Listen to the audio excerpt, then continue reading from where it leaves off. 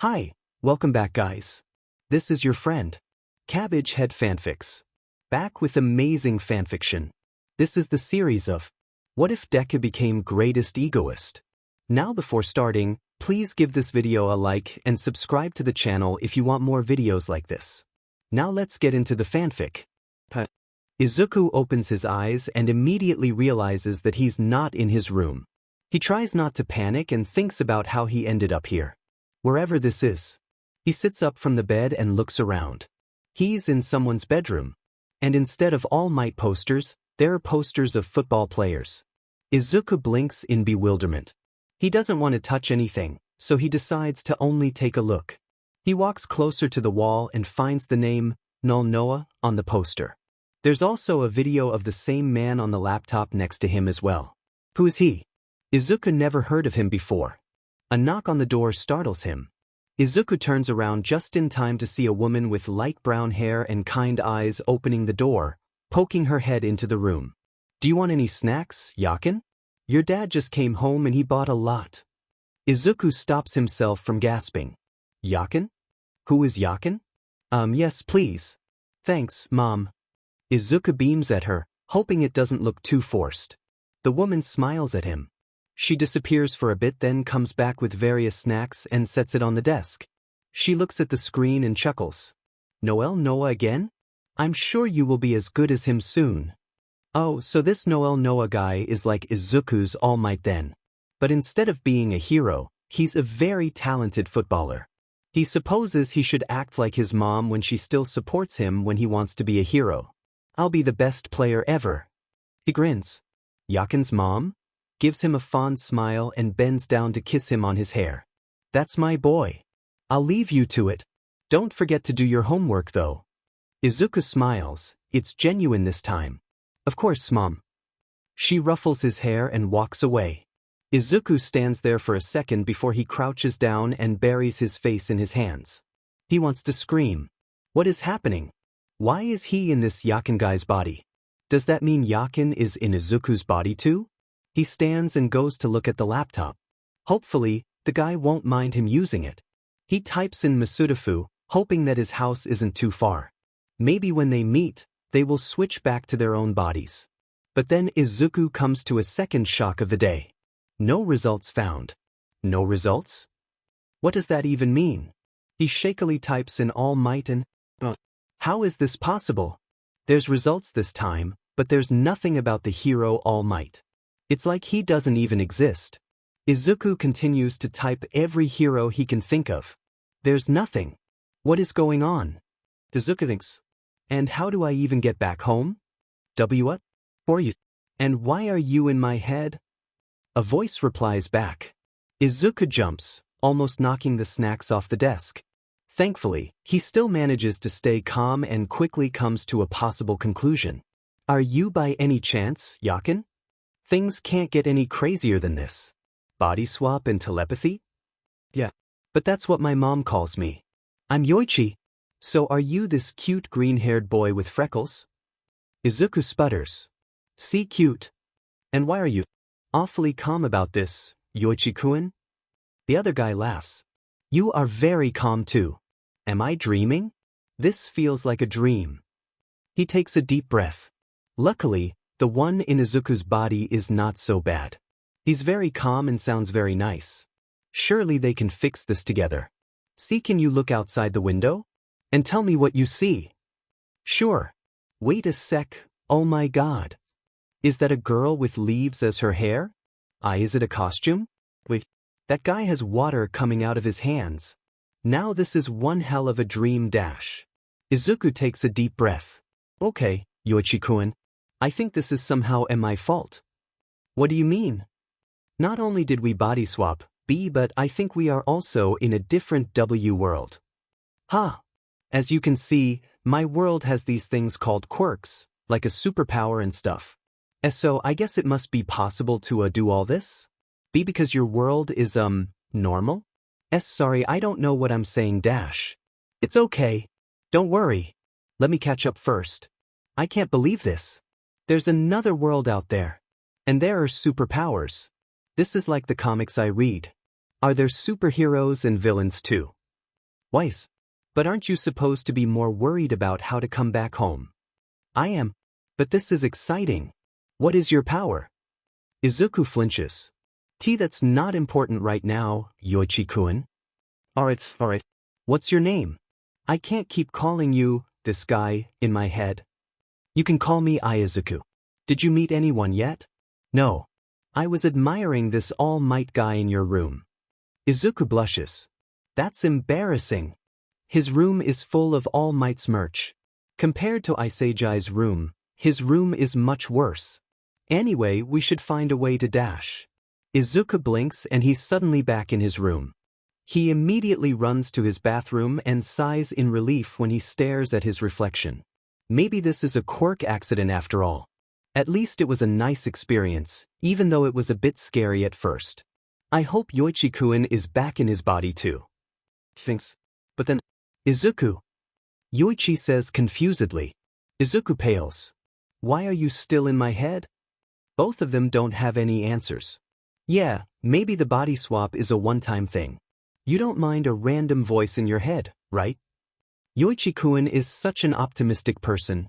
Izuku sighs. Well, at least he gets a friend, and there won't be any more body swap. The next day, it happens again. I guess this is going to be a regular occurrence for us. Yoichi sighs, looking down at himself. He can feel Izuku's distress in his head. I am sorry?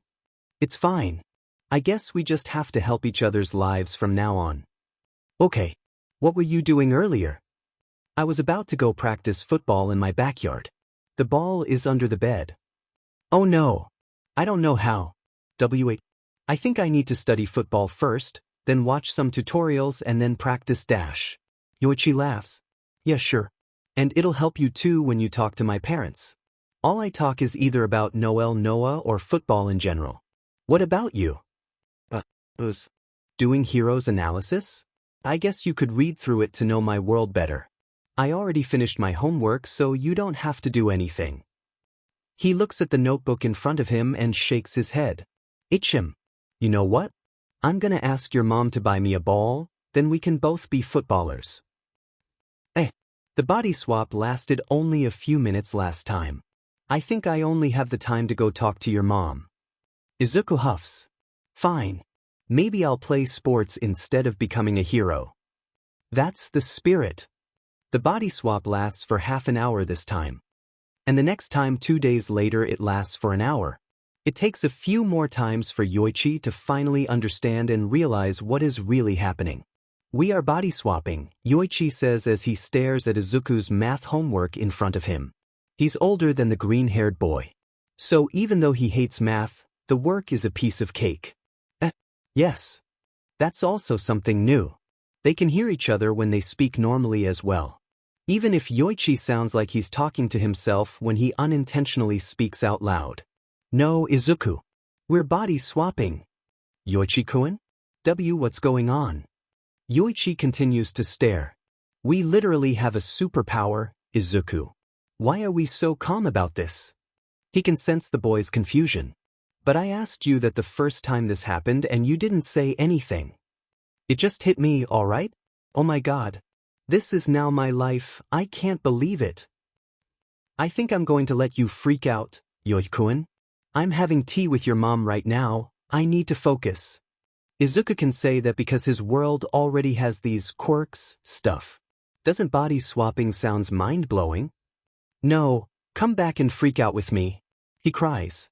But Izuku has already disappeared? This is also a new thing. They can block each other out of their minds when they want to.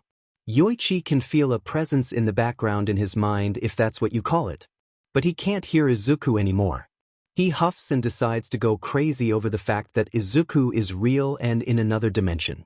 Holy shit, I have another person in my body. Mom? Can I ask you something? Yoichi speaks up after Izuku's mother places a plate of fruits in front of him. Inko gives him a small smile. Of course, Izuku. What is it? Yoichi still isn't quite understanding this world yet, and there are many things to learn. But the most important thing to him is that there are still sports. He already did his research. With help from Izuku, of course. While quirks are a big part of society, Not everything has to do with it. Especially sports. Apparently, quirks are banned from sports matches and tournaments. Because with all the different powers, the game will have to change to adjust to those conditions. And in the end, it isn't the same sport anymore. He was surprised when Izuku said that he never looked into these kinds of things. The boy admitted that he had always been obsessed with the most popular career, a hero. Has no idea how to achieve that, and Izuku doesn't tell him anything either. Unlike Izuku, Yoichi already has a plan to train. And having Izuku in his body doesn't mean the training will stop. Izuku has found his training program already. Yoichi happily answered all of his questions for a while now. So it's time that Yoichi in Izuku's body finally gets to train too. Not only it benefit him, but Izuku's body will get to work out as well. He's sure they can work out both the hero and football careers. If it's okay with you, can you buy me a football? Yoichi asks hesitantly. Izuku seems like he will likely not want to bother his mother too much. Inko makes a confused noise. A football? I'll buy it for you next time I go shopping, she nods to herself and then beams at him. Are you interested in football, Izuku? Yoichi smiles. I just want to play some sports. Football sounds fun. The next time he's back in Izuku's body, there's a football on the bed. Yoichi grins, surprised that Izuku doesn't even tell him about it. Yoichi opens his eyes and looks around. Oh, this is the first time they swapped while Izuku is still on school grounds. He guesses the boy was walking home earlier since he sees the school's gate in the distance. Oh no! Yoichi-kun, please run as fast as possible. Izuku says urgently. Yoichi frowns. Why? Izuku seems hesitant. I'll tell you later. Please just go, the boy pleads. He doesn't move. Deku, do you think you can ignore me? An angry voice shouts at him. Yoichi turns around as a hand grabs his collar. A boy with spiky blonde hair and red eyes glares at him. Yoichi glances down and stops at the sight of small explosions popping out of the boy's hand. Are you even listening to me? You useless nerd. Yoichi can't remember the last time he was angry. Maybe when that time his teammate wasn't fast enough to catch up with the ball. Izuku, he starts. Who is this? Izuku chokes. Wait, is he crying? This isn't the first time the boy cried, but Yoichi knows this time it's different. Just run, please, Yoichi. That's Kaken. He's my childhood friend. Yoichi glares at the kid in front of him. It must be a weird look on Izuku's face. You called this your friend? Izuku, answer me. Has he been bullying you? He watches in a little bit of satisfaction when this Kaken boy's eyes widen as Yoichi grabs his wrist and digs his nails into the flesh. He pushes Izuku out of his mind. Izuku gasps as suddenly he can't hear Yoichi's thoughts anymore. His mind is running wild. Why would Yoichi do that? What does Kaken do? He doesn't want Yoichi to be hurt because of him. Why did they have to switch at that time? Izuku sighs and sits down on Yoichi's bed. He looks at the clock and realizes that it's still early in the morning. Hours before Yoichi has to go to school. He contemplates going back to sleep, but the thought of Yoichi with Kaken will probably prevent him from falling asleep. Needs to stop worrying. Maybe Yoichi just wants to focus while he runs. He's a fast runner after all. The older boy will have no problems getting away from Kaken. Izuku forces himself to calm down, grabs Yoichi's laptop, and lays down on the soft bed. There's no point panicking when there's nothing he could do. Izuku decides to be useful in this situation instead. He picks up one of the notebooks from the stack he asked Yoichi to buy for him. While pro heroes and pro footballers are different, Izuku thinks he can analyze their playing styles. And if he can't? This world actually has a lot of analysis videos already, unlike Izuku's world. Yeah, he's not that familiar with the sport. Izuku needs to watch an example first. With that in mind, he chooses this video called Tactical Analysis, Liverpool vs. Manchester, and watches intently. He doesn't want to say this. It hurts to say it, but he really likes how normal Yoichi's world is. Izuku laughs as the boy tackles him in a hug after they score a goal. Earlier, when Izuku finishes watching a couple of football games, he realizes that he won't be getting back to his body anytime soon, so he decides to go out and practice juggling a football for a bit. A group of boys in the neighborhood find him like that and invite Izuku to play with them on a nearby community's small football pitch. That was amazing. Are you sure you're an amateur? The older boy asks as he ruffles Izuku's hair. Izuku beams. He's pretty sure it's Yoichi's muscle memory, but he'll take the compliment anyway. It's so rare for him to get any kind of positive response when he's in his world. Yoichi's world is just so kind to him. No one is being mean, and he's not different from everyone. Izuku is happy here. Well, it's getting late. You should go home, kid. We always play here if you want to practice. He waves them goodbye, and before he can do anything else, Izuku is suddenly back in his own body. The problem solved. Yoichi says proudly. Izuku blinks confusedly and gasps as he realizes that both he and his mother are crying and hugging each other right now. Yoichi-kun. What's going on? Where's Kaken? Why dash? The older boy doesn't even listen to him. Oh, you practiced? That's amazing, Izuku. Yoichi-kun dash. You should have told me, Izuku. Wi. His mother struggles to choke back her tears. He focuses back on her. Did I do something wrong? Is that why you don't trust me? Even though Izuku doesn't know what happened or why they are crying, his mom's miserable face is making his tears continue to fall. Mom dash. I don't care if Katsuki is in my good graces. But if he has been bullying you practically your entire life, then you should have told me. She cries, clutching his shirt. So this is what it's about. Yoichi-kun. It takes a second for the raven-haired boy to reply. I don't care if you're mad at me. I don't understand why you let him hurt you. You know I'm right. I don't care if he's your childhood friend. Izuku purses his lips and wipes his tears away. I'm sorry, Mom. I don't want you to be worried about me. His mom lets go of him and gives him a tired smile. At least you told me now. You don't have to go back there, I assure you, Izuku. Now, let's do something about those nasty bruises on your face, As she finishes that sentence, Izuku's face throbs. Huh? Oh yeah. I asked Inko if you can do online classes from now on because it's only 3 years until high school for you, right? Homeschool doesn't seem bad. That's not, what did you do, Yoichi-kun? About that? Yoichi got into a fight with Kaken. And the older boy won. Then I gripped his wrist. You should have seen his face. It's a mix between outrage and shock. Yoichi laughs. And of course, he started using his quirk. But really? Both his power and his personality are explosive. He doesn't know if he should be impressed or terrified. Izuku sighs, wincing as the action hurts his bruised cheek. It's not my fault, I want to help you. Anyway, long story short, I broke his wrist dash. What? He hit me too, but with his broken wrist he couldn't use his power and he literally was a harmless boy. I threatened him a bit too, I guess. Izuku thinks he will not go out of his house ever again. Izuku never realizes how peaceful it is without Kaken, Bakugo, and all the mean people in school in his life. It feels like he can breathe properly for the first time. He really doesn't need to endure that after all. Izuku only needs his mom, Yoichi, hero analysis, and football, his new hobby, to be content and happy. While they're not body swapping, Yoichi doesn't have reasons to continue talking to him, but he still does. Izuku doesn't know who or what to thank for bringing Yoichi into his life.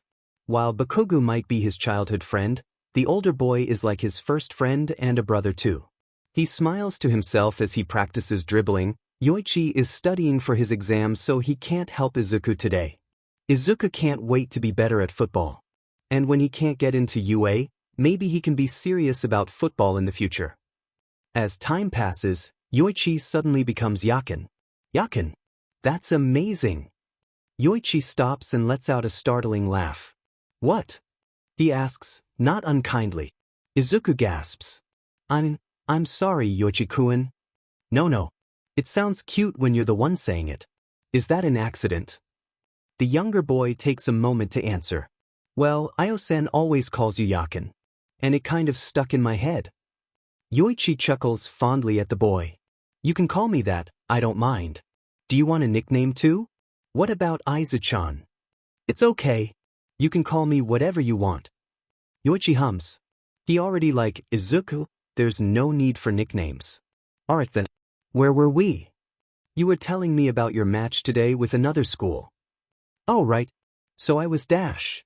Life is good. It's supposed to be a simple trip to a convenience store after they finish practice at the park. But it appears that he forgets that Izuku is in a world where superpowers exist. And heroes and villains exist too. He just hasn't thought that he'll meet them while he's in Izuku's body. Yakin. Run. Izuku shouts immediately as soon as they switch. Yoichi doesn't believe his eyes at first, as he stares at the E-creature in front of him. It's a huge green mud-like slime that has sharp teeth and eyes. It's only because of his fast reflexes that he can dodge when the sludge shoots himself at Yoichi. Ew! He cries, staggering back and clutching the ball in his arms tightly. Just run, Yakin. Don't look back. And he does. Yoichi doesn't even listen to what that thing is saying and quickly flees the scene. Thankfully, Izuku does his football workouts as well, otherwise, he wouldn't be able to get away that fast. DMN. That was scary. Yoichi says right as he's sure that he's a safe distance away from the sludge. I told you not to go that way. It's very secluded. I'm so sorry. I always use that route because it's faster. Izuku says with guilt laced in his voice. Yoichi would have normally consoled the boy by now. But he is still in shock from the confrontation with the villain. It's different when the green-haired boy tells him about them sometimes. When he was listening to the story, it was more like a story from the movies he watched. Yoichi never thought it would be so scary in real life. He pants and sits down on a bench nearby. Yoichi? Are you okay? Izuku notices right away that something is wrong with him. Yoichi adores the kid. It's fine. Just a bit scared. He reassures the boy. Izuku makes some kind of distraught noise. Oh no. Yakin. I'm sorry. I forgot that it's not normal for you. And to experience it up close too. Dash. Yoichi closes his eyes and takes a deep breath. He lets Izuku ramble on as he finds it somewhat soothing to hear the boy's voice. And it definitely helps calm him down. You said it like this was a normal occurrence. He comments. The green-haired boy is quiet for a second. Well, I'm kinda obsessed with heroes. So I usually find myself near the scenes so that I can watch them fight. He facepalm. Of course, Izuku is like that. Yoichi has his suspicions since Izuku's story about these heroes and villains fights is way too detailed to be from clips on the internet. Just please don't do that while you're in my body. There are no heroes in my world. Izuku laughs dryly. Oh, of course, Yakin. Yoichi hugs the ball close and stands up. Today is too much for him. He would rather go home and play football. Thank you very much. Hopefully, he doesn't have to experience these kinds of things while he's in Izuku's body again. And yep, he jinxes himself. Yoichi takes 2 steps and then flinches as suddenly there's an explosion going off in the direction behind him. I can't do this. He cries internally and begins walking faster. Yakin? Are you okay? What's happening? Yoichi curses as he unintentionally blocks Izuku out. Nothing. Just more villain, I guess. I'm heading back home now. All right, Yakin. I won't force you to go there just because I want to see some heroes. That gives Yoichi a small smile. He sighs and continues walking down the street. And then all of a sudden he's back in his world. How that was quick. Yoichi sighs again in relief. Home sweet home. He looks around and notices that Izuku was practicing in the backyard before they switched. Yoichi should continue where he left off then. But before that, Izuku, are you back home yet? Yes. Yoichi frowns. You're not going in the other direction, are you? What? No. The boy laughs. Why would I do that? Izuku. Okay, fine.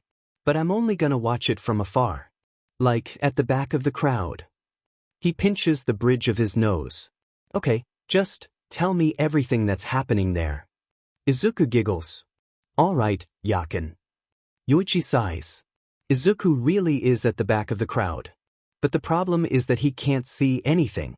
He only knows that Death Arms, MT Lady, and Kamui Woods are on the scene. And apparently, it's the same sludge villain that Yakin met earlier. Izuku slowly squeezes his way through the crowd and finally makes it to the front. He looks up and gasps. There's fire everywhere. But what he focuses on is the sludge villain trying to take over Bakugo's body, taking his ex-friend hostage. The explosion comes from the blonde-haired boy, making the fire spread. While Backdraft tries to help with the fire, it's useless as the other heroes don't do anything more and stand there after they fail to get to the villain. Why aren't they trying to do something? They give up too quickly. Hello? Izuku. Tell me what's going on. Maybe it's a coincidence, but Izuku suddenly makes eye contact with Bakugo and he freezes. Bakugo's eyes are filled with despair and it's screaming at him to help. Even if Bakugo is a bad person, it doesn't mean that Izuku can watch him die. Yakin, I think I'm going to do something very crazy. What? No, Izuku. What are you doing? Izuku. Answer me. The heroes only need perfect timing to get to the villain, right? Izuku doesn't even need to get close. He looks at the ball in his hands and sighs. This might be the last time they will see each other. This is the ball that his mom bought for him and it's been his companion for years. But hey, Izuku will use it to help. He ducks under Kamui Wood's branches and rushes to hide behind the closet building. It's a miracle that no one is paying attention to him. Everyone is all busy watching the villain. Izuku drops the ball down on the ground, steps on the ball, and rolls it quickly toward himself. Where to send the ball to? Because it will do nothing to the sludge. Well, it's obviously the eyes. Izuku. Wait a sec, Yakin. Yakin sighs so loudly that Izuku actually winces. Okay, I'm kinda about to help someone from that sludge villain by kicking the ball to distract it. There are heroes here too, by the way.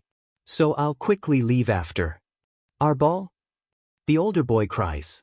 Wait, why are you helping them? Never mind, just stay safe. I'm literally freaking out right now. Izuku, you're not going to get arrested later, right? Technically, he doesn't use any quirk. That's literally the only law that's important anyway. Probably not? Be here praying that we will not swap when you get arrested. Izuku laughs and focuses back on his task. He takes a couple of steps back just enough that he can run towards the ball. He takes a deep breath and locks onto his target. Izuku runs up to the ball and strikes it with a powerful kick as he aims for one of the eyes. He watches as the ball hits the left eye with a loud smack. The villain screeches and Bakugo slips out of his hold. Yes. I hit the sludge's eye. You hit its eye. Izuku, are you crazy? Oh my god, I'm gonna have a heart attack. Izuku wants to teleport to Yakin and give him a hug. But he has to agree that that was crazy. What was he thinking? He sees that the heroes notice the chance to help Bakugo now. But before they can move, someone else is faster. Detroit Smash. Izuku's jaw drops as he stares at the #1 hero while the man destroys the sludge villain with a single punch. What? Why is All Might here of all places? Yakin, tell me I'm dreaming. What happens this time? All Might is suddenly there and helps defeat the villain? You need to tell me. I can't see, you know? You are safe, yes? Izuku gasps. How do you know? All Might is right in front of my eyes. Izuku, calm down. You need to get out of there. I thought you were not going to stay after your crazy stunt. This is literally All Might. It's like you meet Noel Noah. Trust me, Izuku. I know. But you need to get out now. The emphasis is what brings Izuku back. He just realizes that some of the heroes start to notice him and they are making their way here. Izuku takes one last longing look at All Might and quickly leaves the scene. Seems like walking away isn't fast enough because he catches a glimpse of Death Arms marching towards him. Come back here. No, thank you. Izuku mourns the loss of his ball. Because now there's no way to get it back. Whatever, he will probably get over it later. Getting arrested for the ball isn't worth it. And he doesn't want to take a chance on the unpredictable body swapping. He won't risk Yakin being involved in this situation. He ignores the shouting behind him and rushes off without looking back to the main streets. He stops after a moment and signs. Well, that went great. I won't call it that, but I'm glad you're okay. Izuku shouldn't have stopped, because suddenly he hears footsteps following after him. Deku! A familiar voice shouts at him. Izuku wants to scream. He prays that they don't swap now or else someone's going to be in trouble and it's not Izuku. Or Yakin. I never asked for your help. So stop looking down on me, you useless dash. Yakin, give me one insult. I don't know. Izuku turns around and tries his best to glare at the blonde-haired boy. You Bakugu. He ignores Yakin's laughter in the background and quickly runs away from the other boy. This time he doesn't stop until he's sure that there's no one around. Midoriya Izuku doesn't see the absolute shock in the boy he leaves behind. But of course he's wrong. Young man, wait up. Izuku groans as he turns to look at the person who calls him. His eyes widen. All Might. Izuku cries. His hands are literally shaking. He doesn't know what to do. Why is All Might here? Is this a hallucination? But before the number one hero can say anything, suddenly the man coughs. Is that blood coming out of his mouth? And then suddenly All Might explodes, in a burst of smoke. Izuku is too shocked to do anything. The smoke dissipates and All Might disappears. In his place, there's a very tall and skinny man standing there instead. Of course, Izuku does the only logical thing. He screams. Yoichi almost trips over the ball when Izuku screams. Izuku! The kid doesn't answer him and Yoichi can't do anything about it. Hopefully, the Bakugo boy doesn't do something. Or he's going to regret it. He can't concentrate on the practice anymore. Yoichi is too worried about Izuku to focus. He picks up all of his stuff and goes back inside. After a while, he tries again. Izuku! He paces around his room while waiting for a reply. Yakin! You won't believe this. That doesn't sound good. Izuku? What's going on? It's All Might. He comes to talk to me. And he said that I have the heart of a hero and wait dash, the boy gasps. Oh my god. Oh come on, Izuku, don't leave me hanging. They usually block each other's thoughts when they want some time alone or they want some privacy. But he and Izuku always unintentionally do it at the most needed moments. But Yoichi doesn't need to think about what is happening for long. Because suddenly they switch again. It's a rare occurrence that they swap more than once per day, but it isn't unusual. Yoichi sighs but then he stills when he notices someone standing in front of him. He slowly looks up, and up to see a very tall, too skinny man with a weird, sharp, angular face, long neck and no eyebrows. His eyes are sunken and his hair is disheveled. The man is holding out his hand at him and is looking at him expectantly. Yoichi opens and closes his mouth. What the hell is going on here? Where's All Might? Who is this scary man? Why is he talking to Izuku in a secluded area? He clenches his fist and takes a step back. The man looks weak. Yoichi is sure he can fight him and win if it comes to that. Yakin! Yakin! Please don't scream. Don't do anything. Just say yes. Don't say anything else. Say yes please. Now if that doesn't sound suspicious as hell. What do you say? My boy. The man smiles. Yakin. Trust me. I'll tell you later. But he's All Might. He's going to give me his quirk. Say yes. Now wait a minute. He can't comprehend anything that Izuku just says. How does any of that even make sense? Yes. He answers hesitantly. And then All Might proceeds to explain some inhuman training that Yoichi is pretty sure that he doesn't want to switch to Izuku's body ever again. After explaining everything in great detail to Yakin, the older boy still seems distrustful of All Might. But well, Yakin isn't familiar with the number one hero like Izuku.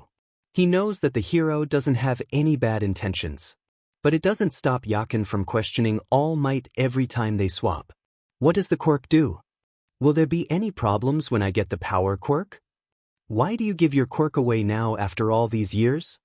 And while the questions are very interesting, it may be a bit much to interrogate the poor man. All Might looks like he's going to have a heart attack soon with his true form. Izuku tries not to bother the hero and concentrates on his work. Nowadays he has to change his schedule too. He has to both practice football and comes to the beach in the evening. Not only that, but Yakin also becomes busier too. With exams coming up and more importantly, a nationals high school football qualifiers. Yakin has to both study and practice harder. It's his team's chance to go to the nationals. So now Izuku has to do the same as the dark-haired boy. It's very risky if Izuku doesn't study Yakin's materials. He prays every day that they won't swap while Yakin is doing his exams or while he's in the middle of the match. Izuku really doesn't want to mess up Yakin's life. And now Izuku is exhausted. His brain might explode from all the things that he has to study. Which is very hard because Yakin is older than him, and that means the stuff he's studying is harder.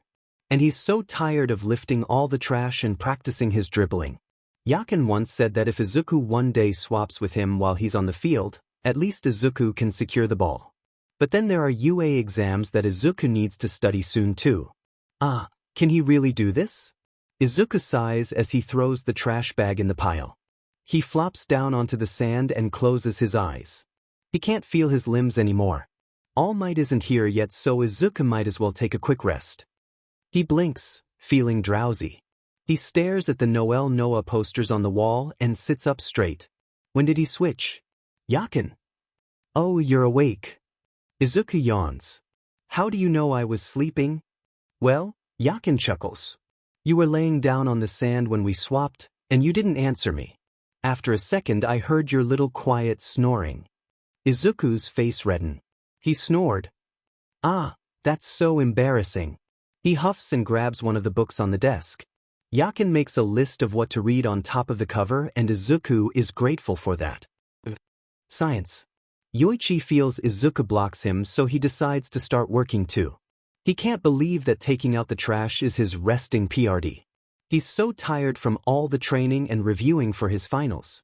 At least he can watch the sunset while doing this public service. He didn't believe himself at first that he could do all the tasks in both of their lives. But Izuku is so determined to study for exams that are harder than his own. Because in case he swaps with Yoichi while he's doing the test. If the kid is doing all this for him, then Yoichi can help Izuku too. He cleans the beach for a while before All Might finally arrives. My boy! The man waves at him with bottles of water in his hand. Yoichi smiles at him and continues to push the broken washing machine to the side. Why would anyone throw this away here? He glances at the hero who starts loading the trash onto the truck.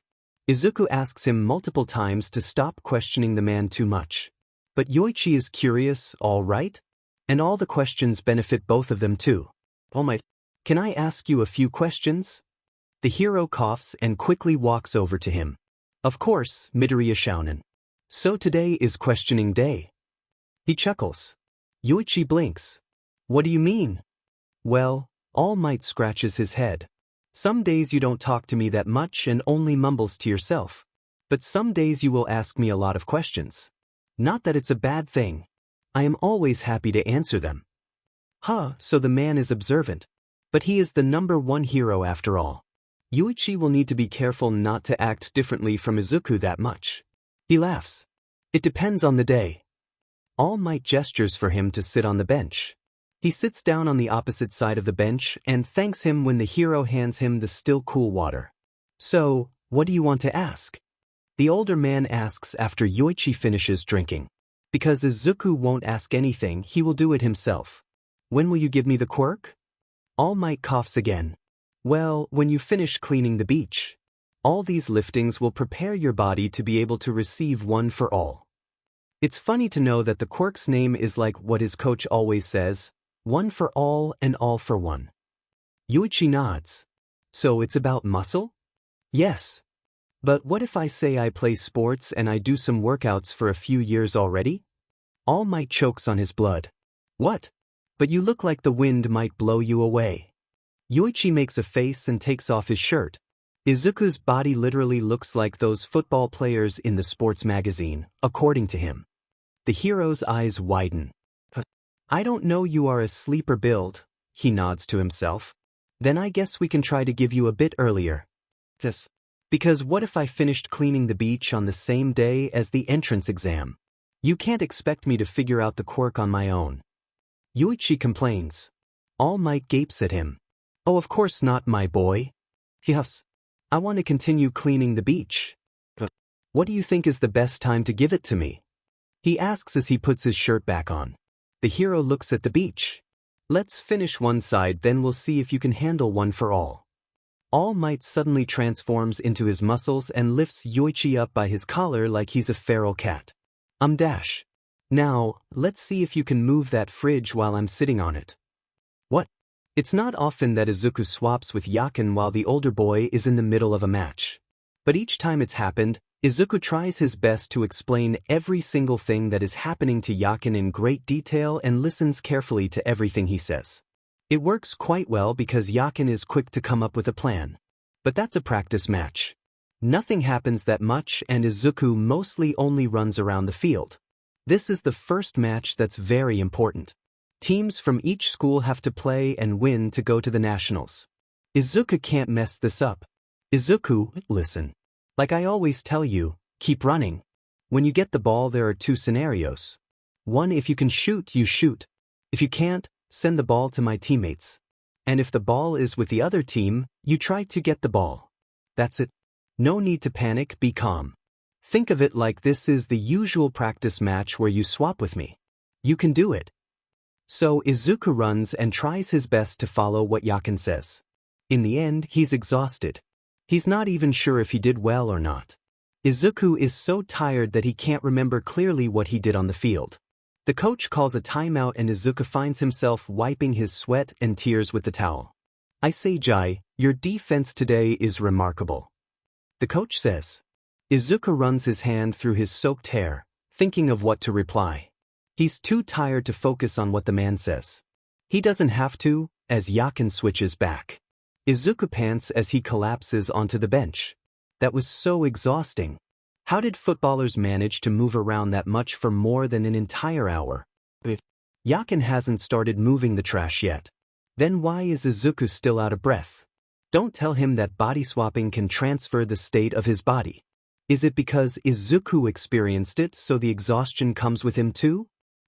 He doesn't want to think anymore. Izuku, why does the coach move me to midfield? No. Okay, Midoriya Shounen. Let's give you one for all now. If anything happens, just give it back to me, okay? Huh? Izuku just came back from a match. What does All Might mean? It. The hero smiles at him. Nervous now, are we? Few months ago we were just agreeing on this. Yakin, what does All Might mean? Why is he giving me one for all now? He means whatever he says. The raven-haired boy replies. Sorry, gotta go. I'm gonna score now dash. Izuku sighs and looks up and All Might who's staring at him with a slightly concerned look. Are you sure my body can handle it? Izuku asks hesitantly. All Might chuckles while he pats Izuku's hair. My boy. You were the one who convinced me. Don't worry, I'm here. I'm here. From All Might's true form sounds warm for some reason. Very different when he said it while rescuing civilians. But why doesn't Yakin tell him about this? Izuku takes a deep breath. Hopefully he won't explode while he gains a new quirk.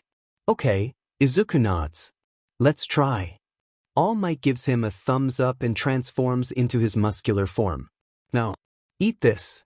It's a strand of hair in his hand. Ugh. Yakin makes a disgusted sound. And you eat his hair. I quickly swallowed it down with water though. This might be the first time. I'm glad I'm not in your position. Did you try the quirk yet? I'm trying it now. But I don't know how to get it to work. Ichim. According to all the comics I read, you gotta do a cool pose then call upon the power. Izuku facepalms. But this is real life. Well, quirks still don't seem real to me. Fine. I'll just try, I guess. Anytime now, my boy. All Might calls from the sideline. Izuku clenches his fist, imagining himself calling for power. It seems to work as Izuku feels electric, running up his arms. It's only a few seconds, but it hurts. He screams as he quickly stops using one for all and heaves a sigh of relief when the pain fades. Izuku. Midoriya Shounen. All Might comes rushing to him and quickly grabs Izuku's arm to examine the damage. Whoa, that was scary. But it looks like he's not injured, so that's good. The quirk hurts me when I activate it, Yakin. What? Are you okay? Yeah, no exploding limbs. What did you do? I tried to call the power to my arm and hand so I could try to punch like All Might. Yakin is quiet for a moment. Well, I'll read more comics and see if we can get the quirk to work. Make All Might bring you to the hospital too. The older boy huffs. He's so bad at this. It's his quirk. Why does he doesn't know how to teach you to use it? Izuku starts to contemplate his life as he listens to Yakin's complaints for the next hours. It's only a few more wins and his team will finally get to play in the nationals. Exams are over too. Yoichi was so lucky that he swapped with Izuku in the subjects that the younger boy was great at. Now his focus remains on his practice and Izuku's progress on One for All. While he's a bit stressed in the future matches, Izuku's stress is double his own. Why can't I use it? The kid whines as soon as they switch. Yoichi wants to do nothing but pull him into a tight hug and pats his back. It's okay, Izuku. Maybe practicing dribbling will take your mind off of it. Izuku sniffs. Is he crying? Yakin, you don't understand. It's only a few weeks until entrance exams and I still can't use the quirk without it hurting me. He sighs. Remember when you were younger? You were so determined to do the exam even though you didn't have a quirk. So it's fine if you can't use the quirk now. I'm sure you can use it in the future. All Might will be disappointed in me. The boy sobs quietly. Izuku is so stressed right now. Forget All Might. I would never be disappointed in you. Of course, Izuku mumbles. Thanks, Yakin. He says after a while. Yoichi smiles. Hey, now I'm going to try to use One for All. Wait, what if you get hurt? Oh, is the pain worse than sprained ankles or broken bones? Sprained ankles SEK. But I guess it hurts like your bone is breaking. But if you immediately stop using it, the pain stops. Yoichi hums. That doesn't sound too bad. Yes, he's just trying to make himself feel better. Izuku tried to punch already, so today Yoichi will try kicking. Maybe because they use their legs a lot, it won't be as bad as punching. According to Izuku, he just needs to call for power. He flinches as he feels the quirk running up his arm. Oh, this really hurts. Yoichi stumbles as he stops using it. Okay, this is harder than it looks. But hey, it's fine. He just needs to be patient. Most heroes in the comics have to try and get used to their power as well. Yoichi tries again. This time he wants the quirk to go power up his legs instead of his arms. He tries for a while before he finally sees the quirk running down his legs. Yoichi almost screams but decides not to because Izuku is very serious when it comes to practicing in Yoichi's body. And he doesn't want to distract the kid even if this is kind of a big deal. He looks around for something to kick and test the power. Surprisingly, it kind of hurts less than summoning the quirk to his arms. But Yoichi doesn't want to jinx himself, so he decides to kick a small rock in front of him. His jaw drops as the rock literally flies from the light kick and smashes into a fridge, sending it crashing with the other trash. But then he swaps back. Ugh.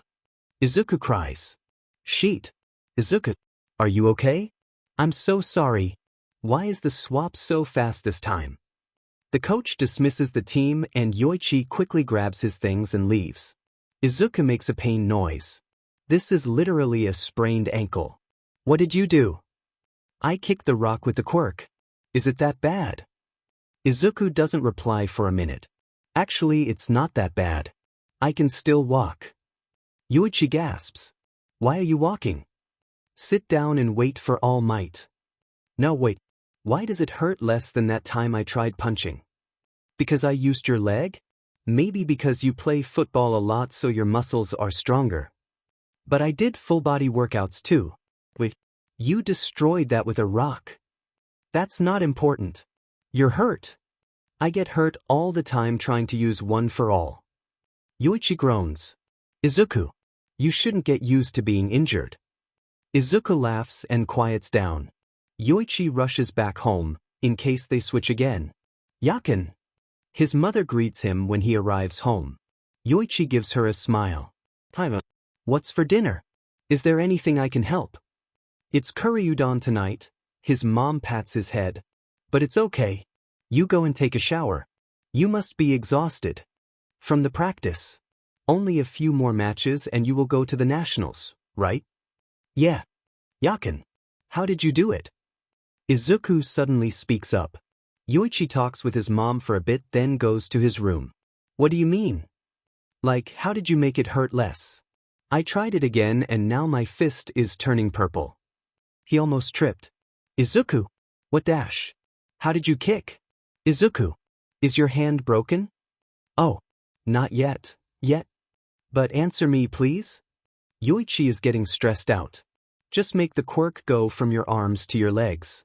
He answers reluctantly. Izuku's mumbling starts, so Yoichi goes to take a shower and changes his clothes while the kid goes into his analysis mode. So the quirk was both on your arms and legs. He stops drying his hair. What do you mean? When you kicked the rock, were you aware if the quirk is still active on your arms or not? He frowns, trying to remember. I guess I felt prickling on my arms. Izuku is silent for a second. Hey, I'm going to do something very stupid. Don't? Is All Might there yet? He texted me that he will be late. I'm going to do an experiment. That doesn't sound very reassuring. I'm gonna try to spread one for all throughout my body. So either my whole body will break or it won't hurt at all. Yoichi opens and closes his mouth. He doesn't know what to say to that. But he knows he wants to scream. This kid will be the death of him. He sighs. Izuku, if you die, I'll find a way to your world myself and bring you back from death just to kill you again. Thanks, Yakin. When the green-haired boy doesn't say anything else, Yoichi half-heartedly goes to eat dinner with his parents to take his mind off Izuku. Hours passed and no sign from the kid. Yoichi is getting nervous. He can't even focus on studying for UA's entrance exams. But finally, Izuku comes back. I did it. The kid cries. And Yoichi feels like he can breathe again. Yeah. I was so stupid. Obviously, if I put too much power into something, it's gonna hurt. But if I spread the power across my body evenly, rather than focusing on my fists or my legs dash. Yoichi lets his teammates pull him into a group hug after he scores the final goal. This is it. Another win and they're going to the nationals. He can't believe it. Everything is going so well. The coach gives them a speech but Yoichi barely listens to him. Instead, he pays attention to Izuku's congratulation and his happy voice. Izuku is also getting better both in the real field and handling his quirk as well. They swapped during some games and the kid did better every time. The progress with One for All is also going great after Izuku has figured it out. Yoichi only knows how to spread it but he hasn't tried to use the quirk yet. Hopefully, he can handle it fine enough to do good in the practical exams. But of course, a problem occurs. Oh no. Yakin.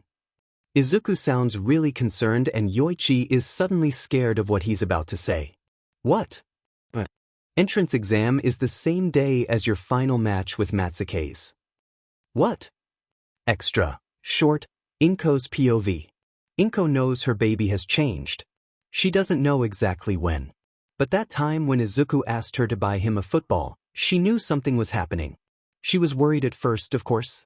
While she never outright supported Izuku in his dream of becoming a hero, it's heartbreaking to see him talking less and less about them.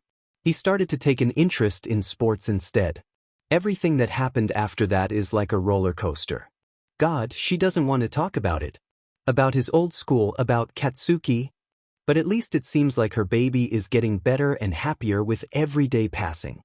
His personality changes a bit too, but only sometimes. Inko promised herself that from now on she will support every single step Izuku takes, whether it's about heroes or his football career. Izuku doesn't know how he managed to finish the written exam without that much trouble. Because right now he can't focus at all. He can't believe that even present Mike in front of him doesn't help calm his nerves. He hates how he doesn't have any control over the body swapping. And now Izuku is going crazy because he doesn't know when he and Yakin will switch. Izuku wants to cry. We have to fight robots, Yakin. He tells the older boy. Yakin gasps. Seriously? How am I supposed to fight moving metals? No. Izuku forgets about that. Maybe he can punch and kick and hope for the best? He resists the urge to scream. Let's just hope we don't swap during the exam. You know that's not gonna happen. Yakin laughs. By the way, I'm playing forward. So like usual, run fast and score, okay? That time when Izuku and Yoichi suddenly played defensive well, Izuku thought that it was going to be a problem. But luckily, Yakin was able to talk his way out of it. During that time on the field, it turns out Izuku unknowingly plays like a midfielder. To put it simply, midfielders usually assist and help the forward score the goal. They lean more towards defense rather than focus on scoring. Okay, Yakin. What about your exam? How to pass it? Izuku looks at the printout. So, there are 4 types of robots and each has different points. We just need to destroy them as much as possible. Yakin hums. And how do you fight them? Well, Izuku starts. I guess I'll try to kick it? Alright. How long is the test? It's not as long as football match, right? He chuckles. The test is only 10 minutes. Wait, 10 minutes? I guess there's really a chance that we won't switch. That doesn't help him calm down at all. Izuku feels like they're going to jinx it yet again. What about you, Yakin? When will the match start? The dark blue-haired boy becomes quiet and Izuku stands there awkwardly waiting for his reply. It doesn't come, so he decides to find a place to sit. It's around half an hour until the exam starts. Okay, I'm back. The coach wants to go over the plan again and give the same one for all for one speech. You're already on the field? I'm doing warm-ups right now. The match will start in a few minutes. Izuku is so nervous. He's worried that if the body swap happens, Izuku will mess up. Yakin's match is very important to him. Meanwhile, Izuku still has a shot at general education. He sits there fidgeting until Yakin speaks up again. Wish me luck, Izuku. He chuckles. Okay, maybe wish us luck instead. You can do it, Yakin. Let's go to the nationals. He wonders if the other boy is feeling excited or nervous like Izuku. Either way, he really hopes they win. Oh, and I'm not blocking you out this time. Izuku frowns. Why would he do that? Izuku will try not to be a distraction then. So he just sits there listening to Yakin cursing non-stop for a long time. He's getting more anxious the more time passes. Sheet. What the dash? He winces. The team they're facing sounds like a hard opponent. And from what he's hearing, Yakin's teammates aren't doing well today. His heart is beating so fast from the anticipation and unease. But then the swap doesn't happen. Izuku takes a deep shuddering breath and stands up. It's time for the practical exam. He will have to worry about body swapping later. He arrives at his designated battle site and stays far away from the group of participants as possible. If Izuku is surrounded by people, he might have a breakdown. Even though he wants to go talk to the nice girl who helped him earlier. Score the DM in goal dash. Izuku might have made a mistake by not blocking out the older boy's thoughts. Now he's getting more stressed the more Yakin is getting angry. And start. Present Mix's loud voice snaps him out of his thoughts. Izuku hastily activates one for all and dashes off to the city. He's just going to get as many points before the inevitable swap occurs. Izuku rushes past 1-point robots and kicks the 3-pointer in its midsection. The robot files back and slams into a group of 2-pointers. He thanks Yakin for asking All Might to teach him how to kick properly.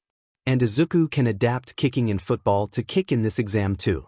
He takes a second to see that they're not moving anymore, then continues running. Okay, this is good. Just keep going with this pace. But of course, things can't be easy for him. Izuku manages to destroy a few robots before suddenly he's now running on a field. Sheet. Izuku. Stop that white-haired guy from scoring. Izuku's body moves on its own as he registers Yakin's words. He spots the only white hair on the field and quickly closes the distance to him. He runs past the guy and stops just 3 steps away to cut him off. The white-haired boy slows down for a second and Izuku takes the chance and launches forward into the ball. His touch pushes the ball a little bit too far, closer to Izuku than it is to him. So Izuku immediately rushes in and kicks the ball to Yakin's nearest. Timid. Whoa, nice pass, Izuku. Oh boy, Izuku isn't ready for this yet. I did it, Izuku says. You okay? Yoichi pants as he dodges the robot's attack. Wait dash. He feels the quirk still running along his skin, so he tries to kick the robot's arm that is coming toward him. The arm flies off and Yoichi quickly moves back from that thing. No one taught me how to fight against robots. Oh no. I'm so sorry, Yakin. Just hang on, alright? Hey, what are you dash? Minute.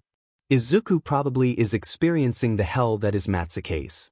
But of course, it will be hard because they're reaching the national after all.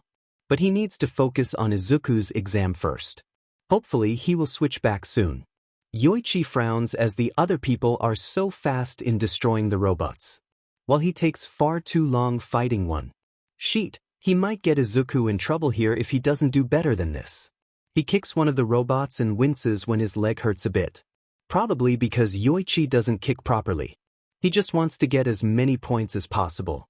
Or else it won't be fair to Izuku if he doesn't do his best. Sheet, Izuku. I'm not getting a lot of points here.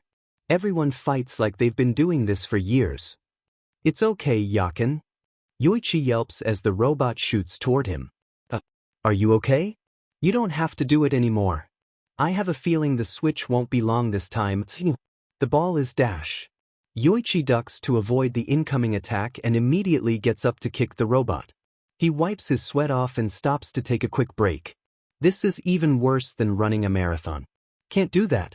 What if you don't get enough points to get into UA? To be fair, Yakin, we only have a quirk like a month ago. Everyone else has it almost their entire life. And we're not used to using it either. Izuku sounds so sad and defeated, it's making him sigh in frustration.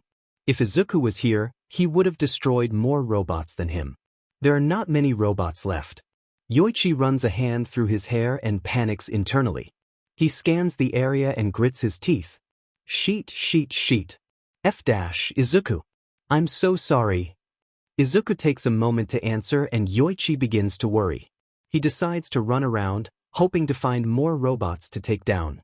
No, Yakin, I also didn't do anything. I'm sorry. They're like a different level. Izuku. It's okay.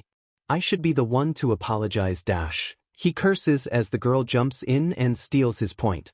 And this is more serious. UA is your dream school. The Nationals is your dream too, Yakin. Yoichi scowls as the announcer announces that they only have a few minutes left. There's literally no robot left to destroy. He continues running until suddenly the ground shakes. What the? A loud crash echoes through the whole area. Yoichi looks around until he finds the source of the noise. Then he sees it. What the F dash? Yakin? What's going on? He takes a step back as he stares at the gigantic robot in the distance. Is this even allowed near children? People start running away, but Yoichi's legs refuse to move.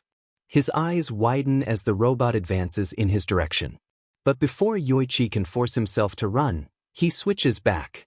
Just in time for the commentator to shout. And it's a goal for Matsuke's high school. Yoichi stands there and takes a deep breath. Izuku is going to get whiplash. The constant body swapping is starting to be disorienting. But wait, Yakin. He says. I'm so sorry. Yakin doesn't reply and Izuku doesn't know what to say other than more apologies. But all of a sudden, the building next to him collapses. Startled, Izuku turns to see what is happening and almost screams at the enormous zero-pointer. Oh my god. Yakin must have been terrified. This robot literally looks like it comes out of movies.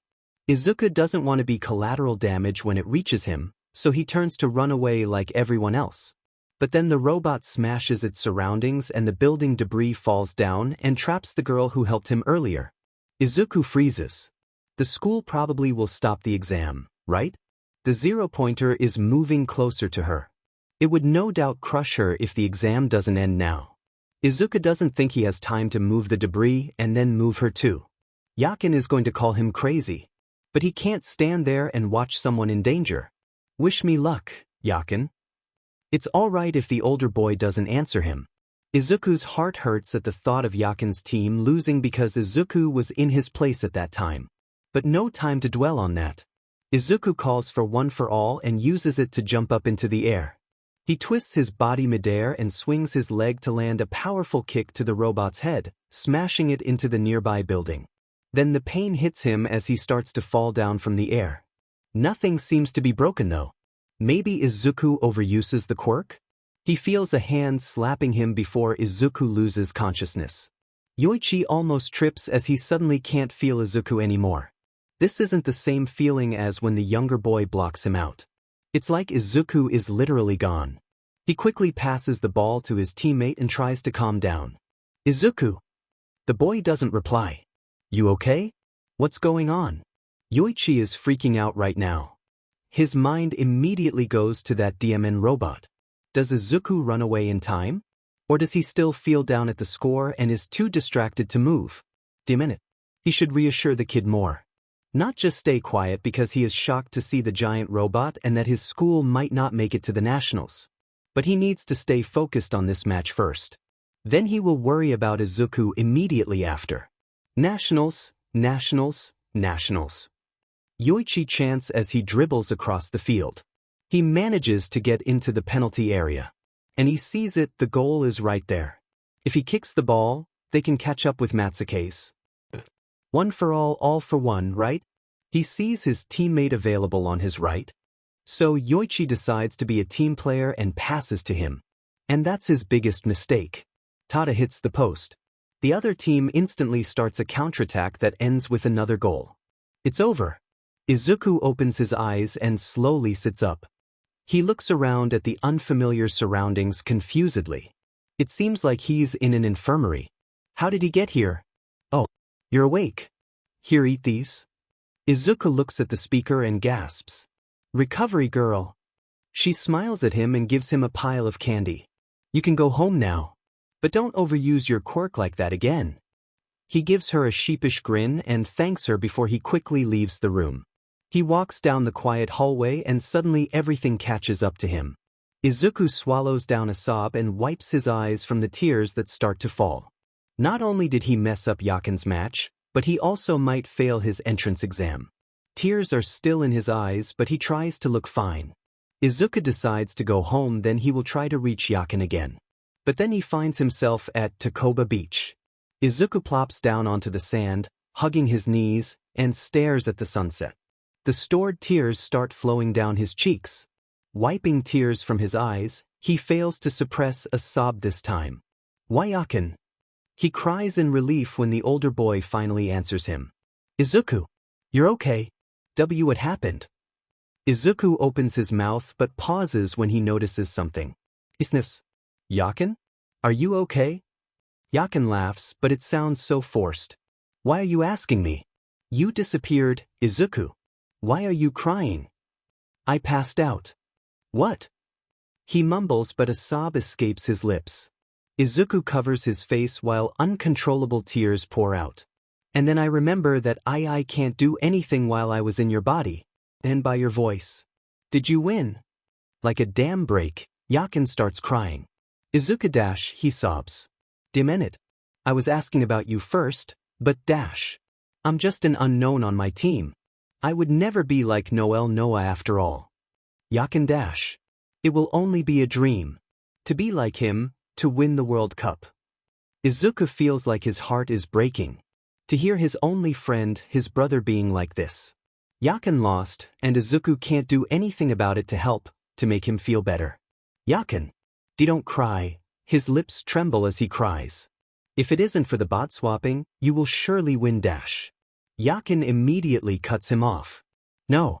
Don't you dare say that it's your fault. We both are in this together, alright? You did amazing on the field. And even if this doesn't exist, I would still lose anyway. If I didn't pass the ball but shoot it myself, would it have changed the outcome? Izuku wipes his eyes so much he wonders if they are red and swollen by now. Well, you can't change the past, Yakin. But if you did shoot, I bet you will make the best goal. Because you're the best player for me. Yakin sighs. And Izuku feels like he can feel the warmth in his heart. I should be the one who says sorry too. I should have trained more. No, Yakin. You're right to focus more on football training dash. Izuku. If I trained with your quirk more, I would have scored better than this. Izuku shakes his head. You did amazing, Yakin. Remember that you are not from this world. This is like the first time that you experience something like this. If I was in your place, I would probably freak out and not get any points at all. The older boy goes quiet, but Izuku still feels his presence. So he just enjoys the silence and the sunset until it disappears into the ocean. Let's go back and eat our mom's delicious food. You still have the Gen Ed exam, right? Izuku hums in confirmation. And I still have another chance next year. So let's do our best, yeah? A small smile forms on his face. Let's do our best. Now tell me what happened after that giant robot came dash. By the way, Yakin, his mom says as she picks up one of the letters. There's a letter for you. It's from the Japan Football Association. Huh. Yoichi swallows the food in his mouth as he takes the letter and quickly opens it. He stares at it with bewilderment as he reads through the page. The main point is that he got selected for a special training program. Well, why did they choose him? Yoichi is pretty sure that he's literally a nobody. Did they pick him randomly? Ooh, this is great, right? His father leans over and looks at the letter. Yoichi can only nod. He quickly finishes his dinner and retreats to his room. Izuku, you won't believe this. Izuku immediately answers. What are you talking about, Yakin? I got selected for a special training program by the Japan Football Association. The green-haired boy makes some kind of screaming noise. W.O. That's good. I mean, that's amazing, Yakin. Yoichi smiles. Yeah. I thought it was a prank, but it's actually real. I'm so happy for you. When is it though? I might have to prepare myself for a swap while you're training. Yoichi flops down onto the bed. It's tomorrow, he says quietly.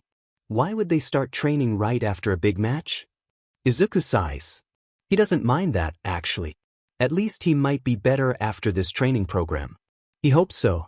It's going to be a while before Izuku receives the results of his entrance exam. He will probably be so stressed waiting for it, but with Yakin's training program, Izuku is sure he will be distracted enough to forget about UA. Izuku is still confused about this program thing. While Yakin is the best player ever in his opinion, why did they select the older boy out of all the other people? But no point in wondering about that. He's really happy for Yakin. Yakin deserves it after all. And Izuku is kind of curious about what the training is going to be like. He wakes up, does his usual routine, goes to help his mom in the kitchen, eats with her, then goes out to the beach with his ball. Izuku hates it so much when he doesn't know when the swap will happen. But the good thing is that Yakin will never find himself in a difficult situation since Izuku will stay at home most of the time. Either that or he will be at the beach playing football by himself. I arrived at the location. They don't even give me any details. Am I going to get kidnapped? Yakin complains, but Izuku smiles at how happy he sounds. Sheet. It's that guy. Who? There's no one around here, so Izuku probably doesn't have any problem looking like he's talking to himself. That Kira guy. The one with the white hair. There's no way Izuku couldn't remember him. He's literally the star of that match. Oh, he got selected too. He asks as he takes off his shoes. Yeah. What should I do? He's coming this way. I don't know. Say hello? He seems like a nice guy. Izuku hesitantly suggests. He's talking to me, Izuku. Is Yakin excited or is he nervous? He can't even tell. Izuku juggles the ball while waiting for the older boy to tell him what's going on. The sand feels good against his bare feet. The weather is nice as well. Izuku doesn't want to annoy and distract Yakin too much by asking too many questions. But if the older boy doesn't update him soon, Izuku might be in trouble if they switch. He sighs in relief when Yakin is back. Izuku. He remembers me. He said I have an impressive field perspective and a high football IQ. Wow, Kira Ryosuke just praised me. That's great, Yakin. Okay, I'm inside the building. There are so many players waiting here. Izuku decides to let him talk. He's more than willing to listen to Yakin's nervousness. Now that Izuku isn't engrossed in his own activities. It's time to think back about yesterday. Not the moment when they were all sad. But apparently he can feel the others' emotions. It's so faint that Izuku barely notices. Last night he was up thinking if he was imagining it or if he did feel Yakin's sadness. But right now, Izuku is sure he feels Yakin's nervousness. Because there's no reason for him to be nervous at this time. Izuku is literally chilling at the beach. He will tell the older boy about this discovery later. Izuku settles down on the sand and frowns when he feels confusion from the other side. Who is this guy? Blue Lock.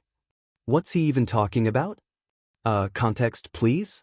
Izuku can't believe he's here guessing what's happening based on emotion. Yakin. Sorry, Izuku. I'll tell you everything later. I'm so confused right now. Okay. Fine then.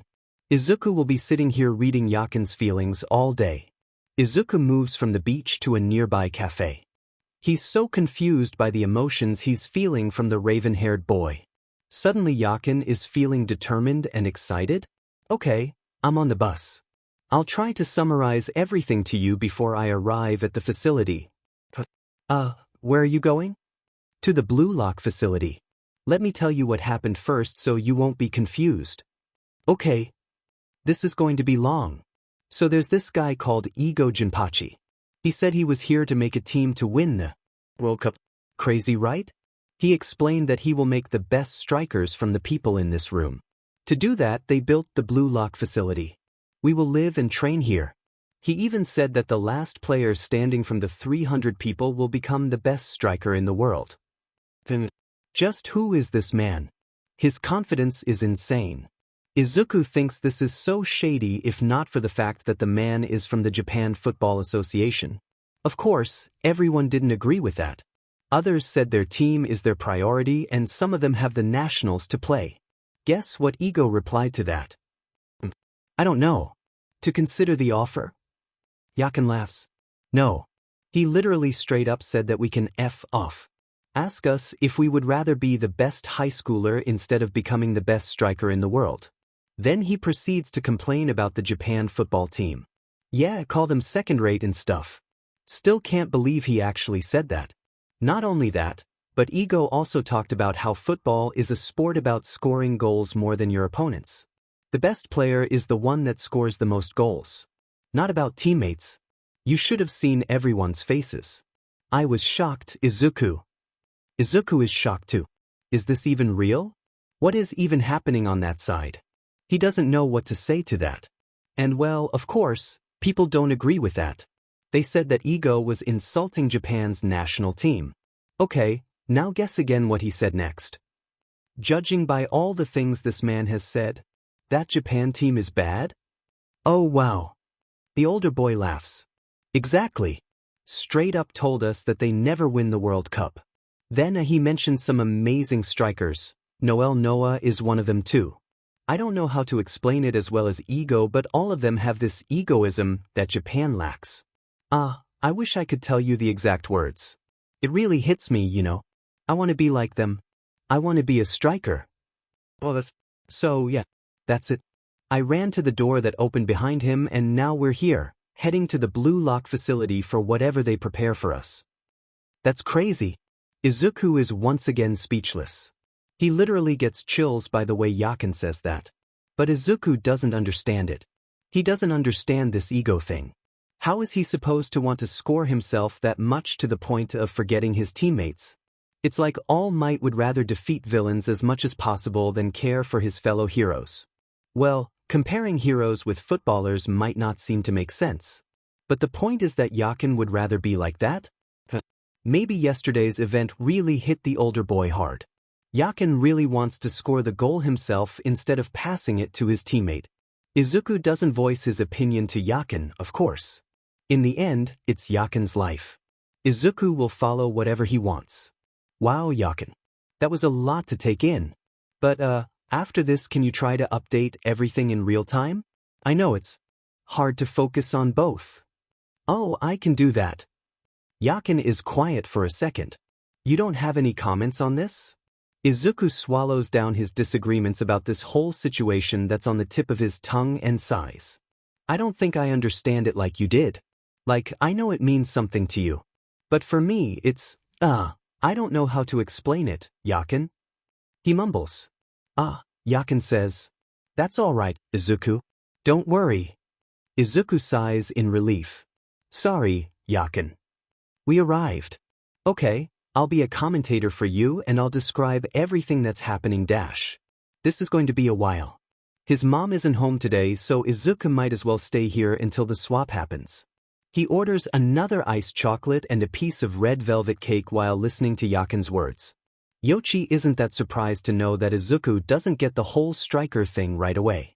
While the boy is amazing at football, he plays it because of Yoichi. Izuku doesn't have an ego like him. But that's alright.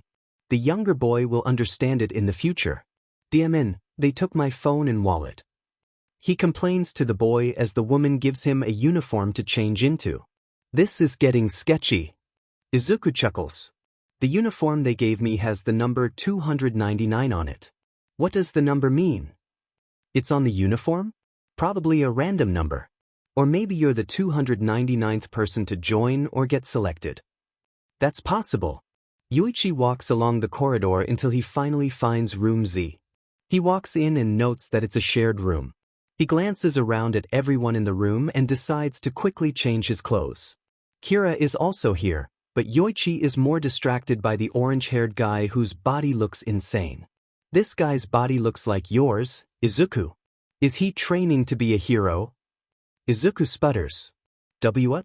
Why are you looking at other people's bodies, Yakin? This other guy is literally sleeping on the floor. What is up with everyone here?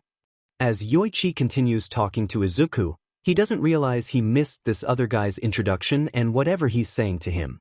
Yoichi just smiles at him and hopes it isn't a question. Dimin, he really can't focus on two conversations at once. Suddenly, Ego appears on the screen in the room. He says that everyone in here is my roommate and rival. Yoichi repeats the words to the younger boy in his head. And sheet, the number is my ranking. I'm too low, it. Yakin dash. Oh wait, it can be changed depending on the training and games. Whoa, the top 5 players will be in the national team.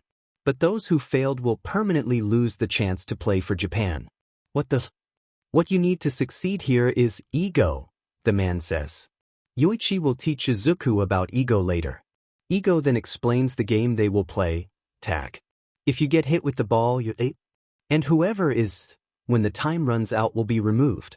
Yoichi relays the information to Izuku and the kid size. I bet we will swap in the middle of the game. The sentence immediately fills him with a sense of dread. Izuku, please don't say that. The boy laughs humorlessly. With our past experience, it's gonna happen, Yakin. Okay, I'll have to dodge a ball. I can do that. The screen shows that Igarashi, the person who Yoichi ignored earlier, is it. He quietly takes a step back from the guy. The timer begins. People start talking about what Ego said and if they should believe him, but Igarashi is already determined to do it and is running towards him. He targets me. Yoichi manages to dodge the attack and quickly runs away. Kira is next to him, complaining about Ego and how he only participates just to prove the man wrong. Yoichi only half listens to him because Izuku is telling him to not stay still and to keep moving. Igarashi decides to change targets and chooses the guy who is sleeping on the floor instead. Yoichi's jaws drop as the black-haired boy with golden underlights suddenly gets up on his hands and kicks Igarashi in the face. Yoichi is too shocked to do anything. He watches the orange-haired guy walk up to him and says something about playing fair and square.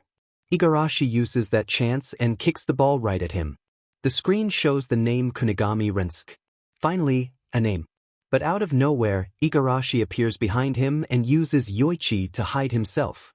Hey, what are you Yakin? Kunigami kicks the ball, then they switch. Izuku only gets to feel Yakin's sudden shock for a second before he opens his eyes to see the ball flying toward him at great speed. But out of nowhere, Igarashi appears behind him and uses Yoichi to hide himself. Hey, what are you Yakin? Kunigami kicks the ball, then they switch. Izuku only gets to feel Yakin's sudden shock for a second before he opens his eyes to see the ball flying toward him at great speed. Izuku doesn't even have a second to think of what to do. The ball is coming and he is too panicked to think properly. His body moves on its own. He twists his body out of whoever is holding him and swings his elbow back to hit the person behind him. Izuku winces at the guy's cries but quickly ducks down and rolls out of the way. The ball flies past right where Izuku was earlier and hits the wall with a loud thud. Izuku gapes as it bounces off the wall and smacks the bald boy in his face. "Why is everyone hitting me?" he yells. "Oh my god. I'm sorry." Izuku scrambles away until he's a safe distance from the ball. "I'm so sorry." "Izuku, did you get hit? Just try to kick the ball at anybody." "No. But I just assaulted someone. I didn't mean to." "What?" Izuku watches the guy who has the ball warily. He's on the other side of the room, so Izuku is pretty sure he will be safe for a while. That was a nice hit. A hand lands on his shoulder and Izuku jumps. He turns around to look at the person. A boy with a bob cut and unique colored hair smiles at him. "Didn't mean to scare ya. Right?" Izuku steps back a bit and smiles back hesitantly. There's a sudden awkward silence, so Izuku decides to talk to Yakin instead. "Can they just switch back already?" "Yeah. So, the ball was coming, so I might have hit the guy to get away. I can't believe I did that.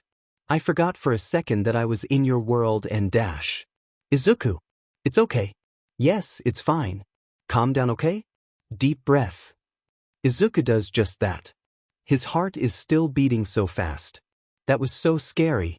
He almost ruined Yakin's dream. Ding, it's almost like I feel your panic. Because he did. Update me. He glances at the big screen.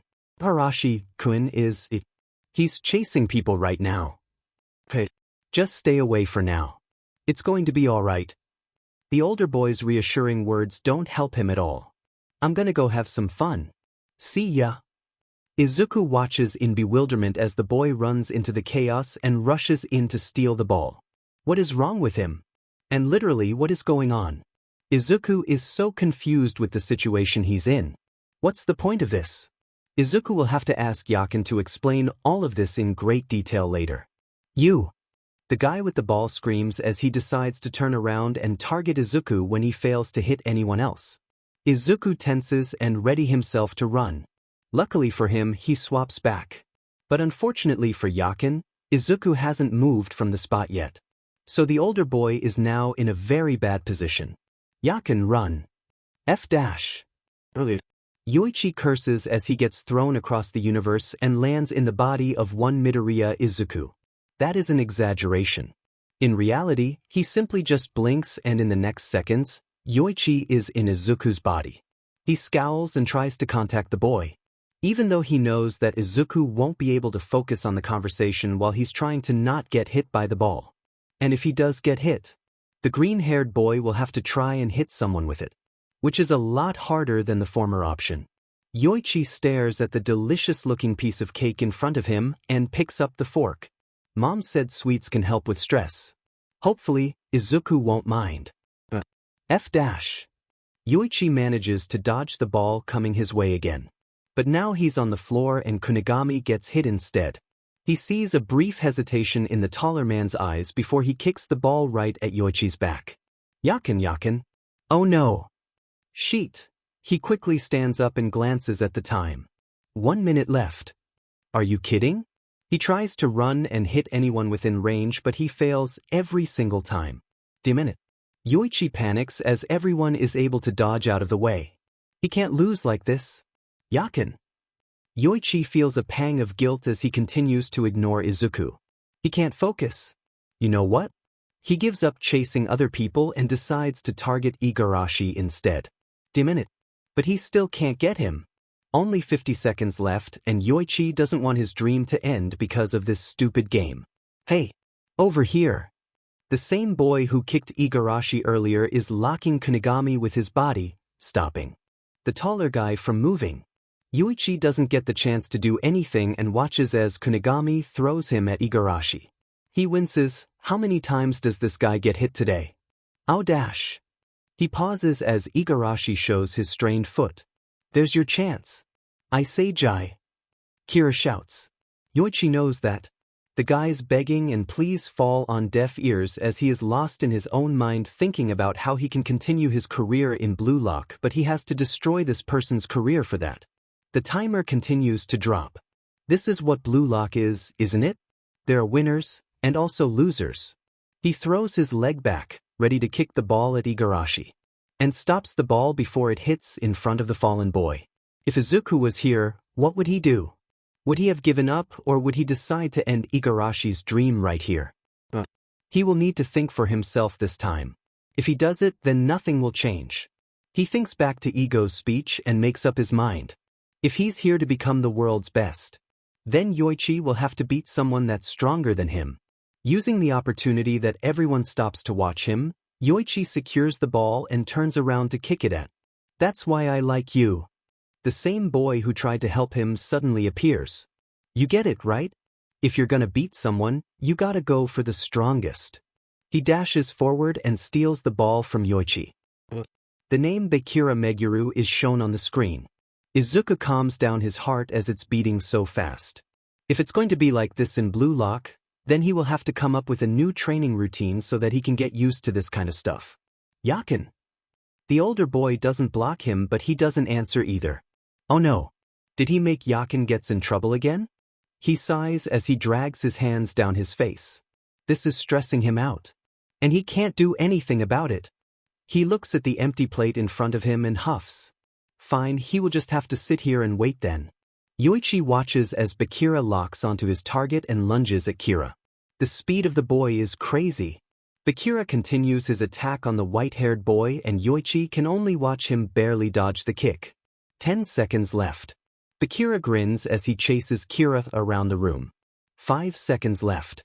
Yoichi stares at the scene as the ball flies from Bakira's kick to Kira's direction. It goes past the white-haired boy's head and it's coming towards Yoichi. He could have done nothing, of course. Let the time run out and Bakira is going to be the one who gets eliminated.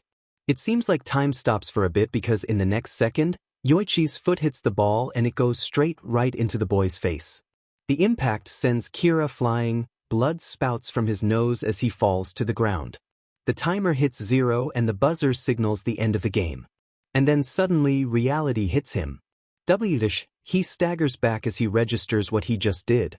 The shock on Kira's face is making him can't breathe. What was he thinking? I say, Jai, what are you dash? He takes a step back. I'm sorry. It's. Everyone is staring at him. Kira is staring at him. What's going on? What is this? The ball, it's just in front of me and dash. Huh. The boy sits up. Don't give me dash.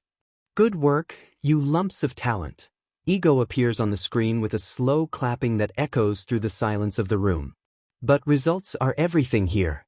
So get out, Kira Ryosuke. What? Don't mess with me. Kira says, his whole body shaking. How is this supposed to help us win the World Cup? With this stupid game. He slowly stands up. Why does someone as talented as me have to have my future destroyed? Yoichi's eyes widen at the supposedly polite and kind boy everyone knows screaming at Ego. I'm the jewel of Japanese football. Are you saying that Seijai and Igarashi have more talent than me?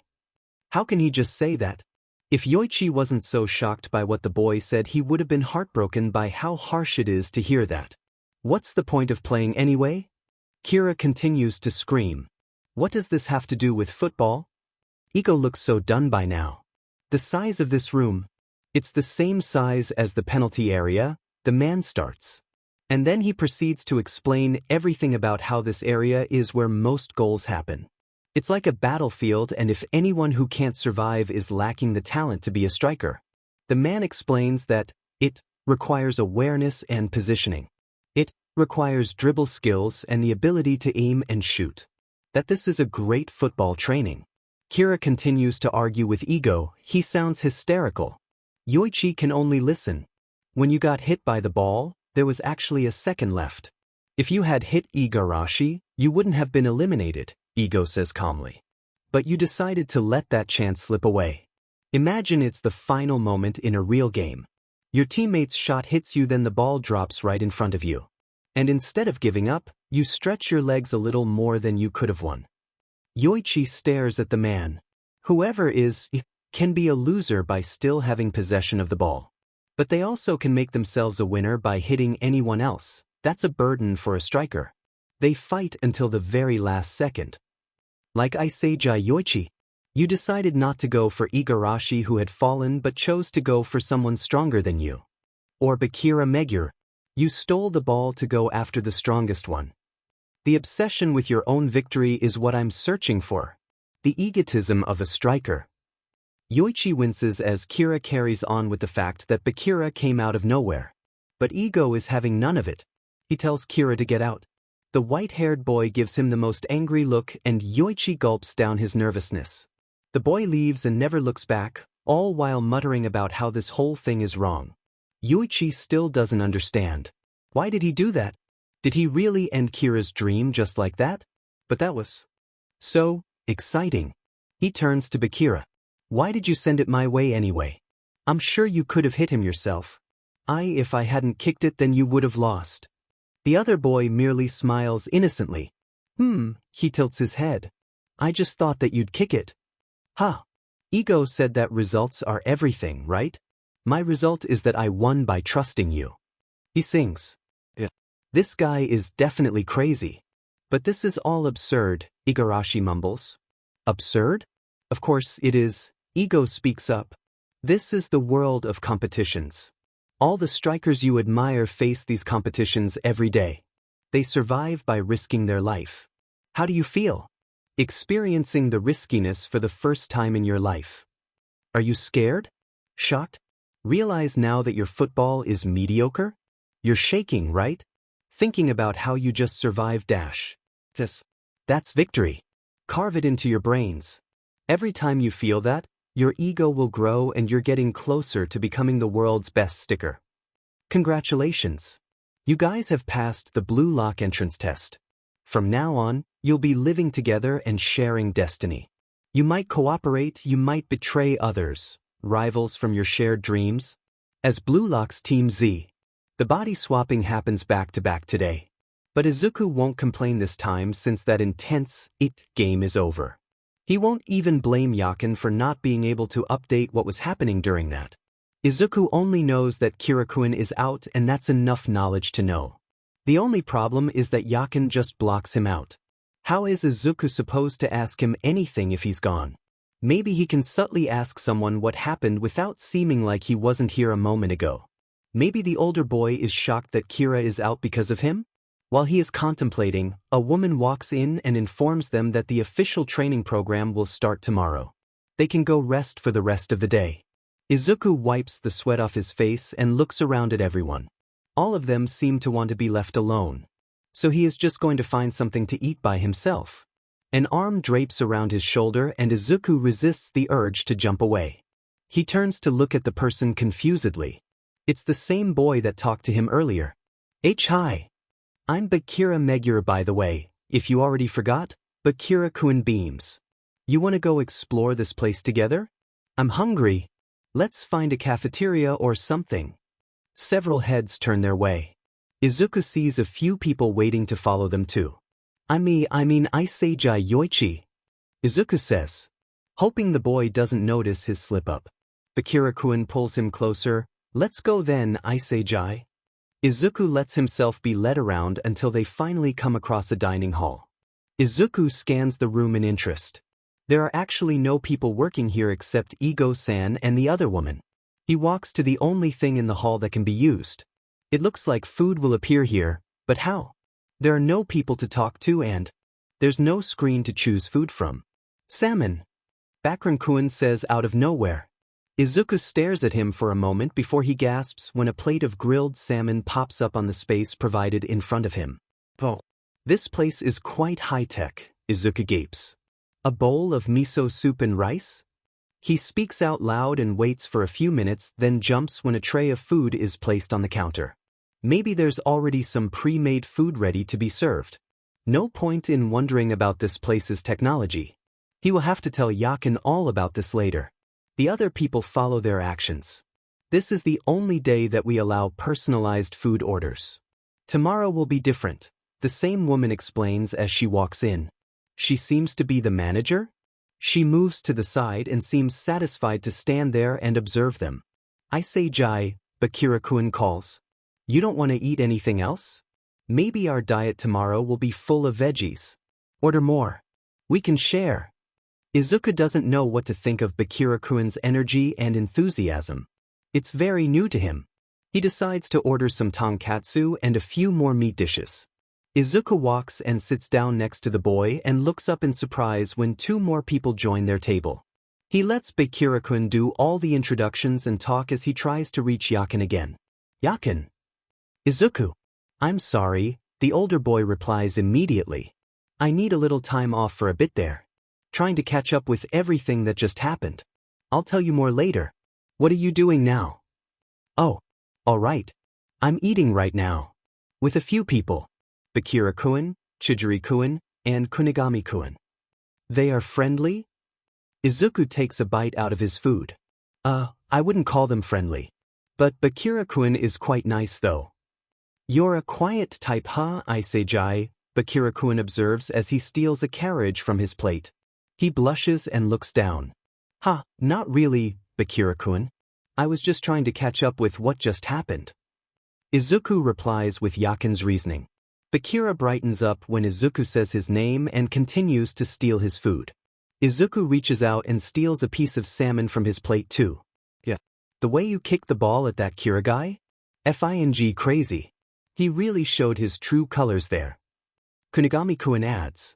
I know he was a red flag, Chijiri-kun says quietly. Kira-kun isn't a good person? What actually happened earlier?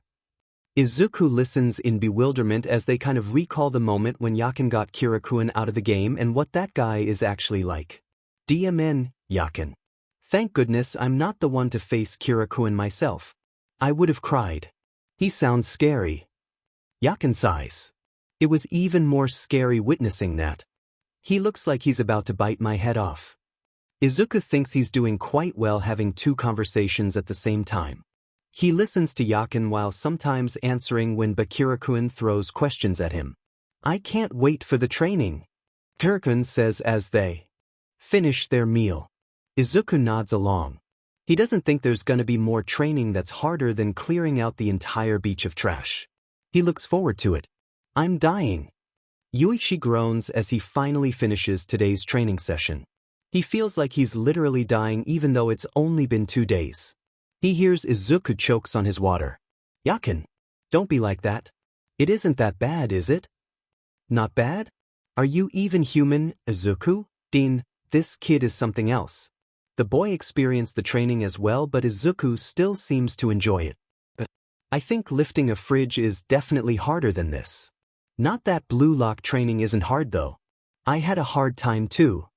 Only Izuku will reply with that. Yoichi chuckles fondly. Talking with Izuku always lifts his spirits. He finishes his second bottle of water and stands up. If Izuku can do it, he can do it too. Tomorrow will be better. It's even worse than yesterday. All Yoichi has been doing is a stamina test which he is somehow bad at. It also doesn't help that half of the people in the room are all JRKs. And the other half is wondering why Yoichi only did good in some days. Today isn't the day, huh? Someone asks him. Mockingly or not, he doesn't know. Yoichi doesn't look at the speaker and only grunts in reply. He's so confused as to why Izuku is able to do the tasks amazingly in Yoichi's body. It won't be a surprise if it's Izuku's own bulky physique, but it's Yoichi's thin athletic body. He thought only the consciousness swapped, not the physical stuff? Ugh, he's too tired to think about complicated stuff. Mealtime is after training. Not that Yoichi is looking forward to it. That day when Izuku gets to eat anything he wants is the only day like that. Now Yoichi has this rank-based system where he can only eat natto because he's almost the lowest rank. He grabs the tray of food and eats it slowly as he glances at every guy with higher rank and their delicious-looking meals. And because the day can't be any better, that night, Yoichi can't sleep. And he doesn't have Izuku to talk to either. The kid is probably already asleep by now judging by the total silence in his head. Yoichi knows the difference between blocking out and not. He lays there for a few moments before finally giving up and decides to find something else to do. But what else to do except more training? Yoichi quietly slips out of the room and toward one of the indoor fields. Before he could go any further, a ball hit him on the head. Ow! He cries as he turns around to find the culprit. He finds Bakira smiling at him from where he's sitting on the floor. You can't sleep either? Wanna train with me? A chance to learn from someone better than him? He doesn't even need to ask. Yoichi happily follows Bakira to the field. As they are warming up, Yoichi can't help but ask the question that has been bothering him since that day. Why did you pass me the ball? Why did you think that I'd hit Kira? Bakira hums. The boy crouches down and dashes towards him with the ball. Yoichi doesn't have time to prepare and tries his best to catch up to his footwork. Because there's a monster inside me, Bakira says as he tries to get past Yoichi. He has to take a moment to process that. A monster? The boy kicks the ball away from Yoichi's foot and continues talking. It only comes out when I'm on the field. Steal the ball, it said. Move, it ordered. You know what the monster said during that time, Iseijai? Yoichi doesn't have time to think of an answer as he realizes he's no match for Bakira's skills. It said, pass to Iseijai dash. It takes a quick move for him to get past Yoichi. He has a monster inside him too. A monster inside him? Is he talking about Izuku? Bakira stops and turns to him, talking about how he always listens to the voice. He asks if Yoichi can hear it too. If Yoichi heard it, he doesn't remember. The only voice in his head is Izuku. But he couldn't possibly mean it like that, right? Maybe it's a metaphor for something? But whatever it is, maybe it can help him survive in this place. Bakira says that all the amazing football players also have monsters inside them. It's a sign of a striker, he says. Oh, so it is some kind of metaphor. Yoichi just has to figure out what it is. I'm glad that I came to Blue Lock since I could meet you, Iseijai. Yoichi just stares at him. Wanna go again? He continues like he didn't just say the sweetest thing ever. What's up with him? Yoichi still doesn't understand what he's talking about earlier. But oh well, everything Bakira does is crazy anyway. Yeah, Yoichi replies, then he swoops in and attempts to steal the ball. Bakira grins as he jumps back. Yeah, just like that, Iseijai. Your eyes looked like that back then. They play for a while and Yoichi might as well stay up all night until the next training session. Izuku probably will be switching with him during that time, so Yoichi might have some time to rest later. Sorry, Izuku. As Yoichi is thinking about Izuku, he doesn't see Bakira's foot reaching in for the ball. He yelps as he stumbles and trips over. Iseijai. Bakira cries. He braces himself to hit the ground on his back, but instead, he suddenly lies on a very soft bed. Izuku blinks as he registers the pain in his back.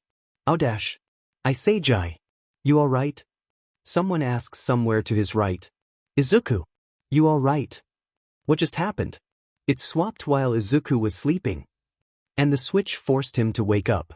Great, just great. He groans as he slowly sits up. Why does Yakin have to be awake in the middle of the night? Izuku's musing gets interrupted when someone, Bakira-kun, suddenly appears in his line of sight. Iseijai. He leans in close. Are you alright? You didn't hit your head, did ya? He jumps at the sudden proximity. Be Bakira-kun. I'm fine.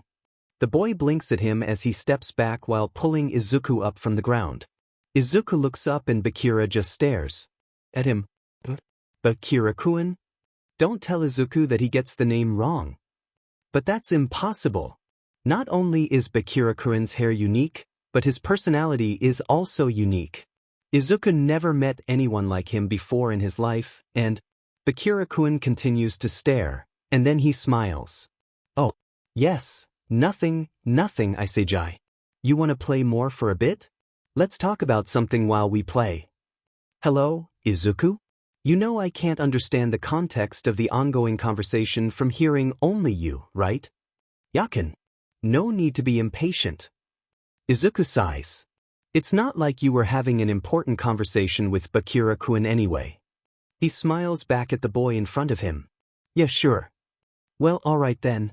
Do you have anything in the fridge? There's leftover katsudon and some side dishes. Why? Yes. Thank you. Your mom's katsudon is the best. I need to eat something delicious or else I'll go insane. Izuku is about to laugh but quickly stops himself from doing that. He wouldn't want Bakura-kun to think Yakin has gone crazy or something. Instead, he watches as Bakura-kun casually lifts the ball off the ground with his foot.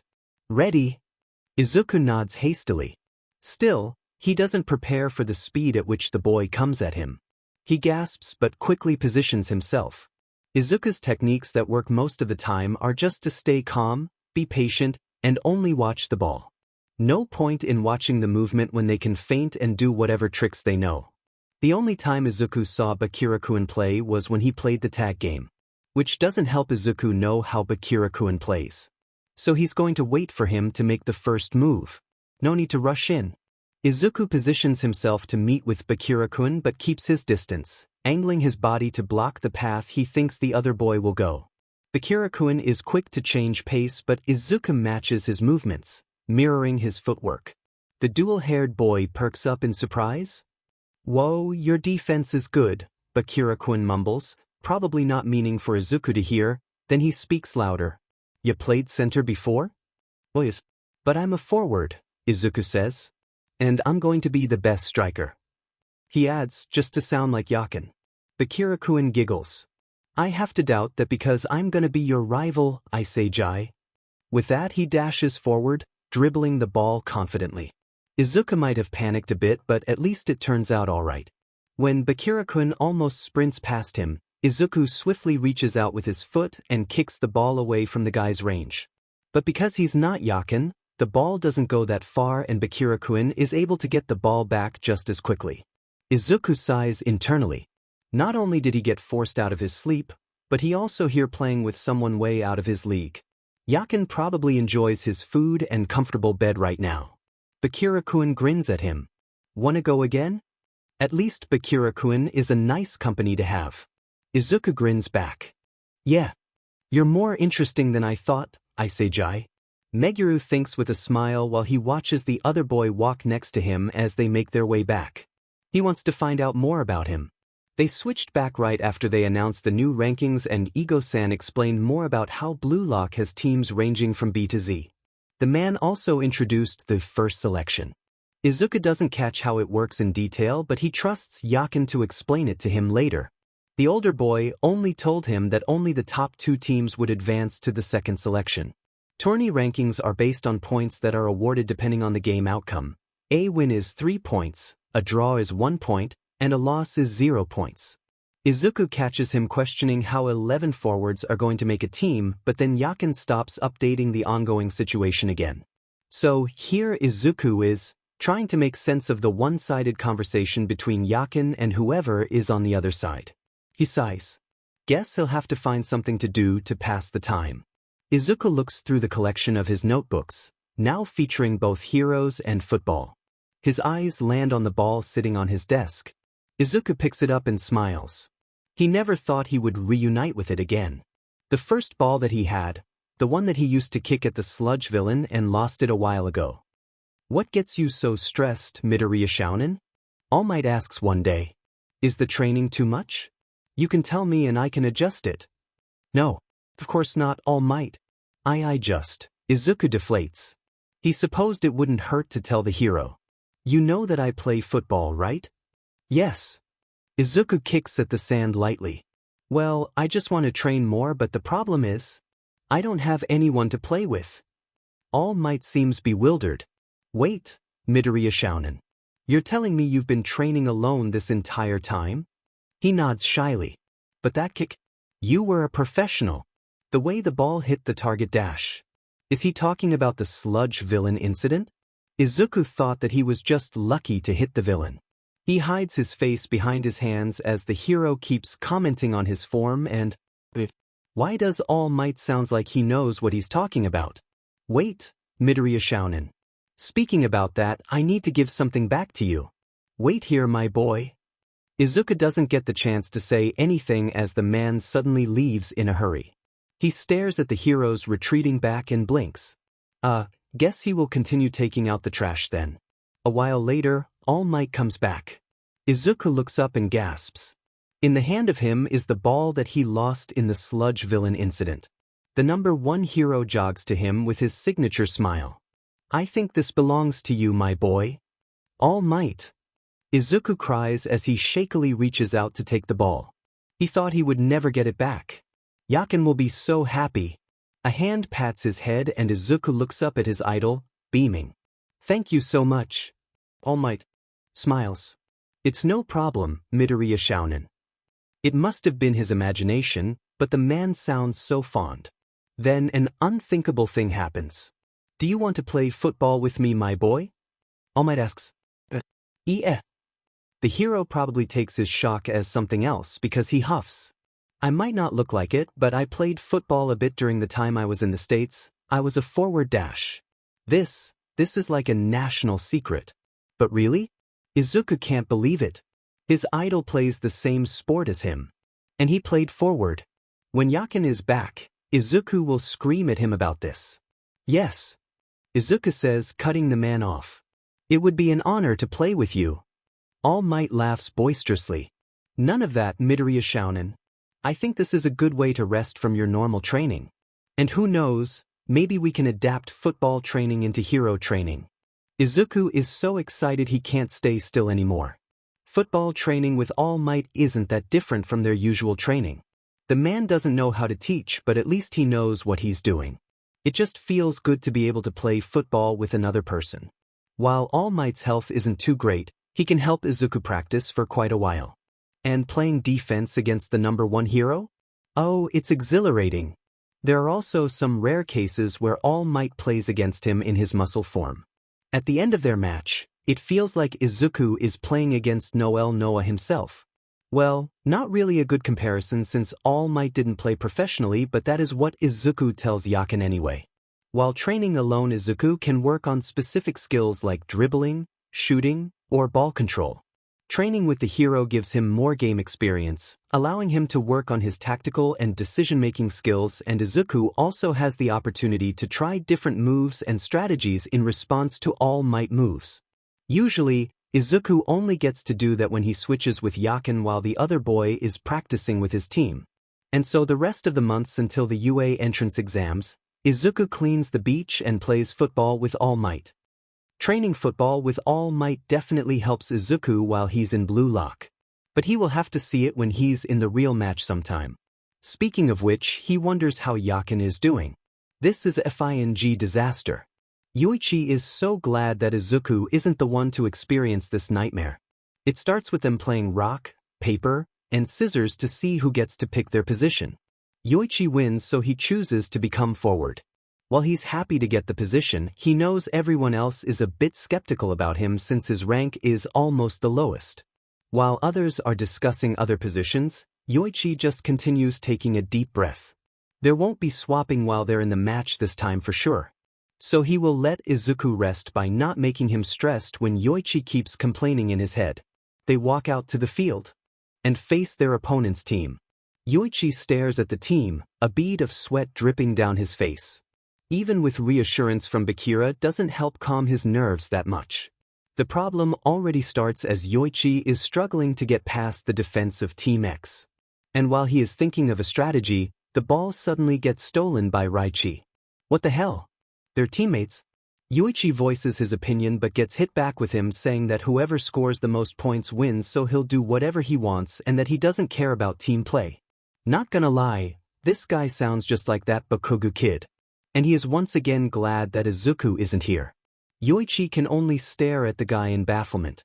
It only goes downhill from here. Kunigami of all people decides to do the same. And while they're arguing, the other team steals the ball. Yoichi can only watch as not only his team but also Team X disregards team play and wants to score by themselves. Even some start getting physical to get to the ball. This isn't football, is it? It's best that Izuku isn't here. Yoichi will have to get past whatever this is so that the boy won't have to deal with this anytime soon. While his mind is in turmoil, someone is able to break through the chaos and gets the possessions of the ball and is running towards him. Yoichi focuses back, determined to stop the guy from passing him. And he fails almost instantly.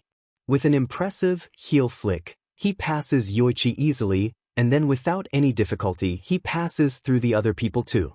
He watches the taller boy kick the ball towards the net and score a goal. Every move of his is perfect. Just who is this guy? He's huge and skilled. Can we even beat someone like this? Listen up, you shitty losers.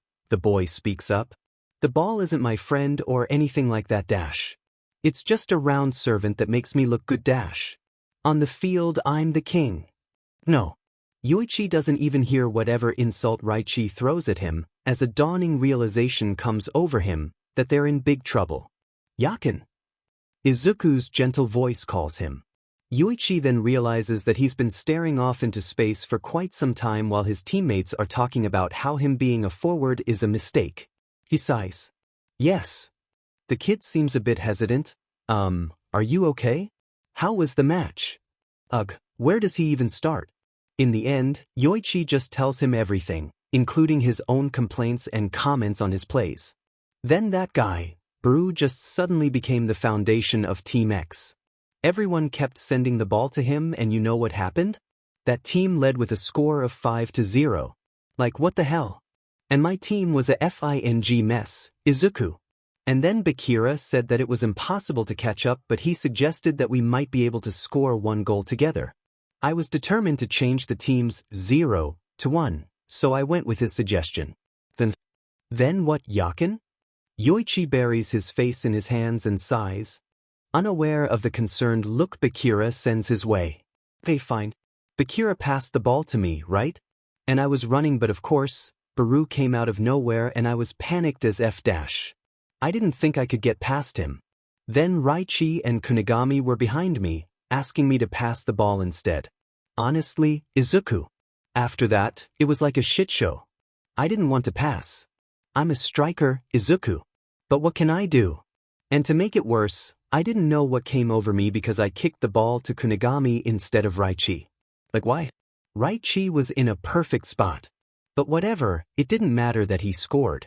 Rufinji insulted me, told me I didn't have what it takes to be a striker, freezing in front of the goal like that.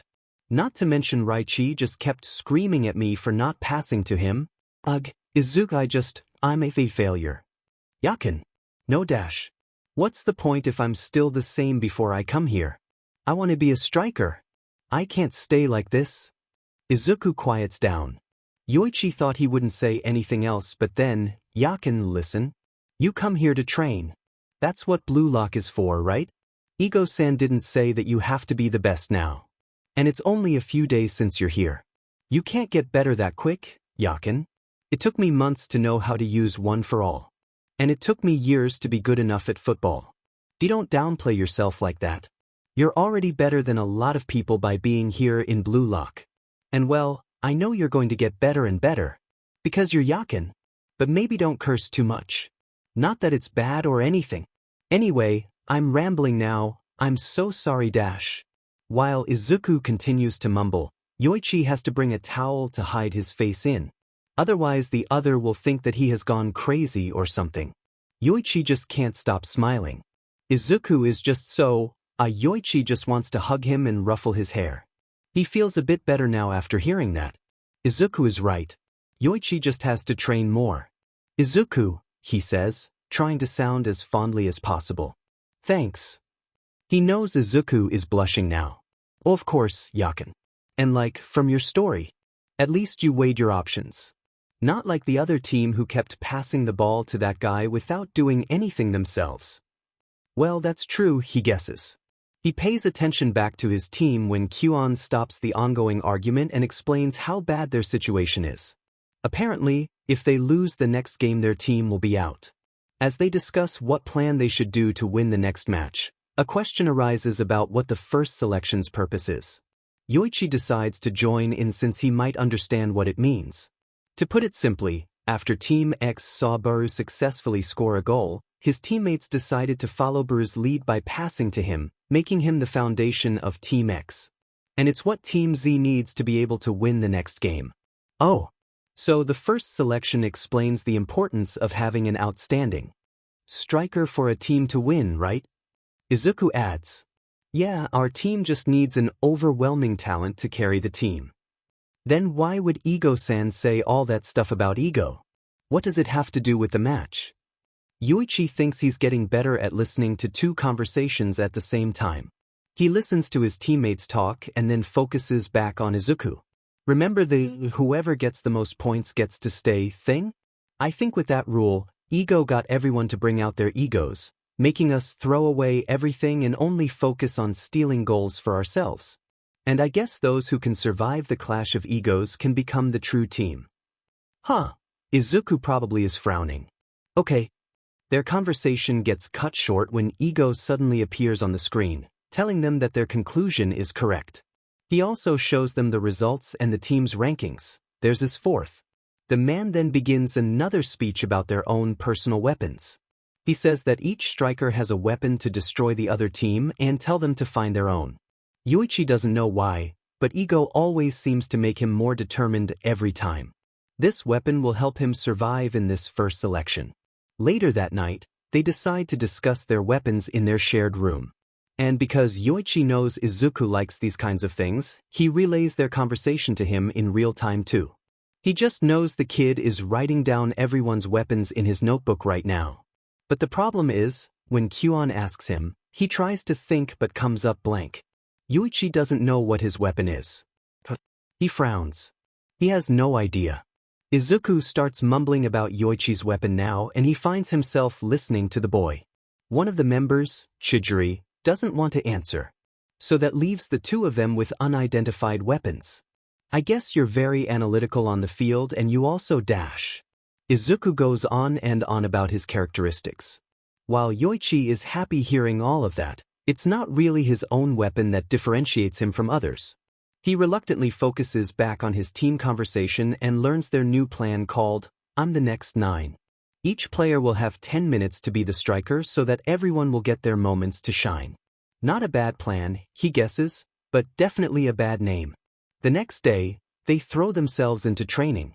Surprisingly, the idea of them losing and getting thrown out of Blue Lock is bringing them together. While they're not exactly a team like that yet, at least it is something better than yesterday. Yoichi gets to relax for a while when Izuku switches over in the middle of the training, but he is still a bit stressed about finding his own weapon. At the end of the day, he still doesn't have the answers. Yoichi sighs and drags himself to the dining hall. Again. Izuku sighs as he opens his eyes to see that he's in the dining hall again. He looks down at the sad-looking Nato and feels a bit better to know that Yakin will eat something nice in Izuku's home instead of this. Yes. Finally. I'm so sick of eating natto. What do you have in the fridge? Good work today, Isejai. Izuku jumps as a voice suddenly speaks up. Mind if I sit here? Izuku looks up and then smiles at Kunigami-kun. Oh, yeah, of course. Whoa. Your fridge is full. Can I eat the kintsuba? I bought them for you, Yakin. I didn't have anything to do while you were training, so I went out to the konbini and bought some food for you. These are all for me? Yeah. You were feeling a bit down earlier. So I thought that maybe your favorite food would help. Are you always eating natto? Kunigami-kun asks, not moving to sit. Izuku blinks. Yeah. You're not eating? I already ate. I actually came here to see you. Huh. Izuku stares at him confusedly. Wow, Izuku. Thank you so much, Yakin says as he takes a bite out of his food. Who are you talking to? Kunigami-kun. The guy runs his hand through his hair.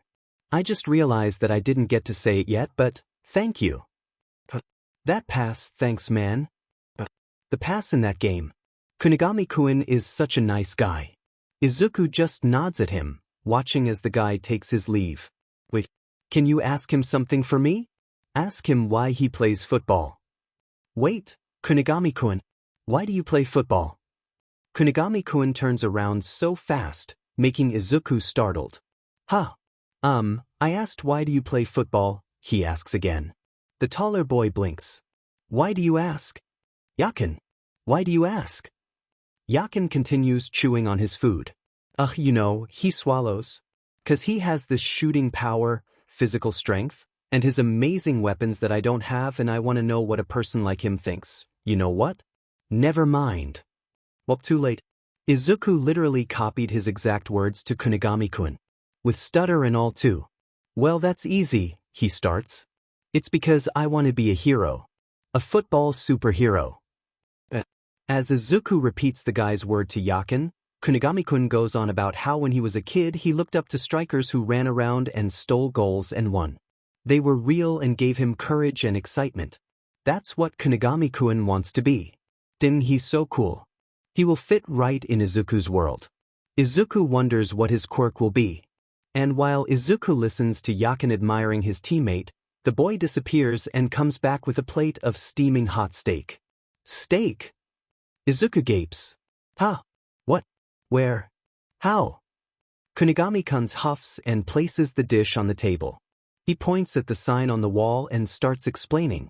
Apparently, there's a system where you can trade items with your score points. Whoa, you can get better food, a massage, your phone back, a better bed, and a day outside. Yakin. I gotta do better now to get my phone back. As for food, your mom is better, Izuku. Tell her that her yakisoba is delicious. Yakin. I guess I'll enjoy this sirloin steak that Kunigami-kun shares with me. Then. Yeah, wait, what? He said you deserve half the credit for the goal. Izuku watches with stars in his eyes as Kunigami-kun cuts the steak and puts it on his rice. By the way, I just want to make sure. Why did you pass the ball to me? Izuku relays the question to Yakin as he picks up his forks. It was an unconscious reaction, really. And now that I think about it, Rachi would still have to face Baru anyway. He repeats after Yakin. You smelled a goal? I think smelling a goal might be your weapon, I say Jai. Kunigami-kun says. Izuku frowns, not understanding what that means. He bites into the steak when the boy urges him to eat or it'll get cold. Tnich. Izuku squeals. It's so good. Izuku has never eaten steak this good before. This is like high-quality food. Thanks, Kunigami-kun. He beams at the taller boy. Kunigami-kun stares at him for a moment, then quickly looks away. Shut up, it's not a big deal. The boy turns to him again and offers his fist. Anyway, next game we're going to win. Yakin would love to hear that he gained a new friend. Izuku continues to smile as he makes a fist bump with Kunigami-kun. The next match with Team Y is coming up and Yoichi isn't ready. Even though he's standing in front of their opponent right now, he's still a bit nervous. The only thing that helps is the presence of Izuku in his mind. The younger boy decides to pay full attention to Yoichi today since this is a really important match. And he will do his best to relay whatever is happening to Izuku as well. Since they haven't switched today, there's a lot of chance that it will occur during the game. Kyuon warns the team about Okawa Hibiki. But Yoichi thinks that everyone is to be looked out for. He passes on the information to Izuku as well as repeats the strategy that his team will be using. There will be a rotation for everyone to play as a forward, 10 minutes each. Not to jinx it again. But why do I feel like I will swap with you when it's your turn to be a forward? Yoichi sighs. Maybe saying it out loud is making it come true. What are you going to do then? Ichim. You said that there's the other guy, Chijiri-kun, right? Chijiri-kun remains on the defensive. Maybe I could do that. No, he rejects. Most of the team probably hates me by now. If I change my mind, suddenly they'll probably call me a coward or something. Especially Raichi. That guy is set at everything for some reason. Izuku groans. But what should I do then? I don't want to ruin your image, Yakin. Maybe I can just dribble around until my 10 minutes are over. Yoichi lets Izuku continue his mumbling as he walks into the field. The game starts with Bakira as the first forward. Izuku quiets down as Yoichi tells him that. As he watches Bakira able to break through by himself, it isn't enough as the guy with bangs stops him. Yeah, definitely not only Okawa Hibiki that needs to be looked out for. And it keeps happening. 10 minutes passed and Bakira couldn't do anything. Next is Kunigami, again, unable to score as his shot was blocked by the player from the other team. To make it worse, the ball is now in the possession of Team Y. Yoichi stares at everything on the field then stops at the figure that hasn't been moving for some time now. He narrows his eyes at Okawa. Is there any reason why someone would stand still in the middle of the match while everyone else is running their butt off? Izuku makes some kind of confused noise. I don't know. They're waiting for something. It's a moment right now that he wishes he could share a vision or some kind with the kid. Because another one of Kunigami's shots gets blocked again, sending the ball to the same guy who was one-on-one with Bakira earlier. It's that exact moment where Okawa dashes off. So that's what it was. A counterattack. They were letting us attack so that they could do that. That was their plan all along, waiting for the signal from that guy. You mean the mastermind behind the team? Yoichi doesn't get the chance to reply as that guy with a bang sends the ball flying towards Okawa, who is already running to the goal. Iman, who's new to being a goalkeeper, can't match Okawa's incredible shooting skill. Yoichi winces as the ball goes right past him and into the goal. They really were waiting for a perfect moment to use the guy's weapon. His team decides to have 2 people on Okawa. Yoichi nods along. We need to stop Okawa to defeat Team Y. He says after he quickly tells Izuku everything. Yoichi glances at Kuon as it's his turn to be a forward, but then Izuku stops him. Yakin, you don't need to listen to me. But I think someone or you should mark the guy with bangs. What's his name anyway? I mean, sure, Okawa-kun is the scorer, but like you told me, I think that guy is the one who plans it. Yoichi watches as the guy steals the ball from Kunigami. Yoichi turns away from Okawa and he might need to tell his team what Izuku said. Because that guy passed to other teammates instead of Okawa this time. This is not good. If they continue like this, then Team Y can just keep the ball in their possession until the time runs out, since Yoichi's team isn't able to get the ball from them. Calm down, Yakin. I can feel you stressing from here. There's still a second half, okay? He really wishes he could. Yoichi wipes his sweat away as he listens to his teammates arguing again. It isn't a surprise that their strategy gets questioned whether it's effective or not. Instead of participating in the dispute, he listens to Izuku. I think you can deal with him, Yakin. No offense, but I think your teammates overlooked that guy and only focused on Okawa-kun. Focus on the boy with the bangs, alright? Yoichi nods along. Even right now, Kuon still speaks about Okawa. He doesn't get the chance to tell them about that boy with the bangs yet, but he thinks he can mark him without ruining the team's operation. Alright, he can do this. The second half starts and Yoichi watches as Imamura is unable to use his weapon since he can't steal the ball from the other team. But at least when it's Gagamaru's turn, the taller boy successfully intercepts the ball and runs off with it. Gagamaru sends the ball to him and Yoichi sprints to follow. The other guy's plan starts with Yoichi on the side. He needs to get the ball to a spot in front of the goal. An early cross to be specific. Before he can kick the ball, Yoichi feels it. Izuku. Early cross. One blink and he's now in Izuku's room. Izuku doesn't stumble. What a relief. His eyes quickly scan for Gagamaru and run faster to reduce the distance between them for a bit. It would be hard to do the cross while running. So Izuku takes a chance to glance around him and notice that no one will reach him in time. He stops just for a second and swiftly strikes the ball, sending it towards the waiting striker. It's a precise cross if he says so. Izuku observes as the ball arcs through the air and lands just enough for Gagamaru to lunge forward and hit the ball with his head. It's a goal. An amazing goal. Everyone on the field stills for a moment, then Yakin's team screams, cheers, and quickly runs up to the scorer.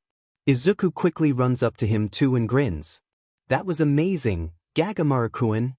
Gagamaru-kun looks up from where he is lying on the ground and gives Izuku a look. Izuku just then realizes that his head definitely gets hurt. He gasps, "Oh no. Is your head okay?" The others had already gone back to their position. Izuku helps Gagamaru to stand up but stops when the taller boy suddenly leans down. "That was an amazing pass, I say, Jai." He murmurs, then turns around and walks away.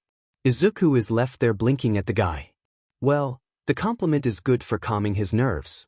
Gagamaru scored, Yakin. Sheet. That's great. Izuku is about to talk to the older boy more, but suddenly, a shiver runs down his spine. It feels like something, or rather someone with an ominous aura standing behind him. Izuku slowly turns around as that feeling sends chills through his body.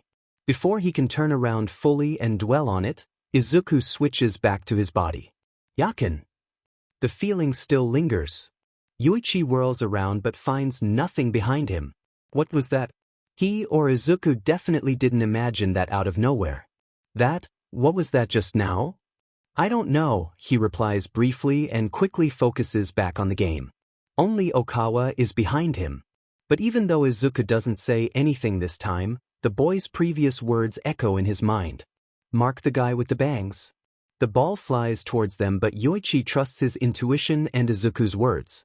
He runs to the other way instead. And of course, Izuku is right. A player from Team Y sends the ball to him. But it doesn't succeed because Yoichi is here. He appears in front of the heart of Team Y and stops the ball from reaching him. Nico! Someone shouts. Thanks for the name. Yoichi can't keep calling him the guy with the bangs all the time. Yoichi rushes off with the ball and drives towards the goal. But with how the boy is catching up to him right now and there's no open path for him, Yoichi reluctantly passes the ball to Bakira instead. While Bakira, with the addition of Gagamaru, is unable to send the ball to the goal, at least their score is still at 1, and if Yoichi keeps marking Nico, then he probably won't be getting the ball anytime soon. So you actually caught up with me, huh? The guy speaks with Yoichi for the first time since the match starts. If it wasn't for you dash. It's becoming a bad habit of his when someone starts complaining or saying something that Yoichi would rather not listen to, he reaches out to Izuku instead. You know, I wouldn't have guessed that when someone caught up with his plan, the guy would start monologuing about how I can't win against him. Izuku laughs. The sound lifts his mood a bit. Not to ruin the moment, Yakin. But most of the time when someone says that they definitely are plotting something. Yoichi stares at the guy. Okay, that doesn't sound good. Especially when Nico, yes, finally a name, said something like, I'm the one in control of this game.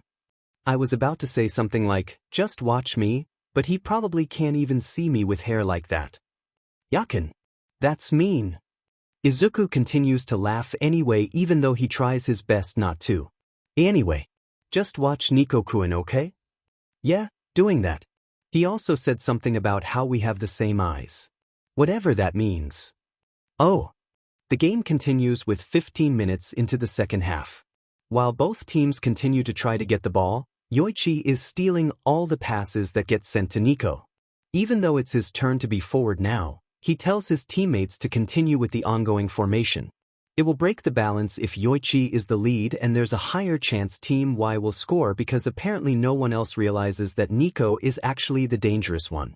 Nico runs up beside him and starts talking again. Yoichi decides not to ignore him much this time. He frowns as Nico talks about ego speech, him thinking about his own weapon, and how he isn't strong and fast like Okawa but his weapon is actually his eyes. Nico continues by saying that his weapon is his eyes for surveying the field and knowing where he should be, and his brain which lets him make use of others. And even if Yoichi can stop him, he can't stop his ideas. Yoichi's frowns deepen. Okay, what does that mean? Didn't he say that you both have the same eyes, Yakin? He slows down his pace. Yes. Maybe you can look around the field too? Trying to see what he sees. Team Y doesn't let them have the ball. They're not attacking either. His team quickly makes a decision to move up to attack. But with Yoichi's position, at that moment he then realizes that almost all of his teammates are on offense. And there's literally no one on the other side of the field. And there's a little more than 1 minute left. At the same time, Nico speaks up again. Yoichi couldn't care less. But he does catch him saying things about Team Y's last resort. A signal that is, everyone, move back. Yoichi shouts as he swiftly turns around and runs. It's almost too late but it isn't. He's only a second behind Team Y players. Nico seems taken aback as his team, well, mostly him almost catching up. Nico has the ball and Yoichi grins as instead of scoring it himself, he passes to Okawa. Before the ball even reaches the guy, Yoichi stops it with his legs. I got the ball. Yes. I knew it. You always pass to Okawa, Nico. He smells like a goal, right? Smell a goal? Isn't this what Kunigami-kun said? As you said, we're similar. Same eyes and brains, yeah? You passed rather than shoot it yourself dash. This is my win dash. Choosing to pass at the last moment. You're a failure as a striker, Nico. A Yakin? Yoichi sends the ball to the other side of the field and watches as Kunigami receives the ball. He still remembers the time he chose to pass instead of shooting and it led him to lose. He cried with regret that day. Yoichi doesn't need himself from back then anymore. He wants to win. It's time for him to be reborn now. Kunigami pushes through the other team's defense and kicks the ball to Bakira. Bakira then dashes past everyone and launches the ball crossing the field toward Gagamaru. But it isn't for him. Just as Gagamaru misses the ball, Yoichi appears. Bakira grins. Finish it dash. Yoichi, with the ball right in front of him, strikes it with everything he has. The ball soars through the air towards the goal and goes right in. You egoist. He's a striker. Yoichi successfully scores. And Team Z wins with a score of 1. Did we win? Yoichi pants as he walks past his teammates to the other side where Team Y is all scattered on the ground, exhausted and frustrated from the loss. He crushed them. His goal destroyed them. He stops in front of Nico. So this is what it means to win, huh? Yakin. Yoichi looks down at Nico who's fallen on his knees below him. The boy glances up, tears streaming down his face. Yeah, what the hell? This feels so good. Izuku shudders as he feels the foreign feelings that Yakin is having right now. He never experienced anything like this before. He doesn't even know what he's feeling right now. Izuku takes a deep breath. Okay, this is fine. He is just going to ask the older boy later. But he can't even get a break when he's back in Yakin's body again. He blinks as Nico-kun starts crying. Oh, so Yakin did win. Then why didn't he tell Izuku? Izuku smiles as he offers his hand to the other boy. You were amazing, Nico-kun. Hopefully, Nico-kun won't see this as an insult or something. His smile softens as Nico-kun grabs his hand. Thanks, Mom. Yoichi says as Inko places down a bowl of steamed rice in front of him. Inko smiles and settles down in the opposite chair. He can't believe his luck. Izuku's mom makes the same food as at the Blue Lock side. While the steak isn't the same quality, Inko's food is better in his opinion. He bites into a freshly made gyoza and cries mentally at how good it is. While celebrating their win with his teammates sounds like an amazing time, sometimes Yoichi just wants to eat in a peaceful environment and nice company. He is sure Izuku will enjoy the time with Team Z anyway. How is your training going, Izuku? I feel like I haven't seen you much lately, she chuckles as she puts tamagoyaki in his bowl. Yoichi swallows his food and for a second there, he feels guilty instead of Izuku. Ah, sorry Mom. It's been going well. My mentor helps a lot. But I can make time for you more. No, it's all right. Inko smiles softly at him. I'm just glad that you're enjoying your life. These few months? Years? Since you picked up football has been the happiest you've ever been and I'm just dash. She starts crying and Yoichi might panic a bit. Mom. I'm really happy, that's all. Sorry for ruining the mood. She sniffs and tries to stand up and walks away, but he quickly reassures her. It's fine. Sit down, sit down. She doesn't sit down but instead walks over and pulls him in for a hug. Yoichi stays silent as he gently pats her back. They resume eating in a comfortable silence. But Yoichi can't help but think about Izuku. While Yoichi is pretty much there almost all of the boy's life, he's surprised that he never actually knows all these background details about Izuku's mom and stuff. He finishes another plate of gyoza and wonders how Izuku is doing on the other side. Come on, open up. Let me feed you. Bakira pouts as he tries to stuff the steak inside his mouth. It's okay, Bakira-kun. Izuku already tries to say no multiple times but in the end, he gives up and decides to indulge the other boy. Fine. He sighs and bites the food. It is good. He chews as he listens to Kunigami-kun as the taller boy confirms his theory of Yakin's weapon, which is the ability to smell a goal. Izuku thinks it means that Yakin is able to analyze the field and be able to tell where the goal will happen. Like the latest match where he knew that Nico-kun would pass the ball to Okokun. Izuku believes that is what it means. You know, Team Z actually won thanks to you, Iseijai. Both the first and second goal. Kunigami-kun says as he munches on his food. Izuku frowns. But I only scored the second one. Nah, Gagamaru-kun pipes up. Never get the chance to tell others yet, but that early cross from you has to be the one of the best passes I've ever received. Good job on that. He blushes. What? That's impossible. You're just saying that, Gagamar-kun. I think anyone can do that too. Stop downplaying yourself, I say Jai. Bakira-kun cries and he pulls him into a side hug. New rules, you will always take the compliment. You can't say anything else. Bakira-kun. Izuku knows the other teammates still don't believe in Yakin much. Especially the guy who Yakin said that he's quite similar to Kakin. He tries to pretend not to hear Reichi-kun quietly grumble about him not believing the goal-sent thing. Anyway, Kyon-kun cuts in. At least we managed to win. Team Z will fight on. Yeah. Everyone cheers as they continue their victory party. Izuku smiles as he watches the team be happy after the intense match. Bakira resumes feeding him and tries to get Izuku to get more.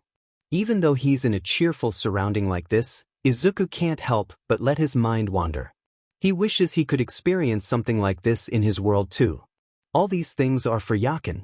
Izuku himself will never get this much recognition in one sitting. Well, at least he will enjoy every second of it even if it's not for him. Even if someone notices that his smile has dimmed at that moment, Izuku is glad no one seems to mention it. Yoichi wakes back up in his own body in the middle of the night. Great, they can swap while sleeping without them noticing it too. He mourns the loss of Izuku's comforting bed as he shifts away from Igiguri. How can Izuku even sleep with the guy who constantly moves during his sleep? Now that he's awake he can't go back to sleep now. Yoichi still feels so worked up. He still remembers the feeling when he crunched Nico and Team Y. It feels so good. He wonders what the hell that feeling was. He has never felt that sort of thing before. Does that make Yoichi a bad person if he enjoys that? He sighs. No point thinking about that. He quietly walks out of the room and decides to go watch the recordings of the match in the monitoring room. Even though Izuku already asked him, Yoichi himself still doesn't fully understand what smelling a goal means. He hopes that if he studies the recordings, he will be able to learn what it is. And he wants to see Izuku's pass and his goal again too. The door slides open and Yoichi notices the other person inside the room. The red-haired boy turns to him. I say, Jai? What are you doing here? Chijiri, Yoichi greets. Oh, I can't sleep. What about you? He says as he walks further inside. I can't sleep either. He turns back to the big screen.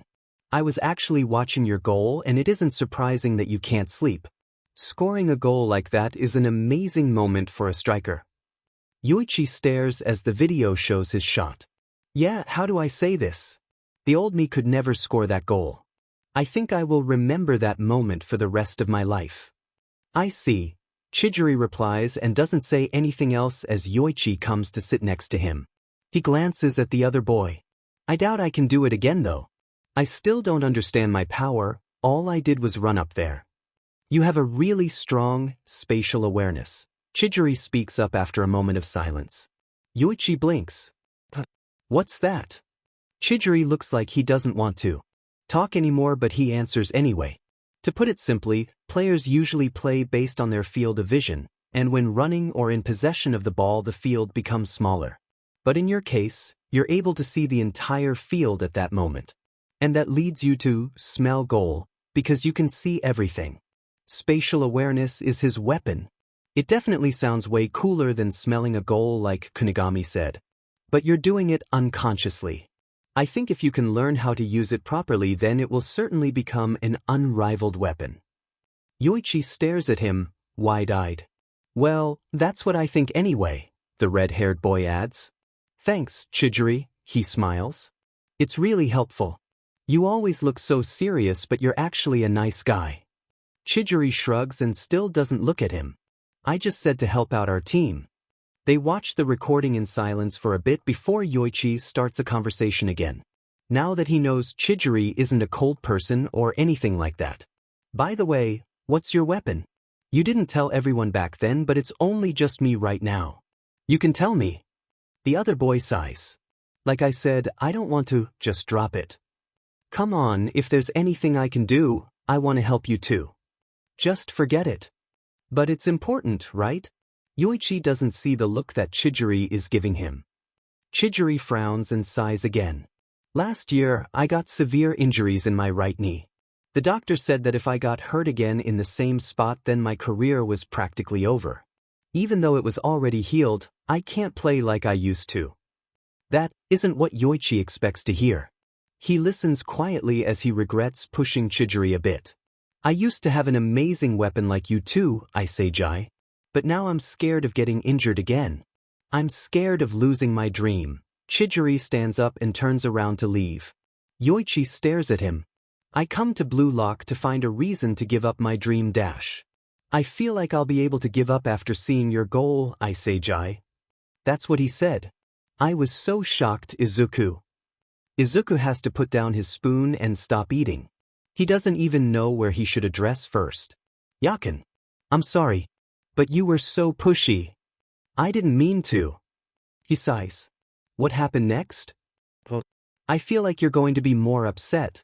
The older boy chuckles nervously. Izuku resists the urge to sigh again. If Yakin starts with that, he's sure he's in for a ride. But at least Yakin knows that what he did was wrong. Okay, so I said, okay, maybe shouted that Chidori was lying and he didn't really want to give up on football. I said that I was the same as him. I'm scared too and that I'm fighting because I don't want this to end. And I also said that nobody can achieve their dreams if they aren't prepared to fail. Something like that. Izuku has to take a moment after hearing that. Chidori got angry and snapped at me. Said that I didn't know the first thing about him and then he left. He takes a deep breath. Yakin? Yes. Why would you do that? I'm sorry, but he's basically a stranger. You can't just, he has his privacy too. You shouldn't push him like that. And you can't compare yourself to him like that. I get what you mean, but Chidori-kun has a career-ending injury. You literally told him to hurt himself again to achieve his dream. Oh. He is scared, you know? Of course he's scared. It's like he has an amazing quirk but he can't use it like before. And if he uses it there is a chance he injures himself again, and if that happens the quirk will. He can't be a hero anymore or something like that. Izuku drags his hands down his face. Sorry for the long rant. No, I understand now. I really shouldn't say that. He picks up the spoon again and resumes eating. Did you apologize to him later? A second pass. No, not right now. I swear he looked really scary last night. Maybe he was still angry. Yakin. My goddess. Izuku can't accept that. He looks around the dining hall and spots the red-haired boy sitting alone at the table in the corner of the room. I was gonna do it later when he calmed down a bit. Yeah, no, that won't do. I will do it for you right now. Izuku. He will be mad at me. Sorry to say this, Yakin, but this is mostly your fault for being insensitive. And because of that, we must apologize early, the earlier the better, right? I guess. Yakin sighs dejectedly. Izuku quickly finishes his breakfast and puts away the tray. He takes a deep breath and steels himself. He can do this. Just apologize and get out. Doesn't seem hard, right? He walks over to where Chidori sits and freezes when the red-haired boy looks up and gives him a cold-eyed stare. Okay, he's a bit scary. No. Izuku starts. The other boy is still staring at him and he doesn't seem to want to say anything yet. Chidori-kun, about last night? He bows deeply. I'm really sorry. Chidori's eyes widened.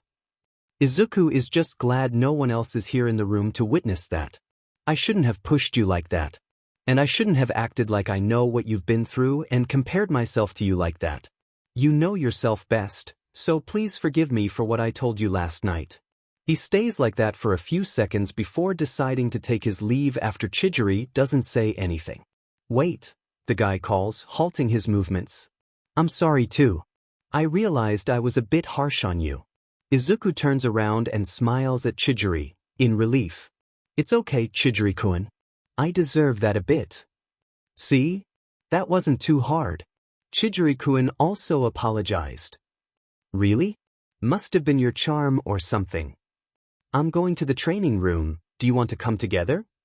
Yes, the other boy. Chidori nods mutely and follows Izuku out. Well, that went better than he expected. Yoichi curses as the ball he kicked doesn't even touch the post or get near the goal. Yakin, it's alright.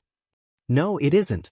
Yoichi ignores Reichi's taunts about his goal in the last match being a fluke and moves to sit down at the side of the room. Everyone is so much better than me, Izuku. He pants. And I get tired so easily. Not only that, but I still have no idea how to use my weapon. I don't want that goal to end up being just a fluke. Yoichi already told the younger boy about the spatial awareness, but they still haven't figured out how to use it properly. Yakin. Trust me, you will get it soon. You are already amazing on the field without knowing your weapon. I don't even know what my weapon is or if I even have one or not.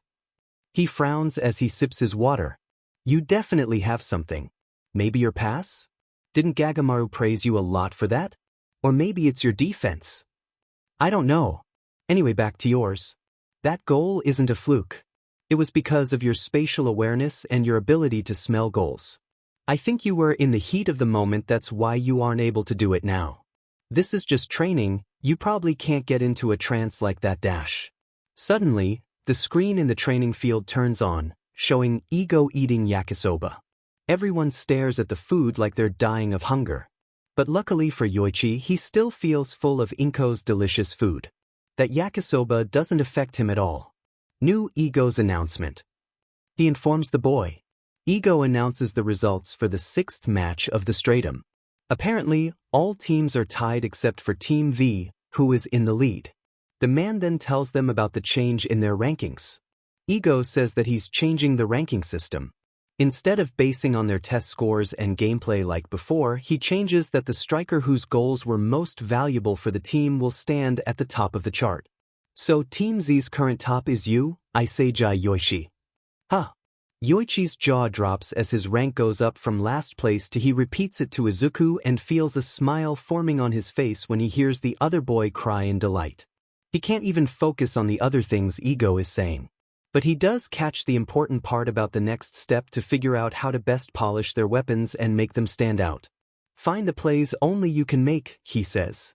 Trust Ego to make an amazing speech that makes him more determined than ever. Everyone prepares to leave after that. Yoichi watches them go as he still sits at the same spot. I'm glad you're happy, Izuku. But ranking doesn't matter as much as finding how to level up my play. And make my weapons stand out somehow. Other people's weapons are easy to understand, like dribbling or shooting skills. But smelling a goal is different. It means to sense the opponent and teammates. It's something to feel in that moment. He thinks back to all the moments that he did something on the field. What did you say about my weapon earlier? Which part? Before Ego came. You were saying something about why I can't use my weapon in the training. Oh, I was saying that you could use it when the moment comes. Whenever that is. That's it. If he can't train his weapon, then he can instead polish his endurance. So that whenever the moment comes, he will be able to respond to it better. Yeah, Yoichi is going to win. He will make his weapon stand out over everyone else. Thanks, Izuku. You helped a lot. Really? That's good then. Tell me about it later. Are you continuing your training? Yep, Yoichi replies as he starts running again. He will never be better than everyone if he trains the same amount. Hey Iseijai, are you trying to get ahead of us? If you're doing extra training then I can't skip it. Kunigami speaks up as he runs up to him. Yoichi stares at the taller boy. Kunigami? That's not fair. I want to join too. Bakira runs up to his left. Bakira! Jesus, surprised. Bakira smiles at him. You haven't realized it yet? He points behind them. Team Z is already starting to gather around you. You become the foundation for Team Z. Everyone can't let you getting ahead. Yoichi looks back to see almost everyone trying to catch up to him. He was an unknown player many days ago, but now everyone is chasing after him? He grins. Yeah, here in Blue Lock, he's going to be reborn. Let's get better together, Izuku. Of course, Yakin. Before the match starts, Team Z gathers in the monitoring room to prepare for the next match with Team W. After watching the recordings, they come to the conclusion that their key players are the Wanama brothers, Wanama Keisuke and Wanama Junichi. But they seem to be useless when they're separated. So that's the plan to defeat Team W. They will have to split the twins apart, with the addition of an improved version of their usual strategy as well. Basically, 3 players with compatible weapons will lead for 30 minutes instead of a single forward player. Yoichi explains the plan in detail to Izuku after their preparation. The next day, he walks onto the field, facing the twins as they stand there menacingly at the front. When the game starts, they kick off with the ball toward them, controlling the ball with fluidity that makes it hard for them to keep up. Watch closely, Team Z. Our secret weapon isn't just our skill, but it's our eye contact. Good luck breaking through that. One of the twins taunts. Yoichi now makes it his mission to repeat every word spoken on the field to Izuku. Yakin. Is there anyone who is genuinely nice in Blue Lock? I'm starting to think that there isn't any.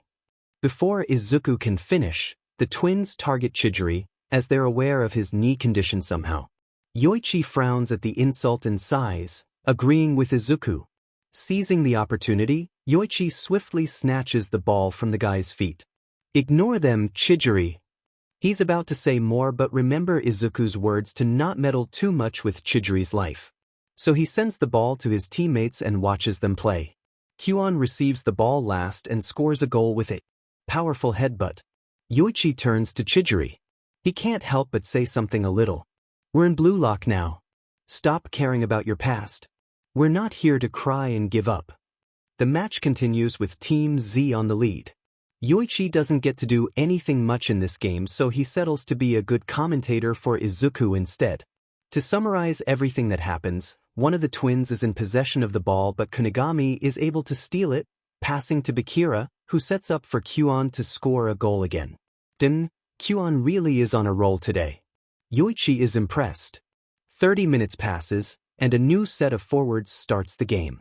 They manage to get a foul from Team W, and with a free kick, Bakira kicks the ball to Kyuan. And wow, Yoichi's eyes widen as Kyuan hits the ball with his head, scoring another goal for this match.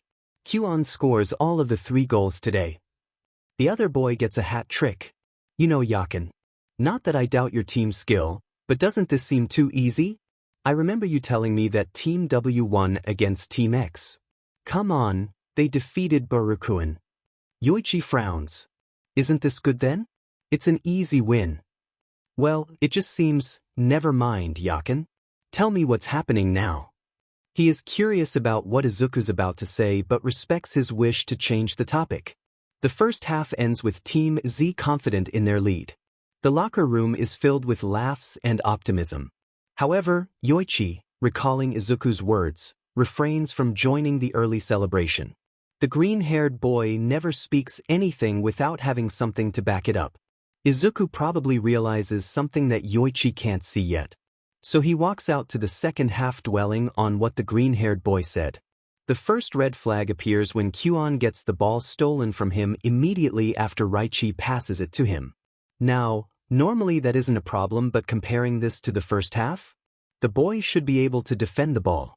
The twins score, narrowing the gap to 3 more red flags keep popping up.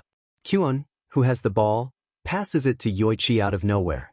Not only is it one of the worst passes he's ever received, but there's so many players available that Kyuan could have easily sent to. The pass is too short and weak, providing an opening for one of the twins to steal the ball and score another goal once again.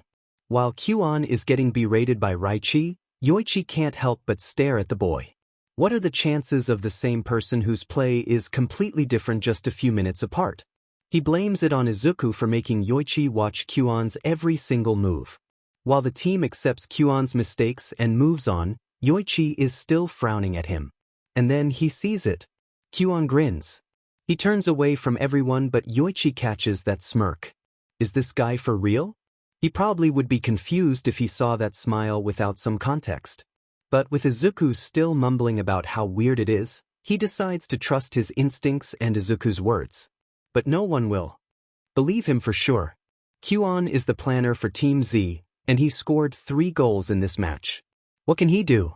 Izuku, when you swap, don't let Kyuan get the ball. Not even once. Oh, okay. Kyuan is definitely throwing the match here. But why would he do that? Izuku quiets for a bit, then he comes back. The boy gasps. Wait, don't tell me he… What is it? You remember Ego-san's explanation you relayed to me, right? You should remember then, there's this rule where one with the most goals on each team still advances even if their team doesn't make it to the top 2 dash. Hey. What the F dash, that's his plan. Is this guy for real? Izuku, when you switch with me you're going to punch him for me. Yakin. Calm down.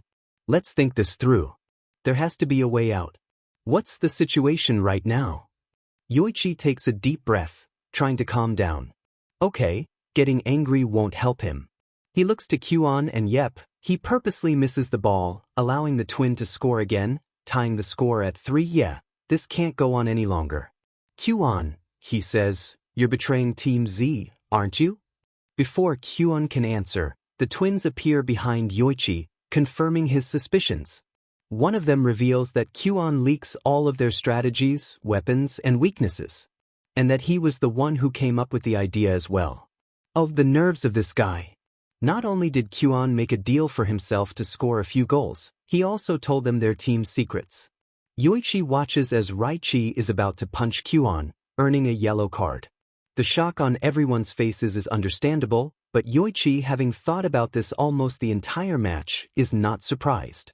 He listens to his teammates asking for an explanation and Kuon nonchalantly dismisses them. The ball is under Kuon's feet, and that's the only thing Yoichi is focusing on. Kuon passes the ball to one of the twins as he is still spouting nonsense. He actually says the same thing as Izuku told him earlier. Yoichi keeps running, ignoring whatever Kuon is saying.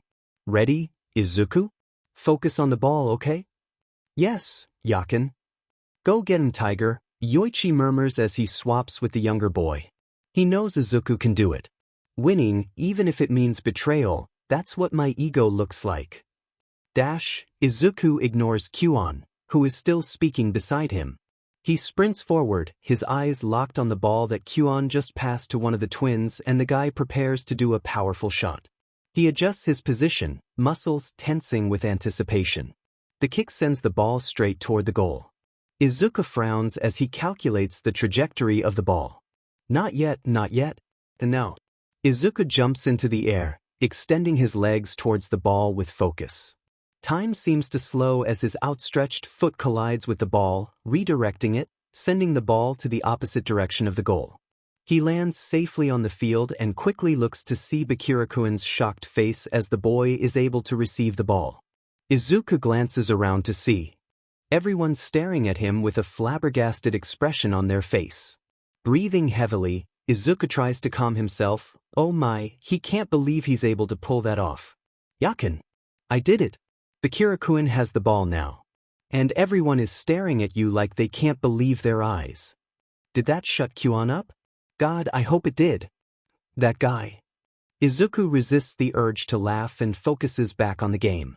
Since everyone is still shocked at the block earlier, they don't react fast enough as the other twin steals the ball from the other side of the field. Izuku already moves his position, so this time he isn't fast enough to block another shot. No. The score is now 3-4. The good thing is that Kuon doesn't utter any more taunts, but the bad thing is they need to score another goal. Izuku quickly looks around the field and tells Yakin the situation. He sighs and as he switches back with the other boy. Sorry, Yakin. The ball is too far from me. What's with the short swap between matches? Run, Chijiri! Yoichi shouts as soon as he's back. The red-haired just boy stands there doing nothing while everyone is trying so hard. They need to score at least one more goal, even if it's a tie, they still have a chance going into the last match. Kunigami and Raichi successfully fight for the ball from the twins, forming a counterattack by kicking it towards Imamura. But Team W's defense is still strong even without the twins. Be calm, Yakin. He's trying. Yoichi maneuvers away from Kuon, who attempts to block him but fails as Yoichi charges forward with the ball. He deftly leaps over someone's outstretched leg, cursing as he kicks the ball away to avoid stumbling over the obstacle and landing face first. What the hell? Why is number 11 the biggest problem here? I thought he was useless on his own. Shut up. I say, Jai. Chijiri. Don't just stand there. Ag. Frustrated with the boy who seems lost in thought, When the ball is near him, he pushes Chidori aside to get to the ball. Yakin, please. I can feel your anger from here. Calm down. He will reassure the boy later, but now he has to score. Yoichi successfully secures the ball. Kunigami shouts at him to pass. But at that moment, Yoichi snaps his head to the side. He can smell it. That are Chidori, it's like he's telling Yoichi to pass the ball to him. Deciding to trust his own instincts, instead of passing to Kunigami, Yoichi delivers the ball to Chidori. He ignores the confusion from his team and the laughter from the opponent, focusing solely on Chidori. We'll see who gets the last laugh. I can smell the goal again, Izuku. This time it's from Chidori. Oh. Chidori, with a remarkable speed, catches up with the ball. He maneuvers past everyone, driving the ball towards the goal with unmatched speed. Go! Chidori! Yoichi cheers as loudly as he can. The red-haired boy keeps running, undeterred by the other team's cheap tricks to stop him. With unwavering determination, Chidori closes the distance to the goalkeeper. Despite the challenges to his legs, he delivers a powerful kick, and the ball hits the back of the net, successfully scoring a goal. He did it. Yes. Really? That's amazing. Oh my gosh dash. And that's the end of the match. Tied with a score of 4, a scream of victory escapes Chidori's lips, his expression bright and filled with joy as his eyes find Yoichi's. Yoichi, caught in a moment of astonishment, blinks in surprise when Chidori approaches and envelopes him in a sudden, tight hug. You're incredible, Chidori! Yoichi exclaims, his amazement evident despite the unexpected hug. I say Jai, he murmurs. It's all your fault. After seeing you, I got so fired up and I was running before I knew it. I don't know how long this new me can rely on this leg, but I'll keep running until this fire burns out. Chidori says. And I'm going to be the best in the world. A smile forms on Yoichi's face as he hugs Chidori back. Yeah, I would like to see you try. I will be the world best. I feel like I wouldn't get this hug if you didn't say sorry for me that time. A hug. Finally, a good person in blue lock. Izuku. Almost everyone on Team Z rushes over to congratulate Chidori on his recent goal. Meanwhile, on the opposite side of the field, Kyuon is getting kicks and blows from Team W. Witnessing the scene, Yoichi winces but decides not to intervene. If Kyuon chose to do that, he must face the consequences himself. You kept Chidori and Isejai's hidden weapons, didn't you, Kyuon? Dash, someone shouts loudly, the words echoing across the field for everyone to hear. Stop praising me, Chidori huffs, turning to Yoichi. It's him. What was that during the match, Isejai? I didn't know you could do that. You played defense better than me. Right? Bakira adds. The way you prevented that shot? It was so perfect that it shut Kyuon up. Yoichi grimaces. Well, just something that happened in the heat of the moment. Don't worry about it, he says as he leads them out of the room. Oh, they're asking about that block I did, aren't they, Yakin? Yep. Help me get out of this. But if we can use that in the next match dash, Imamura starts. Just say that you can't control it. I mean, you don't know when you can do that? Will they even believe that? No, he shakes his head. It's not something I can control. I don't even know how I did that. They look at Yoichi with skepticism, but all they can see is probably confusion on Yoichi's face. Eventually, Team Z takes his words for it and chooses to drop the subject for now as they make their way to the locker room. Yoichi lets out a satisfied sigh as he steps into the refreshing cold water. He walks out to his teammates talking about the match. Yoichi still can't believe either that they managed to tie with 12 on 10 players. I thought we were done when you went crazy, Raichi remarks, his gaze fixed on Yoichi. The block was good, but after that, you just went nuts when they got another shot. Sorry, he mutters. Izuku told him multiple times to calm down too, but he didn't listen. Raichi sighs. Just don't do that again, or I'll kill you. Isejai, you can't play on your own, got it? He nods and doesn't say anything. He quickly dresses up, internally groaning when the others invite him to eat. All Yoichi wants is to go to sleep and not wake up again. If only. Oops. He blinks, and suddenly finds himself back in Izuku's body. Thank you. At least I got to finish my food this time. Izuku says. Yoichi smiles. He feels full and relaxed, ready to sleep. The universe seems to be on his side today. Well, thanks for the swap. I will sleep now, so you're gonna have to deal with others on your own. He yawns and buries himself under the soft blanket. You sure nothing will happen during your absence? I'm tired too though. Can I just skip this meal? Everything is going to be fine. Why would anything happen outside of the match? Yoichi turns to switch off the lights and grab the All Might plushie from the shelf, snuggling it close. He has a feeling that Izuku is pouting. If you're sure. The younger boy mumbles. Our next opponent is Team V, the only undefeated team in this wing. How can we beat them with just 10 of us? Someone grumbles. Izuku purses his lips as he listens to them. He almost forgets that Kyuan betrayed the team. He's still angry at the boy. How could he do that? This is just football. But Izuku can't say that. Football means everything to everyone here. He might not understand, but he supposed it's like someone in his world trying everything, even dirty things to get the chance to be a hero. Yakin? Izuku gets no response. Does the older boy already sleep? Raichi dismisses them. Who cares? We just gotta win. But Kyuan dash. Again, who FNG cares about that guy? Are you saying we still need to play with him? Hey, sure. Iman shushes them and pokes his head in the dining hall. Look over there. It's Kyuan. Izuku, unsure of what to do, follows everyone's lead and tries to see what's happening. The room is mostly empty so they can hear everything from here. 3 players from Team V are sitting at the table with Kyuan sitting opposite of them. If I give you info about Team Z dash. Izuku can't believe this is happening. He can't believe that Kyuan still has the audacity to continue what he did. Why is the boy that desperate? Izuku really wants to know how Kyuan life outside of Blue Lock. Can he just turn around and go back to sleep? This is stressing him out, and Yakin isn't even here to complain with him. Dimin. Is he for real? Iman grimaces. Raichi, if not for Kunigami shielding him, would have jumped and strangled Kyuan by now. I'll kill him. Raichi growls. Is he Bokugu V.2 or something? Izuku frowns at the scene and continues to watch. Surprisingly, the 3 players reject Kyuan's offer. Thank you, Izuku wants to say. At least they have pride as footballers. Doing that has no merit. For us, in fact it would be demerit, the guy with the glasses says as he adjusts his glasses. In other words, your priority is to use initiative methods. Izuku blinks, confused. What did he just say? What does that even mean?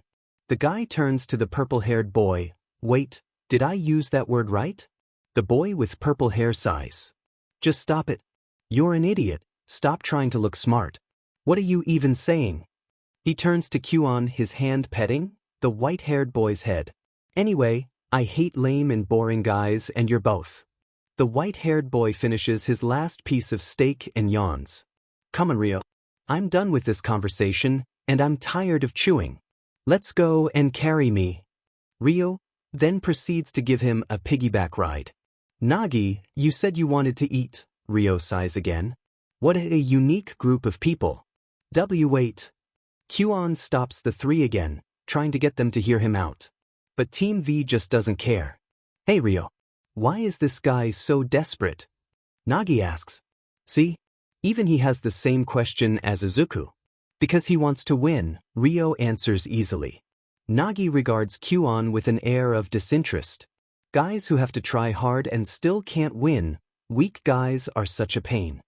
Izuku winces. That's kinda harsh. I'd rather give up, Nagi continues, uncaring about his words. Is football that interesting that you'd still want to play even if you lose? That's not the right mindset now, is it? I mean, if you really love it, then after losing you won't give up that easily, right? Of course, you still want to play and try to improve yourself again. But well, Izuku would rather not say anything. The group is walking their way and Izuku just watches them quietly. He looks up and freezes when he makes eye contact with Nagi. Time seems to stop as they stare at each other. Izuku doesn't know what to do, but it would be kind of rude if he look away, so. Attention builds and Izuku smiles at Nagi. It's a nervous smile, but he probably can't tell.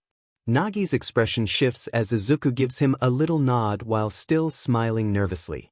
He doesn't know what the expression is, but as the white-haired boy opens his mouth to say something, Ryo already walks out of the room.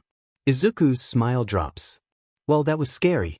He wishes he could force Yakin to wake up and suffer with him. At least Nagi isn't as mean as the others, he thinks. Well, that was something. Bakira appears next to him. That's our next opponent. Interesting, aren't they? Izuku nods. Whatever, let's go eat, Iseijai. Bakira tugs his hand, leading him to a table farther away from Kuon, with Kunigami and Chijiri following behind them. Izuku eyes the natto distastefully and decides to only eat rice and miso soup today. At least he ate his mom's curry earlier. Cuts of steak land on his plate, and he looks up to see Chijiri putting half of his steak on Izuku's plate. Chijiri-kun, that's too much. That's your point. Chijiri shakes his head. That's for your amazing block and for bringing some sense into me. Ah, I wished I had scored. I want to share my food with Iseijai too. Izuku ducks his head, trying to hide his blushing. Why you guys, it's Chijiri-kun who scored, remember? Why are you? Stop downplaying yourself, Iseijai. Kunigami cuts him off. Your block was what made me and everyone else still wanted to fight. Really? Izuku asks in doubt as he bites into the delicious meat. I mean, the block didn't make any difference since the other team scored immediately after anyway. Chijiri sighs. It was that moment that got everyone fired up. It didn't matter if they scored, you were the one who brought hope by shutting Kuon up. That's what's important. It's like cutting off a villain's speech, Kunigami adds. But you really should have seen everyone's reaction though, Bakira giggles. Their jaws were on the floor. I still couldn't believe you were able to block that shot. It was so cool, Iseijai.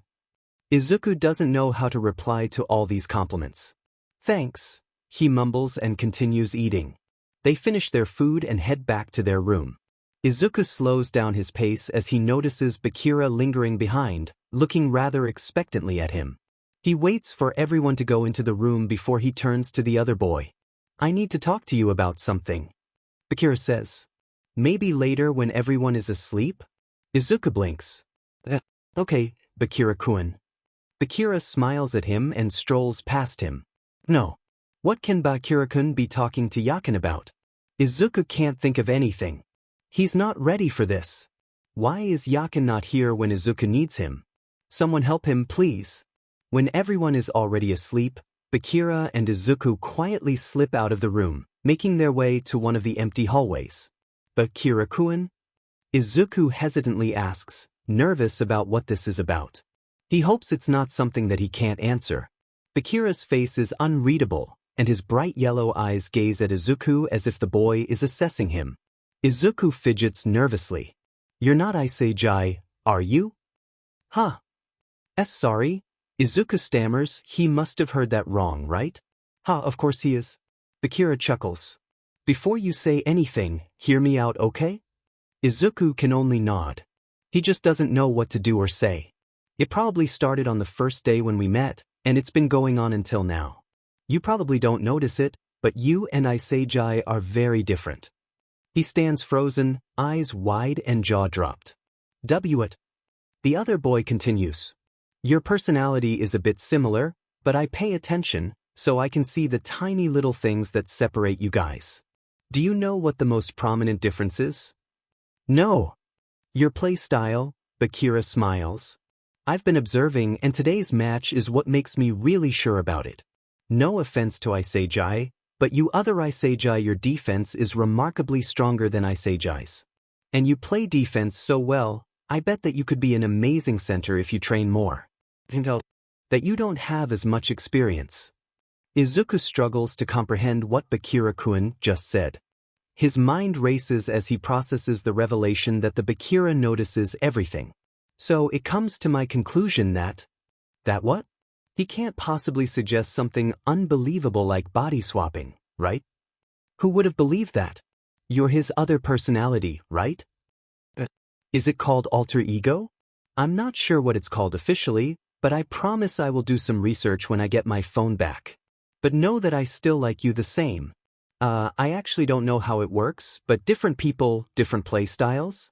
Is that how it works? Bakira smiles at him like he didn't just say all of that.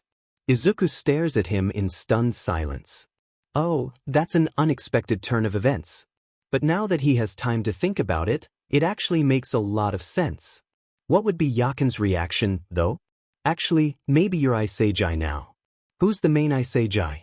I just thought because the one who came to Blue Lock must be a forward or striker. Then you, Iseijai, who plays differently is probably the other, Bakira frowns. You know what? Izuku thinks it won't hurt to play this as the truth. No one would believe in body swapping anyway. Izuku hesitates. We aren't really trying to hide it. He glances at Bakira. But this is the first time someone asks directly. You just surprised me, Bakira-kun. Bakira's eyes light up. So I was right. And you are. Yeah, I'm the other Iseijai Yoichi, Izuku confirms. But you can't tell other people, okay? Of course. He mimics the motion of pulling an invisible zipper over his mouth. I won't tell anyone. Your secret is safe with me. Thank you for your understanding, Bakira-kun. Izuku smiles. He thinks that will be the end of the conversation, but it's not. Oh, by the way, another one of your most distinctive differences is when you usually refer to someone. You always use honorifics. You call me Bakira-kun, so polite. And even though your secret is safe with me, I think some of them are probably gonna discover it soon anyway. You're not really subtle, you said it yourself, right? That's right. How will he tell Yakin about all of this? He what? Several heads turn in Yoichi's direction at his sudden outburst. Blushing, he stammers a quiet apology and hastily exits the monitoring room. I'm sorry. I don't know what to do. And, I mean, if we're not that subtle, this conclusion kinda works? And it doesn't affect anything, I think. Yoichi sighs. It doesn't. I just can't believe that Bakira confronted you like that. I guess I shouldn't leave you alone anymore after this. I told you. Izuku giggles. But at least Bakira-kun understands our explanation of our playstyle's difference on the field now. Yoichi hasn't really thought about their differences that much, but now that someone mentioned it, he wonders how they've lasted this long. To be fair, he wasn't that close to anyone from his school. At home, Izuku's basically Yoichi but a little more polite. Should I try to act more like you? Izuku suggests. Nah. It's already been done, we can't change it. Let's just hope that no more people will come to the same conclusion. Izuku laughs dryly. I don't know about that, Yakin. Besides, you definitely can't act, Izuku. You'd probably be a stuttering mess if you tried to always 1:1 copy me, he chuckles. Yakin. Sorry. I'll head back now. The team will start talking about the plan soon, I think. Yoichi walks back, hoping everyone will forget about his earlier outburst. He slips in quietly and decides to sit next to Bakira. The boy turns to him with a smile. Iseijai or other Iseijai, he whispers. He's going to have to get used to this, isn't he? Iseijai, Yoichi sighs. Okay. After a few minutes, they start their discussion about their next match, having watched the game between Team W and Team Y. Apparently, the match ended in a draw. Yoichi is amazed that Nico was able to play well against the Wanama twins. And because of that result, Team Z is now in third place. So even if they tie the match again, they will still have to drop out. They have no choice but to win. I didn't think Nico was the type to score himself, Chidori says. He usually just passes and relies on Okawa. Bakira nudges Yoichi playfully. Guess he has a change of heart, thanks to someone around here. Yoichi only smiles at that. Nico's goals increase our chances of making it through, I can't believe it. Ooh, Izuku chimes. Probably because you told him that he failed as a striker. He probably has been hurt and then became motivated by your words. The boy exclaimed. What? Am I that bad? Not gonna lie, I really don't remember what I said. Didn't you offer your hand to him after? He probably was touched by your action and inspired to do better. I felt bad. Anyway, listen to your team's discussion. I want to know more about Team V. Yoichi chuckles mentally. He's glad that Nico is getting stronger. There are people out there who can get stronger after losing. So, Team V's key players are these guys. 3 players show up on the screen. And from their appearance, he realizes these guys were the ones that Izuku got to meet while Yoichi was sleeping. Tsurugi Zantetsu with 5 goals, Mikage Ryo with 6, and the team's top scorer is Nagi Saishiro with 7 goals. Dimon, are these guys for real? He repeats Iman to Izuku. Wow, Nagi-kun is really strong. Didn't you tell me that he said something like, weak guys should give up? He sees me off. I don't even know how you're so patient. I would have said something. Izuku sighs. Well, that's Yakin. I'm not that brave to say something. And I think he's just very blunt. Yoichi scowls. I swear I'll beat him. Watch me, Nagi. Yeah, let's do our best, Yakin. Rensuke watches as Bakira drags Iseijai out of the room, with Chijiri standing beside him doing the You know, Chijiri starts when everyone else leaves the room. Iseijai is something. What do you mean? He asks, looking at the red-haired boy. Chijiri sighs. Is it just me, or Iseijai seems like a different person sometimes? Huh, now that he thinks about it. Iseijai has been like that ever since they first met. Not only his personality, but his play style too. In this latest match, Iseijai suddenly pulled off this amazing defense out of nowhere, and then the next second he played like he never had that skill anymore. What's up with that? Well, as long as he can help the team win, then I don't think that's a bad thing, Rensuke states. Of course not, the red-haired boy agrees. I'm just curious. They lapse into silence for a while. Rensuke suddenly feels something click in his mind as they discuss Iseijai. You know, maybe this isn't really important, but he sometimes calls me Kunigami-kun. And weirdly, the next day he's back to calling me Kunigami. The other boy blinks. You too? It isn't just my imagination then.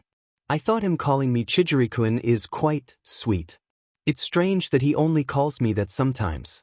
Have you ever seen someone switch on how they call someone? No. I guess. At that moment, they both think the same thing. What's up with Iseijai Yoichi? Should I be awake just in case? But I mean, I'm not really needed. I'm sure you can be on your own. It's your world after all. Yoichi frowns. Well, that's true. But what if he needs Izuku as emotional support or something? Well, you can, I guess. But we haven't swapped for a while now, though. Don't say that. The kid yawns. Just wake me up if something happens. Good night, Yakin. Good night. He focuses back on Imamura, who suggests another strategy meeting. Hearing that, Raichi remembers their former strategist who betrayed them and becomes angry. Yoichi's eyes widen as the guy comes up and starts strangling Kyuon. He contemplates whether he should stop Raichi or not but decides against it. Hey, what if he gets hurt? He shouts, not moving to intervene. We will have to play with just 10 of us. I'm not playing. Kyuon pushes Raichi away with a scowl. Even if you lose, I'm still advancing. Doing nothing is in my best interest. The nerves of this guy. Yoichi sighs. He glances up when Kunigami comes to stand in front of Kyuon.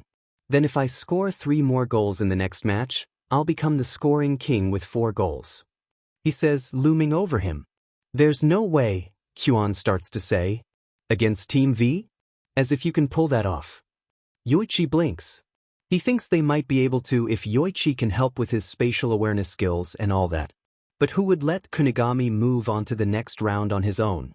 While it might be a slap to Kyuon's face, Yoichi won't let his dream end like this. I will do it, I will crush you. Kunigami looks down on Kyuon. Man, what a cool guy. Kyuon huffs. Just go ahead and try, nobody can play on their own.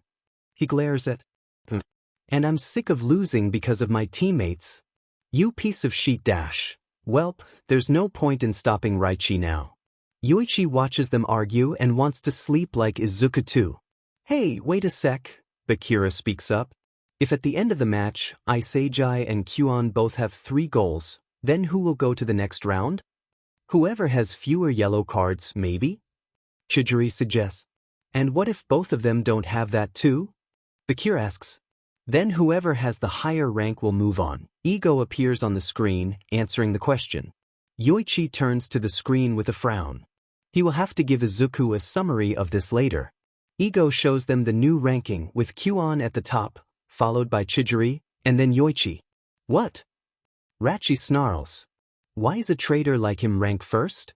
The ranking is based on the number of goals alone, regardless of the means of scoring, the man explains.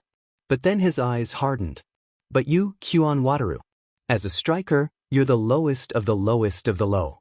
Wow, insults coming from Ego himself? That's going to hurt a lot. He then moves on to the next thing. He says that Team Z might think that they were able to survive all the past matches, but all of that was just a coincidence that it went well. All of their plays were worthless. That's harsh. But the man continues that what the world's best strikers need is a goal that can be duplicated. What they need now is a formula that will create their own goals. Ego tells Team Z to really understand the main ideas of a goal. If they can do that, they'll be able to repeat one goal after another. Ego thinks that every world-class striker has their own unique formula to score goals. Team Z, who used to rely on luck, now needs to figure out a formula to win as a natural result. He then disappears from the screen with parting words that if anyone can't find the formula, they can get out. Typical Ego. But the man is right. Yoichi's weapon is his spatial awareness, but he can't do anything by himself with that. Not only that, but they also will be one less player in the last match. At this point, it feels like they won't stand a chance against Team V. If we don't evolve, then we can't win. Yoichi walks out of the room, ignoring the calls from his teammates. He runs off, thinking that he wants a weapon that will let him fight on his own. He knows one person. Yoichi arrives at Wing 5, Team X training field, and stares at the only person in the room. Burushui, the top scorer of 10 goals. The guy glances at him. What are you doing in here, loser? Izuku hates the most when he's being forced to wake up when they swap. He yelps when he goes from lying down to standing in an instant. He almost topples over and manages to dodge the ball that hurtling directly towards where his face would have been if he hadn't stumbled. What the? As he regains his balance, he turns to the kicker and gasps at the sight of a tall, muscular, and shirtless boy who's standing in front of Izuku, looking rather intimidating. For a second, the boy's eyes widen like he couldn't believe Izuku could dodge that. But just as quickly, his face turns impassive. Izuku, you okay? Why does this feel like a déjà vu? Yes? Who's this? Should I run? It's Burushui. Izuku knows him. Now that Izuku takes a deep breath to calm down, he recognizes Buru from the match against Team X from Yakin's story. Still, the guy looks pretty scary. Tisk, good job dodging. But use your own brain, loser. Buru scoffs, turning away. Do you need me to say something? Okay, repeat after me dash. Wait, Buru-kun. Izuku shouts. You're the top scorer and you can score all by yourself. And you're the most amazing person I've ever met here. The boy still hasn't said anything, so Izuku continues Yakin's words. I don't want to leave. I want to win. And I want to become someone who can fight on my own like you. Buru turns around, rolling a ball underneath his feet. Listen, that ego of yours that has stupid dreams dash. Suddenly, Bur dashes forward with a ball. Izuku, panicking, tense in preparation as the boy's menacing aura sends shivers down his spine. I'll crush it for you here and now. Is this a one-on-one? I'm in big trouble, Yakin. What did Buru do? Izuku nervously takes a quick step back to form a defensive stance. I think he's trying to crush me by starting a one-on-one. I can't do this, Yakin. What am I supposed to do? Dodge. Sheet. Izuku, calm down. You can't compete with him physically, but you have your brain. Focus on the ball and his feet, and watch for a chance to steal. Easier said than done, Izuku thinks. Buru charges towards him at full speed. Izuku's heart beats fast and he waits for the other boy to do something. He can't just run up to steal the ball like that. Izuku has no chance against a beast like him. Is this what pro players are like? Izuku shifts as Baru stops for a second, but then he gasps as the guy does a swift switchback that leaves Izuku struggling to catch up. But he doesn't need to as Baru decides to shoot. Already? Izuku's eyes follow the ball, widening as it lands in the upper right corner. From all the way over there? How is that even possible? But he doesn't get the chance to think about it, as suddenly he's back in his room. Well, that was fast. But why wake Izuku up, throw him into a terrifying situation, and then pull him back, just as Izuku starts to get excited to see Barukuin playing? He drags his hands down his face. You okay, Yakin? Oh yes. I'm asking Baru for more. You probably can't sleep anymore, wanna help me? Izuku laughs. You know me so well, Yakin. But Barukuin's skill is insane. He's so fast, and his long shooting range and accuracy are incredible. That night, Izuku just listens to Yakin trying to counter Baru. The older boy still hasn't told Izuku why he's coming to Baru. So Izuku just closes his eyes and imagines what's happening on the other side. As I thought, he can't shoot from anywhere. Even Baru has an area in which the chances of scoring will increase once he enters it. By leading everything into his guaranteed scoring range, Baron can score the same kind of goals every time. That's his formula. A formula? What's that in this context? I can see it because of my spatial awareness. So as long as I don't let him into that area, I can stop him, right? But then, in the stillness and darkness, suddenly, a vision of the same football field and Baru unfolds before him. Baru positions himself for a powerful shot. Izuku tries to move or do something but finds himself unable to do anything as if he isn't the one in control. The ball flies towards its mark with precision, and there's a split second where Izuku swears he feels frustrated and determined. The vision snaps away, leaving Izuku sitting up in bed, gasping for breath. What just happened? He mutters to himself, his mind racing. The room around him returns to normal, but the memories of that brief moment still linger. It's like the swap but also not? He tries to make sense of whatever that is, what comes up blank. Did Barukuin just shoot, Yakin? Wait, how do you know that? Did Izuku really? I'll tell you later, Yakin. Baru just left. He's so cool. He said he didn't help me, but I thanked him anyway since he really did help me. Why did you come to him anyway? Izuku asks. You know what? Since you're not going to sleep, do you want to hear Ego's speech today and why I came to Baru? Yes, please. They're all linked together, to be honest. So dash. Izuku listens to Yakin retelling Ego-san's words while he slowly comes to a realization that he just saw through Yakin's eyes a moment ago. What the hell? It's only 20 hours left before our last match, Izuku. I can't sleep as well. Might as well talk the whole night, huh? Yoichi says as he sits down on the futon. Yeah. I'm starting to stress about tomorrow now. Seeing Baru's level, and now I'm concerned about the match against Nagikuin's team. Poor kid. Izuku could be relaxing before UA, but now he has matches to look forward to instead. Right? Even though I figured out the trick behind a goal formula, I have no absolute weapon, you know? I have my spatial awareness, but that doesn't make me able to score goals. Yakin. Yoichi bites his finger. There's no more time. I guess I'll have to find something during the match. He looks down to see his shaking hand.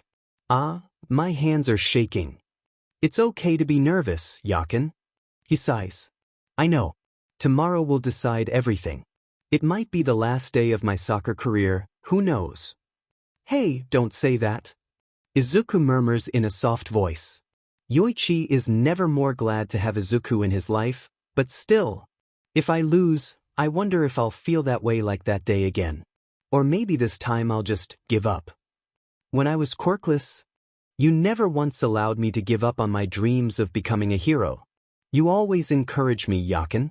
My Yakin is not a guy who gives up that easily. I know it will be hard, but you gotta try before you give up, okay? That's Fred. The match hasn't even started and he's already giving up? You're right. I have to try first. We have to try first. We're not finished yet. Now that's the Yakin I know. Let's try our hardest tomorrow. Wait, Yakin. I want to tell you something about yesterday. Yoichi frowns. Oh yeah, it slipped my mind because I'm tired. But what was that last night? How did you know everything before I even told you? Hey. So this might seem unbelievable, but last night when I swapped back I was resting my eyes and all that, right? And then suddenly, I could see through your eyes. Huh. It was like a vision or something. Like, I saw Deku kicking his last shot. I literally felt like I was you. So like you were switching with me but not really? Yes, exactly. I don't know how that happened, but I thought you would like to know in case it happened to you this time. Yoichi would have a hard time believing this if they hadn't swapped ever since he could remember. This is probably another thing he has to get used to. Okay. Best not to dwell on it for now. It's almost time for the match. Let's listen to the last strategy meeting. But I will prepare myself too. Might watch a few more defense videos. I'm so nervous, Yakin. It's time like this that Yoichi wants to hug the boy. Remember your words yesterday, okay? We can do this. Aiman announces the strategy to the team, with Kunigami, Chijiri, and Gagamaru as the key players. He hides his disappointment that he's not one of them and pays attention to the goalkeeper and new strategist of Team Z. The plan isn't much but to keep their defense tight and keep blocking the other team's attacks. And those three will make a counterattack against them. Without Q-on, that's all they can come up with. As they walk to the field, Yoichi can't help but feel nervous again despite all the reassurances from himself and Izuku. Deep breath, Yakin. I'm trying. If we don't win, then it's all over. My football career depends on this last match, Izuku. A hand lands on his shoulder. Hey, Isejai, right? Yoichi turns around to see Bakira looking at him. If we lose, I guess we won't be seeing each other or playing together anymore, huh? He muses. Bakira, I don't even get to know other Isejai enough. I don't want that to happen, so in this match, I'm gonna go all out. The other boy states with determination shining in his eyes. Yoichi nods. Yes, I'll do the same. Let's win this. They step onto the field, and he stares as Team V enters the room. Their key players stand at the front, emitting dangerous auras that make him shiver. Yoichi takes a deep breath and lets out slowly. Bring it on Team V. Team Z is going to win. The match just started and while Yakin is telling Izuku all about what's happening like usual, he wants to try something. Izuku wants to see if that shared vision is a coincidence or not. What did he do last night? Izuku only closed his eyes, right? So he does. Izuku closes his eyes and, try to focus on the other boy's voice and imagines that he's seeing something. Izuku flinches as he suddenly finds himself running on the field. He now knows how to describe this bizarre situation. It's like he's playing a VR game but excluding the ability to move around himself. He only gets to watch through Yakin's eyes. Now Izuku just needs to not open his eyes.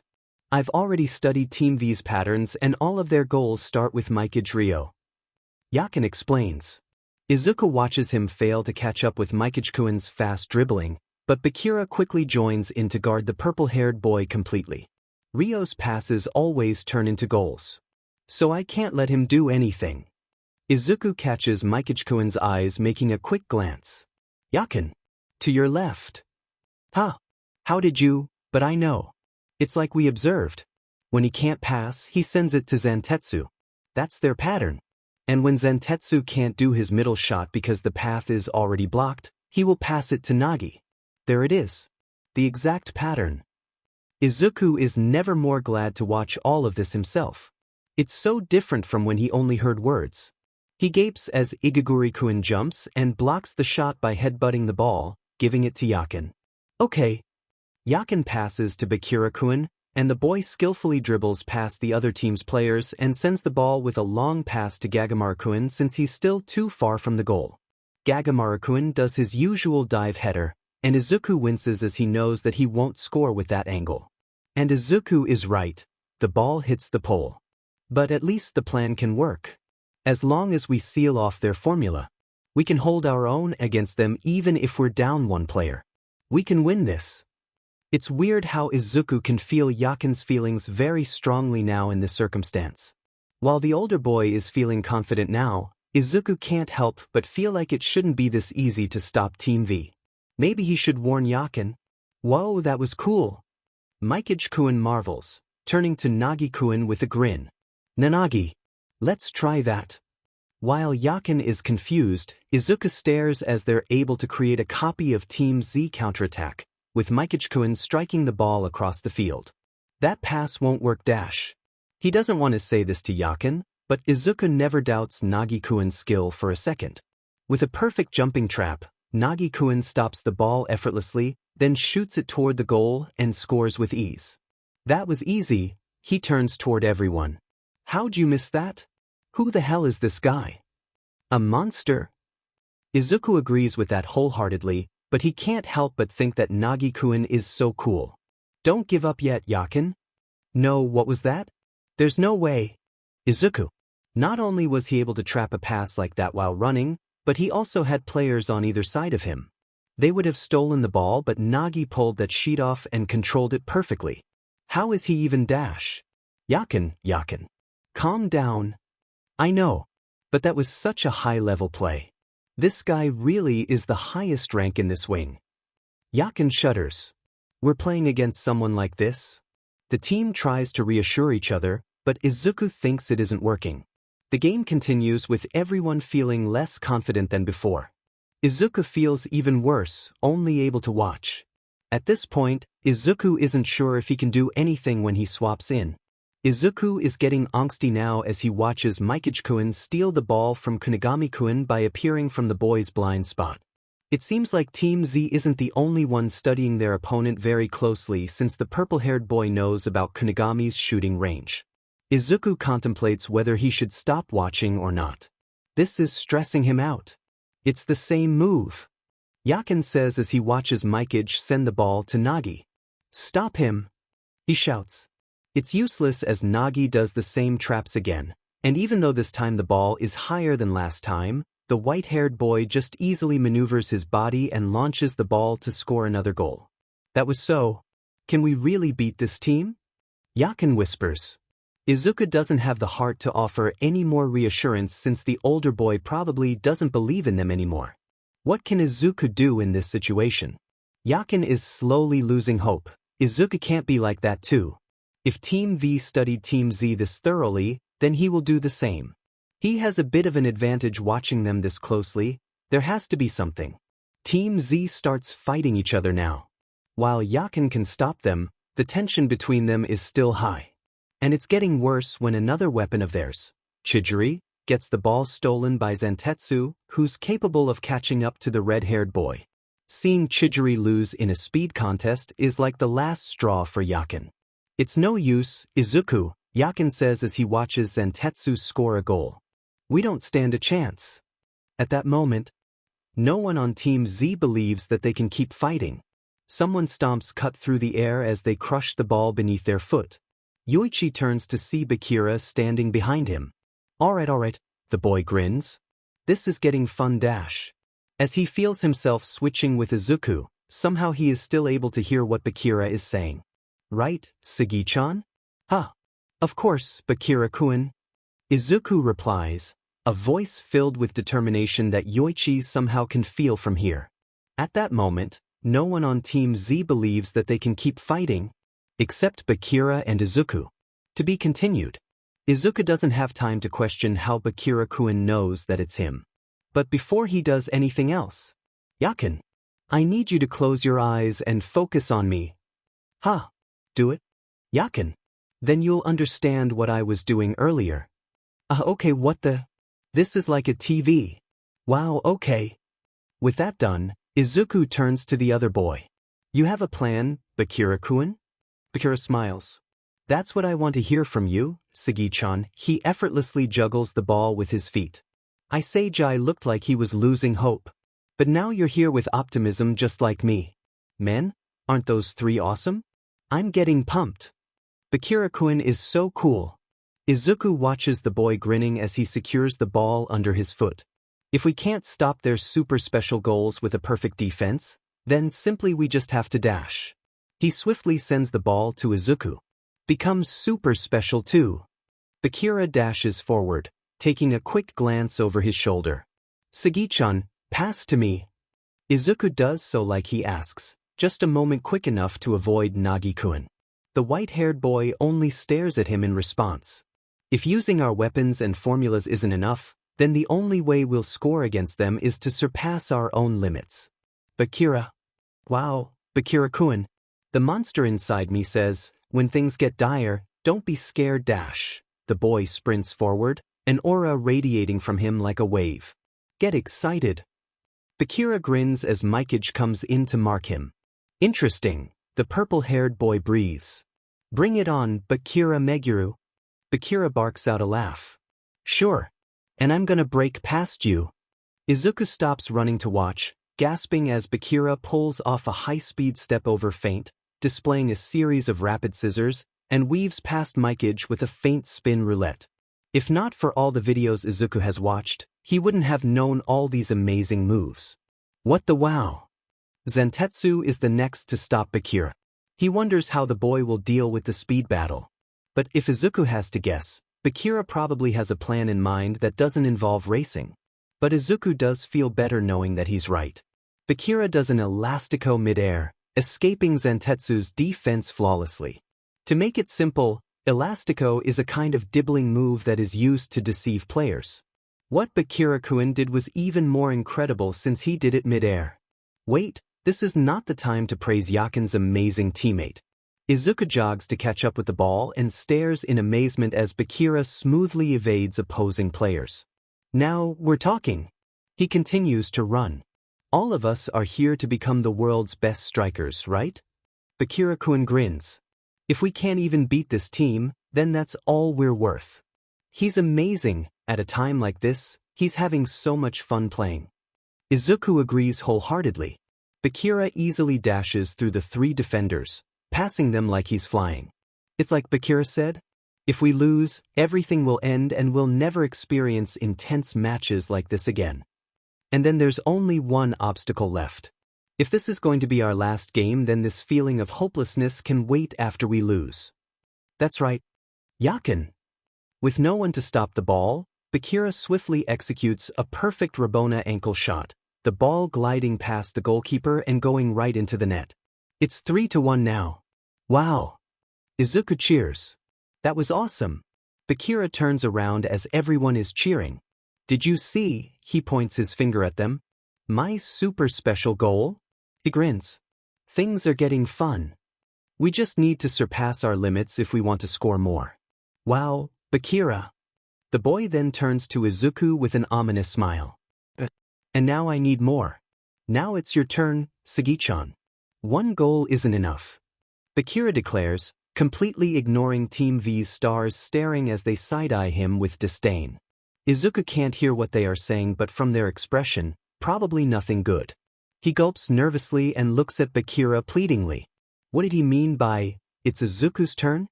Bakira ducks away from the team's celebration and comes to lean on Izuku instead, listening to the team's discussion. Izuku frowns as he listens to Kunigami-kun saying that Bakira's goal was from his dribbling weapon combined with his developed formula and that Team Z needs to find new versions of themselves. I need to find and evolve my formula. Yakin says. I want to see what you can do, Bakira-kun murmurs. Let's see how they deal with someone who's not in the videos for them to watch. He pats Izuku's back and walks back to his position. Well, Izuku isn't a striker like everyone here. He doesn't have to score, does he? And formulas don't have to be only about scoring goals. His eyes flick to Mikage and he ready himself. Yoichi runs up to cover the purple-haired boy and Izuku continues to watch. While they're in a heated bickering, Izuku slides in and quickly nicks the ball from Mikage, leaving both him and Yoichi stunned as Izuku leaves with the ball. Izuku! Whoa, I say Jai. Izuku hurriedly considers all the choices in his head and decides to just send it to Bakira when he spots an opening. Bakira receives the pass, but when he catches Izuku's eyes, the boy returns the ball with a high kick, sending it back to Izuku who's already ahead of him. He can do that if Bakira-kun wants. With a quick tap, he redirects the ball to Bakira again. The other team is left chasing nothing as the ball goes back and forth between them. This is Dash. Nagi-kun appears in front of him, but with them already closing the distance to the goalkeeper, Izuku backs away and sends his last shot to Bakira. The other boy grins. Nice pass. And with one fluid motion, Bakira-kun jumps above Zantetsu and swings his foot, delivering another shot and scoring another goal. He lands with a handstand and gracefully lands on his feet. That was insane. What? Bakira? What? What the I say Jai? Izuku rushes up to him and almost gets knocked down when Bakira tackles him, scooping Izuku off the ground, lifting him up, and spinning them around. That was incredible, Sagi-chan. Be Bakira-kun. Put me down. He yelps. Bakira stops spinning but still doesn't let him down. Now that's some serious formula you got. That's not even a formula. And you were the one to start. But you were the one who came up with that. You could have, I dunno, sent to other people? He beams. Your defense is really good. The rest of Team Z catches up to them. Zigzag pass? Seriously, Isejai. You have more hidden skills. Kunigami wonders. Izuku. That was amazing. Like how? Yakin, that's all I can do. I can't score, you know. Stop downplaying yourself. But Dean, with you and Bakira, I'm getting fired up now. Can't wait for you to come back, Yakin. Izuku has been here too long now. He feels like he will get back soon. But before that, Nagi-kun has the ball this time. Izuku doubts he can pull another stunt like that again. He actually felt the white-haired boy's gaze on him for a while now. He hopes when Yakin swaps back he won't be in trouble. He lets Nagi-kun pass him, and with a quickness he doesn't know he has, Izuku reaches his foot out and kicks the ball to Kunigami-kun. The slight widening of his impassive eyes really is worth it. Whoa! Yoichi gasps as the ball reaches the orange-haired boy. Izuku really is on a roll today. And now it's his turn to do something too. Thanks, Isejai. Kunigami shouts as he runs off, this time without Ryo marking him like last time. The purple-haired boy grits his teeth. Stop him. He barks. Don't let him inside his shooting range. Yoichi runs after them, eyes focusing on Kunigami. The taller boy hesitates, seeing that he's still far from his range. He needs to help. Don't panic, Kunigami. He yells. Fight. I thought you were going to be a hero. Go. Yakin. Kunigami's eyes widen. He seems to come back to his senses as he shifts his footing. His left foot draws back, creating an arc as the ball is just right in front of him. With a burst of power, Kunigami's leg swings forward and hits the ball with sheer force. The ball hurtles toward the goal in a straight line and then drops its trajectory as the goalkeeper tries to block it. The ball goes past him and... Yes! Kunigami screams. Kunigami-kun surpassed his limit. His shooting range has improved. That long shot was amazing. Yoichi grins. It's 3-3 now, they can win this. Ego leans forward as he stares at the screen, his noodles forgotten on the desk. Oh, what's this? That's Dash. Anne restarts, but unable to find the words as she looks back and forth between Isejai Yoichi's on the screen and his file. Now, the man grins. Isn't this interesting? To be continued.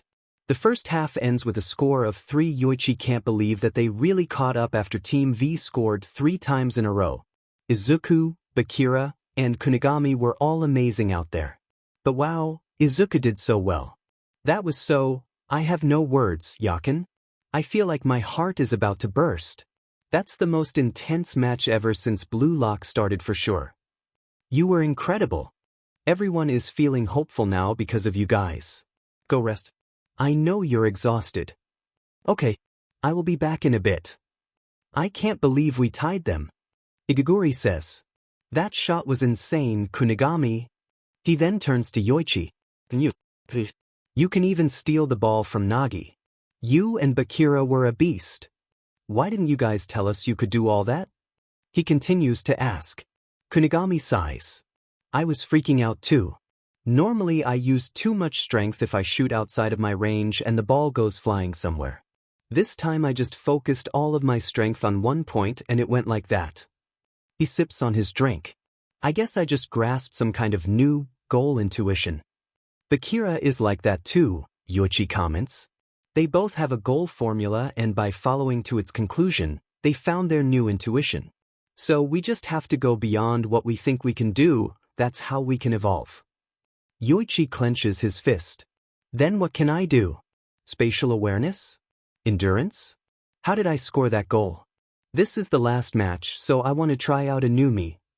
Team Z is in high spirits now, and with Iman and Yoichi hyping them up, everyone is ready to go back to the field. The game continues, and the second half starts with Yoichi kicking the ball off to Kunigami. Izuku doesn't offer much comment during the break, but Yoichi still feels his presence, somehow, and that's enough to make him feel better. Team V guards the orange-haired boy more heavily after his goal, so he passes it to Bakira. Bakira then sends the ball towards Gagamaru. But the ball runs too far the pass, so he decides to do an acrobatic shot, a scorpion kick. Yoichi watches as the ball almost hits the net, but Zentetsu stops it before it can go in. Whoa! He's so fast. Yoichi quickly retrieves the ball and runs to the goal. At this distance, it's too far away with his shooting power. Yakin! Careful! He steps away before the player from Team V can touch the ball. Behind you! Pass it! It's a miracle he can follow Izuku's words even though he wants to shoot it himself so badly, but he knows he can't. At least it's not his fault the ball gets stolen. He curses as the ball goes back to Team V's possession when Yoichi doesn't see the other player coming from behind him. What am I missing? I got the ball, I was within range, but I couldn't shoot. Yakin. Yoichi rushes to follow the ball. If only I'm better at dribbling, if only I could have opened up a shot for myself. I was good enough to keep the ball, but I could have forced myself and taken the shot. Yakin. Doubting yourself won't help. Calm down. Right, he grits his teeth. That's not it, Izuku. The hint for how to evolve is inside me. You're right, I can't help what I don't have. But how can I make my weapon evolve in time? There's no time left. As he's thinking, someone catches up to him. Why'd you change your play style? Nagi Saishiro appears beside him. You're useless now, Dash. Hey! Don't call. Yakin useless. You were acting cool, but why didn't you shoot? You did a lot of pointless stuff. He continues without care, and Yoichi wonders what's wrong with him. Don't listen to him. I think he's just very blunt and he doesn't seem to care if he hurt anyone's feelings. Nagi glances at him. Why don't you just give up? You guys are different from everyone we've beaten. Why do you even keep trying? Are you stupid? Nagi-kun. Why'd you say that? The nerves of this guy. I just don't get it. If I had your level of talent, I would have quit by now. Tell me, why is it that you continue to push yourself so hard, Dash? That's not Dash. Okay, that's more than enough. Shut the F up, you prodigy, Yoichi snaps. No one cares about your yapping. Just watch me. Not waiting for a response, he rushes away from the white-haired boy. Oh, DMN, Izuku whispers. As Yoichi continues running while he watches Yoichi doing well guarding Ryo, he can't help but think back to Nagi's words again. Pointless, huh? He hesitated in front of the goal again. During that moment, if not for Izuku, then the enemy will probably block his shot if he decides to shoot. His spatial awareness weapon can predict where the ball is going to end up, and he can go there where he has a chance of scoring. Yoichi just needs to shoot. If he doesn't shoot, then nothing will happen. He just needs to stop doing the pointless things that make him can't shoot. But right now there's nothing he can do except watch the others play. Yoichi-kun is doing so well. Look at him, he gives Mikage-kun a hard time. He can't hear what they're saying from his distance, but with how set off the purple-haired guy looks, probably nothing different from Reichi's usual taunting. But this time, oh no, Yoichi-kun. Ryo's elbow strikes against the blonde's throat. Yoichi winces at the scene, feeling like he can feel the hits. Yeah, get mad. Yoichi grins as he hears that Ryo gets a yellow card for that. He really is something. But Yoichi can't lie that it was a bit satisfying to see the other team shut up for once. The guy uses that chance to pass the ball to Chijiri. Now it's the red-haired boy's turn to beat Zentetsu. You know, Yakin, I don't know if you can get the chance to talk to Chijiri-kun. But I think Tsurugi-kun's weapon isn't his speed. Yoichi blinks. What do you mean? He watches Chidori struggle to run past the guy and frowns.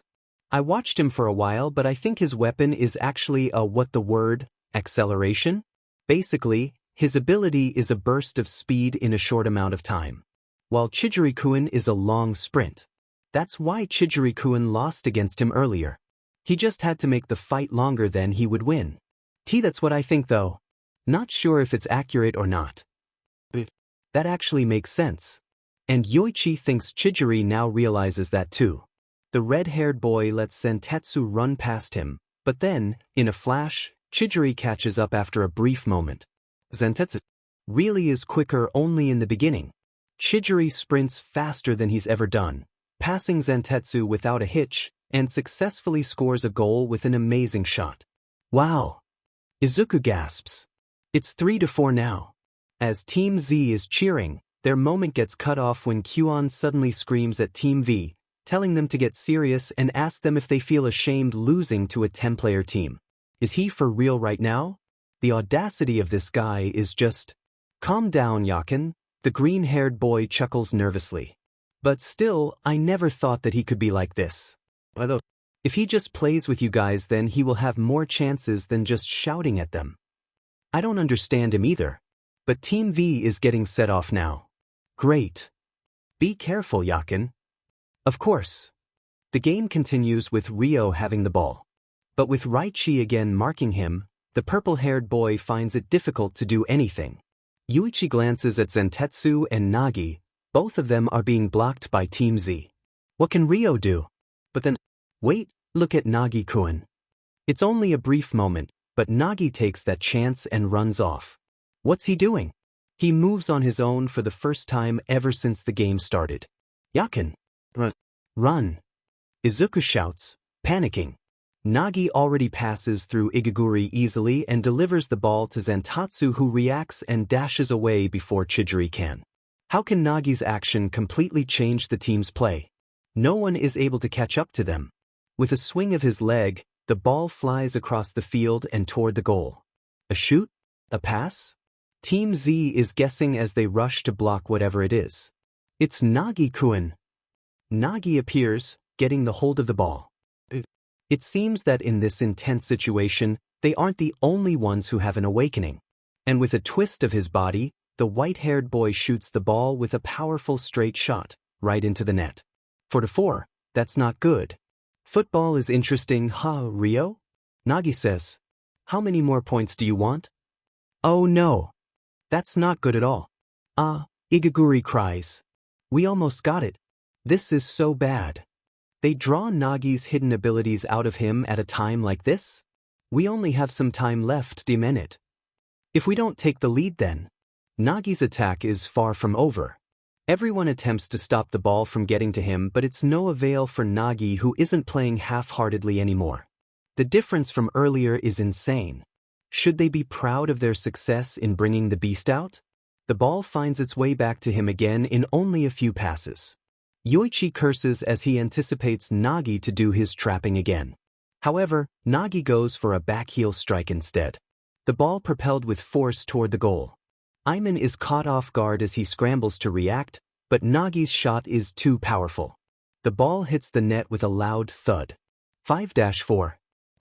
How can this turn for the worse? There's still time, Yakin. Even Izuku sounds shaken. Yoichi can't blame him. What do we do? Kunigami grits his. How are we supposed to stop that guy? Chidori turns to the orange-haired boy. We can no longer predict Nagi. Do you think you can move back to cover him? Kunigami sighs. Yeah, can't let him move freely anymore. I say, Jai, you can't pull off that defense earlier anymore, right? Yoichi shakes his head. He doesn't think Izuku will swap back anytime soon. Then I guess our offense power will fall if we switch to defense dash. But Team Z is already on the defensive. If they focus on defense even more than dash. Are you guys stupid? Raichi cuts them off with a sharp yell. Attack. You hear me? Attack. He grabs Yoichi's collar and shakes him. Who cares if this loser can't do his trick anymore? He and I will handle things in midfield. So continue to attack. What's the point of switching to defense, huh? It's because our attacks are working that we were able to score. And now I'm stuck playing defense, which I hate. So attack. Give everything you got. Dash. You're strikers, right? Wow, when football is involved, Reichikun really is determined. Even though I'm not there, his speech really makes me feel driven too. We just have to score until time runs out. There's no point in going to defense when Nagi is going to continue to score more goals. And Yakin. Izuku starts. Don't worry too much about your formula, alright? I'm sure you will figure it out soon. I'm certain of it. Yeah. Yoichi gets into position and takes a deep breath. Raichi is right, Team Z has no other choice but to attack. They have no option but to win. Their dream can't end here. Let's try again. The game continues with Yoichi passing the ball to Bakira. There's still something missing for me to score a goal. But now that I can smell the goals, the one with the strongest goal scent is Nagi. I have to stop him somehow. But how? Stopping that guy when he's playing independently is out of the question. Bakira is having trouble as he's looking for a teammate to pass to. It's because they've been playing this game with only 10 players. Even amazing players like Bakira will of course have a hard time. Team V is back to their defense tactics. What should I do? What can I do? Bakira sends the ball towards Chijiri, but Zentetsu catches up with the red-haired boy and tries to steal the ball from him. But since Chijiri already figured out Zentetsu's weapon, he has no problem running ahead of the other guy again. Nagi slides in front of Chijiri, and Yoichi immediately knows what he can do. How naive of you, smarts. Yoichi mocks as he appears, blocking the ball before it reaches the white-haired boy. I say Jai. Chijiri gasps. I'm taking a page out of your book here, Izuku. If I can't score a goal or go one-on-one with Nagi, I'm just gonna keep stealing from him instead. Wow, there you go, Yakin. I can't exactly read his movements, but I can still trust my eyes. You saw it, right? The moment the ball gets passed to Chijiri, we'll definitely shoot the ball to beat out Zentetsu. And that distance is the vulnerable point where Nagi can intercept. Oh yeah, I get it now. Let's go, Chijiri. He shouts, sending the ball ahead for Chijiri to get to it. If you were to run to that point dash, then the weak point will be eliminated. Exactly, Izuku. Chijiri charges forward, leaving everyone behind. Good move, Isaac. I'll take it from here. No one can catch up to the red-haired boy's speed. Ryo yells at his teammates to stop him, and Chijiri quickly kicks the ball to the right-hand corner of the net since it's wide open. But the goalkeeper is able to push it away. Yoichi can't move because he's still holding Nagi back. But that side is still open. Gagamaru comes after and shoots again. It fails. But no, that's fine. Yoichi knows. That area is actually... Whoa! Kunigami appears out of nowhere and retrieves the ball. Now in the orange-haired boy's shooting range, Kunigami sprints forward, and with a powerful kick, sending the ball towards the goal and scoring it with the attack. It's just like his prediction. Wait, this is kinda insane? It played out exactly like how I imagined. How is that possible? Your weapon is spatial awareness, right? Then with how you watched everything and able to know where to act on it, it becomes a new weapon. Yeah, the moment that the ball gets passed, it's like pieces of a puzzle forming in my mind. And I know where to run to. It's understanding my teammates' weapons and being able to simulate the match on the whole field. That's what my weapon is. That's right, I can use this eyes and mind. I can see the field's future. Oh, like Sir Knight I suppose it is similar. Feel like I have a quirk now, he grins. Izuku. With this power, I can take back my goal. Wayakan. That's so cool. You can do it. I can't wait to see. With newfound confidence, Yoichi immediately runs after Nagi when Zentetsu sends a long pass to the opposite side. You know he'd pass here? Yes. This is Team Z's weak point. The moment between the pass, Nagi or someone will always be able to steal during this. Yoichi almost catches up to the white-haired boy now. He's within range to reach him, but even if I get in and cut him off, there's a high chance he'll do the traps and can get around me. So I have to circle around to buy time so that the others can catch up to them. Watch his feet, Yakin. Okay. I just need to focus and watch for the trap. The ball is coming from behind and his next move will determine how he responds. Yoichi's eyes follow his feet. Right or left? Not feet. Back. Ha! Sheet. His eyes widen as Nagi traps the ball with his back. Is he being for real? Nagi surges past Yoichi and dashes off. This guy's mind is on another level. He positioned himself perfectly. Dimen it. Not yet, not yet. Run, Yakin. No. Yoichi runs. Nagi is just in front of him. If he can just... Suddenly, a hand grabs onto Nagi's head, giving him a hard yank and sending the boy tumbling to the ground.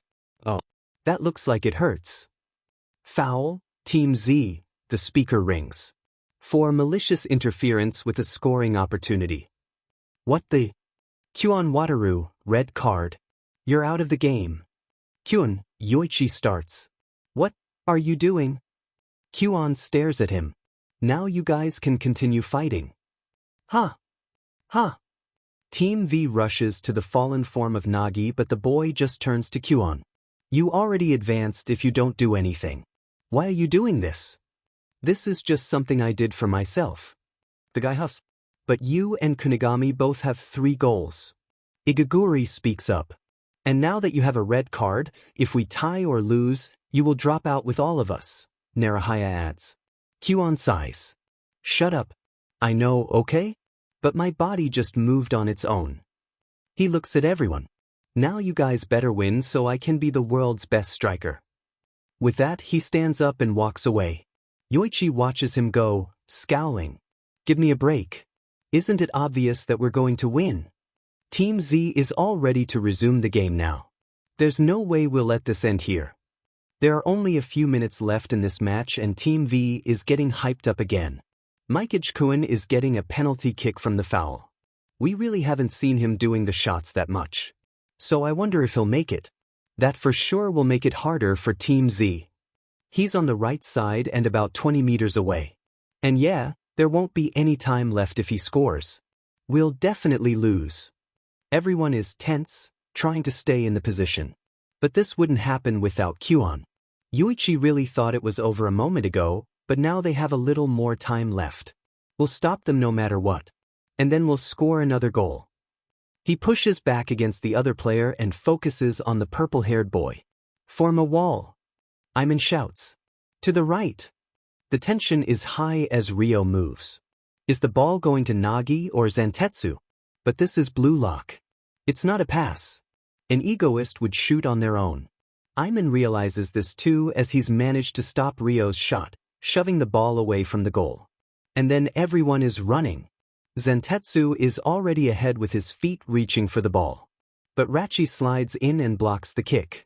Then Nagi gets the ball again. At this point, all Yoichi can hear is his own breathing and heart beating. Izuku for sure is paying rapt attention to the match as he doesn't say anything and lets Yoichi have his silence. His team throws themselves in front of the white-haired boy, trying to stop him. Nagi kicks past the 3 players but Gagamaru doesn't hesitate to jump over everyone and rushes to block the ball. And then, it's Yoichi's turn. He receives the ball. Now for the last chance. Yes. Let's go, Yakin. It's like his own personal booster. Yoichi feels energy rushing through his body as he dashes off. I can see it, I can feel it. 3 people are running with me and I can smell it. Goal from them. Now I just need to use this and turn it into a goal. Ryo appears in front of him.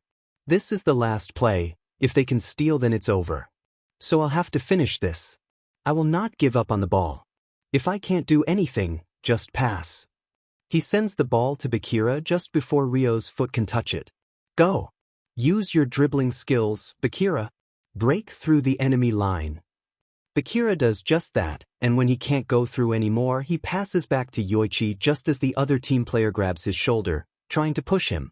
Hey, that's a foul. Bakira. They're ready to get a foul just to stop us. I'll have to be around to support them. Yoichi retrieves the ball and runs. We can't let them stop us. I just have to try another route. This time with that guy. He turns to the side and kicks the ball to Chidori. With the red-haired boy's legs, they will break through another barrier. Chidori runs through the field, and even though his speed outmatched everyone, Team V tries to outnumber him instead. He moves to the spot where Chidori can see that he's in the right position, and so he sends the ball back to Yoichi. Isn't this like your play with Bakura, Izuku? But this time with more people. Oh. Chidori probably realizes by now that Yoichi uses him as a decoy to gather all of Team V's defense on the left side. Yoichi pivots to the center and runs. Everything is all like I predicted. You can make it, Yakin. Only a few meters to the goal. Yes. I will rule this field. I'm going to settle this match. Go, Iseijai. Kuon shouts from the sidelines. There are only 2 defenders left. But Team Z also has 2. Kunigami and Yoichi. Both of them can crush the other team. If they can break through the last 2 guys on defense, then the only one left is the goalie. Suddenly, Zantetsu appears between them, sliding in and kicking the ball away from Kunigami. His speed exceeds my expectations. In a time like this, I guess everyone will have to surpass their limit. Yeah. Raichi swoops in and reaches the ball, launching it away before the ball goes out of the line. I told you to score. Or I'll kill you. He growls. Bakura is the one who gets the pass. And then everyone is running. Yoichi stares at the field and he can see it. Both Chidori and Kunigami are running routes to receive a pass from Bakura. And the 2 guys on defense will move to stop them. So the other side will be free. That's the spot. That's the spot. Yes. Izuku. That's the area where I can score. As long as I can get in that position, I will only have the goalie to deal with. With that plan in mind, Yoichi runs to that spot. We can win this. Come on, Bakura. You can tell, right? Feel me. Bakura doesn't hesitate as he strikes the ball towards Yoichi, flying past everyone. Here it comes. The pass that I predicted. Bakura-kun is the best. After I receive it, I'll be one-on-one with the goalkeeper. Then I'll just need to calmly and surely make it in. I've got this. And Team Z will dash. Yakin. Beside you. Izuku cries out. Yoichi turns, blanching when Nagi unexpectedly emerges next to him. We really seem to be on the same page, huh? The white-haired boy asks as he almost catches up to Yoichi. At that moment, he realizes that the goal scent is gone. He grits his teeth. I come all the way to the penalty box. All I need to do is trap and shoot. Why is he here? Nagi stares at him. You're the most dangerous one on the field. Sheet. What do I do? What do I do? Yakin, calm down. You can't panic here. I'm trying. I have to make a choice now. I'll reach the spot where the ball lands before Nagi does. But if I stop to trap the ball, I'll slow down and Nagi will be able to catch up and block me. Yoichi continues running. In other words, this game comes down to who can touch the ball. This trap will decide it. He's next to you, Yakin. Sheet. So I can't do normal traps. He's just going to steal the ball. If I try to do something like Nagi did by trapping at full speed then shoot, I can't pull off something like that. If I messed up then it's over. He tries to visualize it working but it's impossible. I can't see a future where we win. Iseijai Yoichi. Izuku screams, almost echoing inside his mind. Yoichi gasps. You need to stop thinking about trapping. Find other ways. I know you don't want to pass, but you should stop imagining the idea that you can't do it. You can't beat me. Nagi states. Over here, Iseijai. Pass to me. No way. I want to win with my own goal. Izuku is right. That's it. That's what it's about. The thing that blocks Yoichi's imagination is the idea of trapping. The time needed to trap would just make him a mediocre player in the future he sees. Then screw that. For all the shots he made in Blue Lock, he doesn't have speed, power, or any technique. But he has this. The last piece for his goal formula. He won't give anyone the time to catch up to him in the future anymore. If he can't trap, then Yoichi will just. He swings his leg back, gathering all his strength. His foot connects with the ball as it reaches the spot he marks. Then he will just shoot without trapping. Direct shot. The ball goes right in the goal. Yakin. Izuku cries. Yoichi just wants to yank the boy in for the tightest hug ever. Team Z rushes over, screaming in happiness. Yoichi turns to the time and freezes. 10 seconds left. Izuku gasps. Wait, Yakin. Run, run. But Nagi already dashes off with the ball. Yoichi scrambles up and runs. His team curses and moves to follow. No way. He can't make it in time, right? Don't underestimate the desperation, Yakin. What can we do? Can you jump and push him down? Does it matter when the time runs out? Yeah, good plan if I can catch up to him. Damn it. It seems I used all my energy. I don't think I can make it. Just run. Now both of them are just panicking. Yoichi is thinking about throwing himself onto Nagi, or maybe just sliding in and kicking the ball away, but he isn't sure if he has the strength to do it. They will win. This can't be happening. If only Yoichi had more power. But it doesn't have to be him after all. Izuku yelps as he is now running on the field. But no time to be shocked. He focuses on the white-haired boy and increases his speed. He has a lot of energy left from all the rest he gets, and Izuku is confident he can make it. 5 seconds left. Izuku sprints across the field as he chases after Nagi. The gap between them is closing. Holy shit, Izuku. Go, go, go. Nagi approaches the goal and Izuku knows he has to act fast. Izuku pushes himself forward, closing the distance in a matter of moments. With an almost perfectly timed slide, his foot collides with the ball just as Nagi is about to kick it. The ball bounces off and out of the line. Time seems to slow as Izuku's heart is pounding in his chest. With a hesitant glance at the timer, a smile slowly formed on his face. Izuku. Yes. You did it. The buzzer rings, signaling the end of the game. Izuku thinks he deserves more rest after this. He looks to the side to see that Nagi is already watching him. Izuku stands up, deciding to offer his hand to the other boy. He smiles at Nagi. Good game, Nagi-kun. Nagi stares at it for a second before he grabs Izuku's hand, letting Izuku pull him up from the ground. Oh, so he can act nice. How surprising. Don't ruin the moment, Yakin. Nagi. Mikage jogs over to them, standing just a bit away and giving Izuku an unreadable look before he turns back to the white-haired boy. You okay? Nagi nods. Ryo. He glances at Izuku and walks to his friend. Losing after giving it your all. It's frustrating. This is what it feels like, huh? Nagi. The purple-haired boy stares at Nagi wide-eyed. Izuku feels like he shouldn't be here. He decides to quietly leave them be and to go celebrate with Team Z. But before he can move, he makes eye contact with Mikage. Well, he can't leave without saying anything, can he? He gives the other boy his brightest smile. You were amazing. I hope I get to play with you guys again. Bye, Mikage-kun, Nagi-kun. Without waiting for their reply, Izuku runs off to Team Z. You're too nice, sometimes, Yakin comments after he disappears for a moment. Ding, I really need that shower. Wait, did you shower immediately after you switched?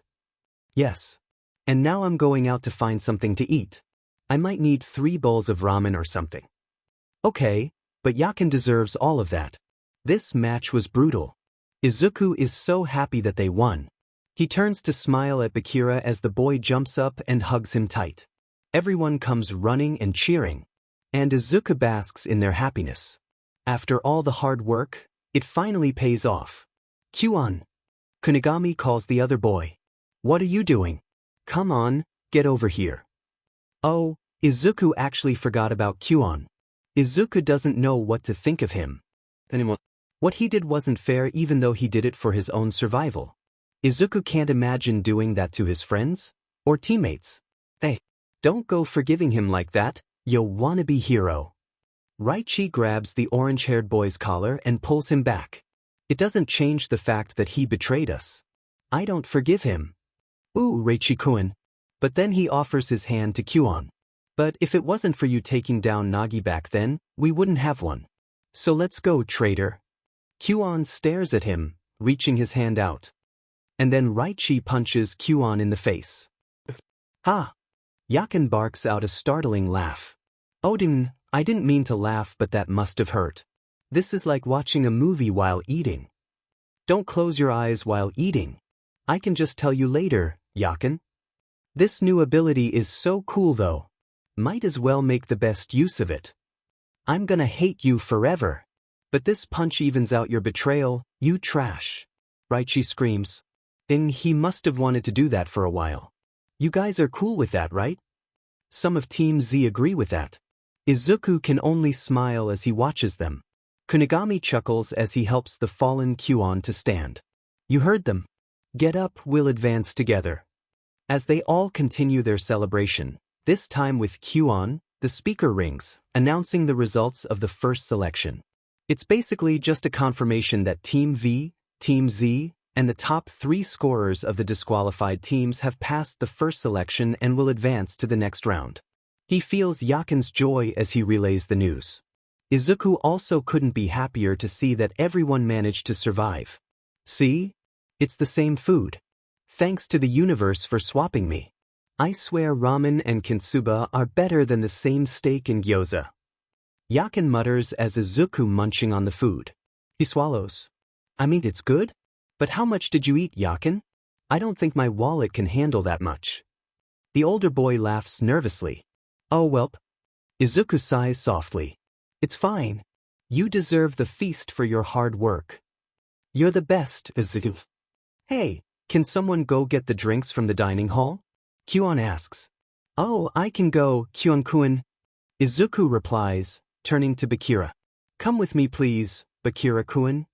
Bakira beams. Since you asked me so nicely. He links their arms, dragging Izuku down the corridor. As they're picking up the water bottles, Yakin speaks up. Can you thank Bakira for the pass? No, Bakira-kun, Izuku starts. Thank you for that final pass. We couldn't have done it without you. Bakira looks at him. You're thanking me for Iseijai? Izuku's brain stops working for a bit before he quickly remembers that Bakira confronted them a long time ago when he came to the wrong conclusion about Yakin having an alter ego. Yakin chuckles. Just go along with it. Yeah. He couldn't have scored without your pass, so thank you. It was his goal, Bakira says. I wasn't the amazing one. But I can tell that. Iseijai figured something out. Did you know what it is? Luckily, Yakin doesn't have to explain to him again since Izuku understands him now. I think Yoichi understands his weapon a bit. He realizes what his weapon and talents are. Like, with his spatial awareness to predict what will happen on the field, if he gives time for the opponent to respond, then that'll cancel out the advantage of the prediction. So Yoichi remembered all the goals he made and figured out that he had been scoring by making direct shots. So that's his formula. Positioning from spatial awareness and adding his direct shot. He will be the best striker for sure. This is just the start. Wow. Izuku notices Bakira staring and blushes. He smiles sheepishly. Sorry for the rambling. I got a little carried away. But that was amazing. The other boy says, grinning. And very egotistical for Iseijai. Tell that egoist to keep making me excited. Okay. Izuku replies, still feeling embarrassed for earlier. Bakira picks up the tray of water and glances at him. What about you, Sagi-chan? Did you find your weapon formula yet? Me? Izuku tilts his head. I mean, I'm not as passionate about football as Yoichi. I just want to support him the best I can. So I don't know. He chuckles. Support in Blue Lock probably doesn't sound very egotistical. The other boy shakes his head. Chimaisi. But nah, maybe you could be the world's best center in the world. Ooh, I like the sound of that. Their conversation gets stopped as they notice something at the entrance. What's that? Bakir asks. They're the disqualified teams.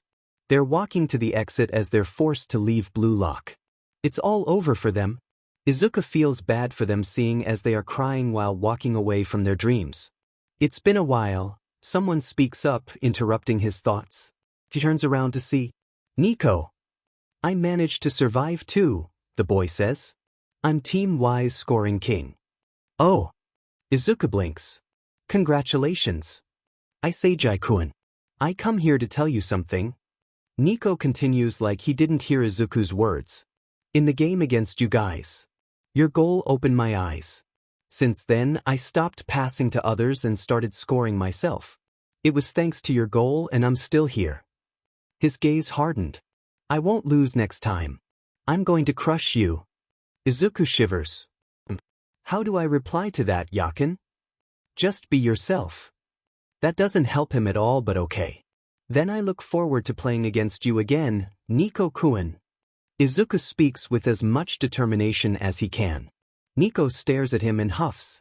You're like a different person on and off the field. But whatever. He walks away without looking back. Wow. You guys are getting popular. Just how many rivals do you have? Bakira giggles. My goals inspired people? Yakin questions, amazed. They end some people's dreams, but they also give others the energy to keep fighting. Isn't that so cool, Yakin? Yeah, I want to. More. And more. And you will, Yakin. When they go back to Team Z's room, everyone is already asleep on the floor. They must be exhausted after that match. Oh, the older boy yawns. I'm also getting sleepy now. I'll head home and sleep then. Rest well. With your All Might plushie and blanket, I probably gonna have the best sleep ever. Yakin. As they watch Iseiji and Bakira leave the room, unsurprisingly, someone finally brings up the question that everyone has been waiting to ask. That's totally not Iseiji, Igaguri states. Finally someone brought this up. Raichi barks. It set me off not knowing what the hell is up with that guy. Chidori and Kunigami look at each other. Oh, so everyone noticed, Chidori says. I thought only Kunigami and I realized that. Isn't it so obvious? I'm in comments. Not only his personality but his play style also changes. Gagamaru nods. I thought he was just versatile. But this seems to be a different case. So what's up with him then? Narahaya asks. They all look at each other for a moment. Multiple personalities, maybe? Kyuon is the first one to answer. What is it called again? Identity disorder. Seems like no one has any knowledge on this. But as far as we know, there's Iseiji who plays offensive and the other one who plays defensive. I noticed Bakira called him Sagi, but that was probably only a nickname. Kunigami observes. Everyone looks interested. He's a wild card then, Gagamaru remarks as he continues eating his steak. Raichi grunts. Yeah, whatever. As long as he's useful on the team. That guy's defense helped us a lot because we're all forwards. They all agree on that. In the monitoring room, Nagi lies sprawled on the floor as he's watching Iseiji Yoichi on the screen. Ryo is sitting next to him, staring intensely as Iseiji suddenly goes from a normal forward to a center. His play with Bakira was the point where it changed. Ryo frowns. Iseiji did good in both of his roles, but it seems like he needs a bit more polishing. Ugh, why is he this invested? He was annoyed at Iseiji a moment ago. Not only did he score the last goal, but that guy also blocked Nagi's last attempt as well. Nagi also won't stop talking about him. Ryo is exasperated. But somehow he ends up here with the white-haired boy. The annoyance turns to intrigue pretty quickly. He actually looks forward to be playing with Iseiji more than against him. So it really is a different play style, Anri concludes as they're rewatching all of Iseiji's videos ever since he was here in Blue Lock. After hours of analyzing his every move. That seems to be the only conclusion she can come up with. Ego adjusts his glass. Seems like it. Then what do we do with him? Nothing. The man yawns. It's not like it's affecting his performance or anything. On the contrary, he's the most interesting thing on the field. To be able to completely go from forward to center? The potential. Anri sighs. Ego-san. Could you be more worried about him? He shrugs. He seems to be doing just fine. I just want to see how he will develop as a striker. Yeah, what did she expect from this guy? All Ego cares about is his project. But Anri can't say that she's not a little bit curious about Iseiji's progress. Way more earlier. Yoichi says goodbye to Izuku's mom as he leaves the house to go find something to eat. He just knows that the celebration food will be the same. And right now, Yoichi really needs something else as a reward for his efforts today. The cool breeze of the evening is soothing. He feels himself relaxing as he walks around the neighborhood. Yoichi would have gone crazy inside Blue Lock if not for the frequent swapping that he gets to see the outside world. Yoichi strolls down the street, his eyes catching sight of a small, hole-in-the-wall ramen shop between two buildings. Invited by the mouth-watering aroma, he decides to step inside. The interior was cozy, with dim lighting casting a warm glow over the empty space. He glances at the menu and immediately orders the special bowls. Yoichi is so hungry. He thinks he can eat the whole shop at this point. His food arrives in a few minutes. Yoichi doesn't waste his time and digs right in. He was never more glad to have this power to switch with Izuku. The owner probably has some kind of food quirk because this is the best ramen he has ever eaten in his life. He finishes his bowl and orders another one right after. Yoichi is in the middle of his second bowl when someone speaks up. Wow. I can't believe you finished all of that. He turns to the speaker to see a boy Izuku's age with messy indigo hair and dark purple eyes who are staring in amazement at him. Yoichi blinks, chewing on the egg. I'm starving. The other boy snorts. I'm sure you are. I never managed to even finish one bowl. Is he trying to make friends? That's so cute. Yoichi will find another friend for Izuku. Well, he chuckles. I just went through an intense match of football. I could actually eat another bowl. The boy frowns. Football? He finishes his ramen and orders another one. I know nowadays people don't really care about them much. But it's fun because you don't really need quirks to play. And it's a good workout too. The guy looks at him like Yoichi just changed his world. Yoichi doesn't know what's going on with him but he hopes he's alright. They make small talk for a little while before Yoichi and the boy have to go. It's only when he arrives home that he forgets to ask for his name or phone number. So apparently, the second selection doesn't start right away. Yoichi sighs as Ego says something about more physical training. Oh DMN. Izuku sighs.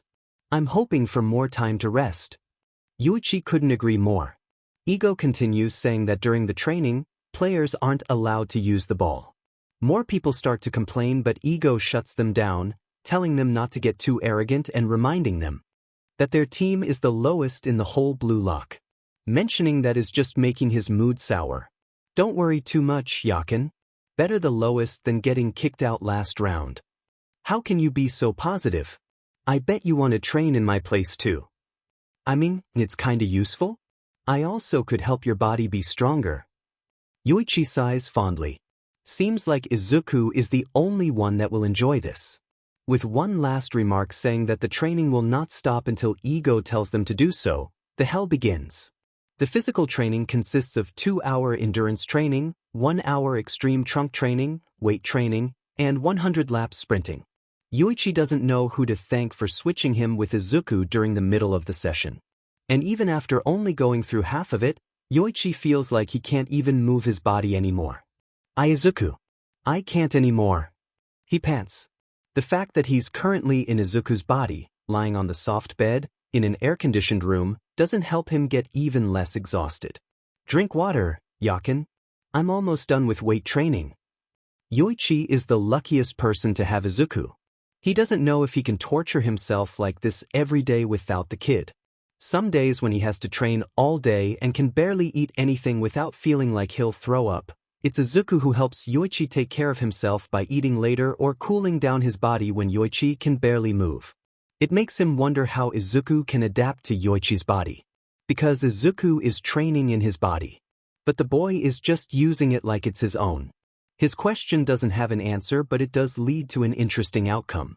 On day 6 of the training, Yoichi just then realized that he wasn't as exhausted as the earlier days. I say Jai. You're not tired. Narahaya gasps, tumbling down onto the floor. I think I'm dying. Yoichi wipes the sweat off his face. I think I'm getting used to this? What? But you were literally struggling like days ago. He can only laugh it off. Wow, Yakin. The training pays off. Izuku gushes. Look at your abs. It's thanks to you, Yoichi wants to say. But he's also getting distracted poking at his now more defined stomach. He can't believe that he's able to achieve this.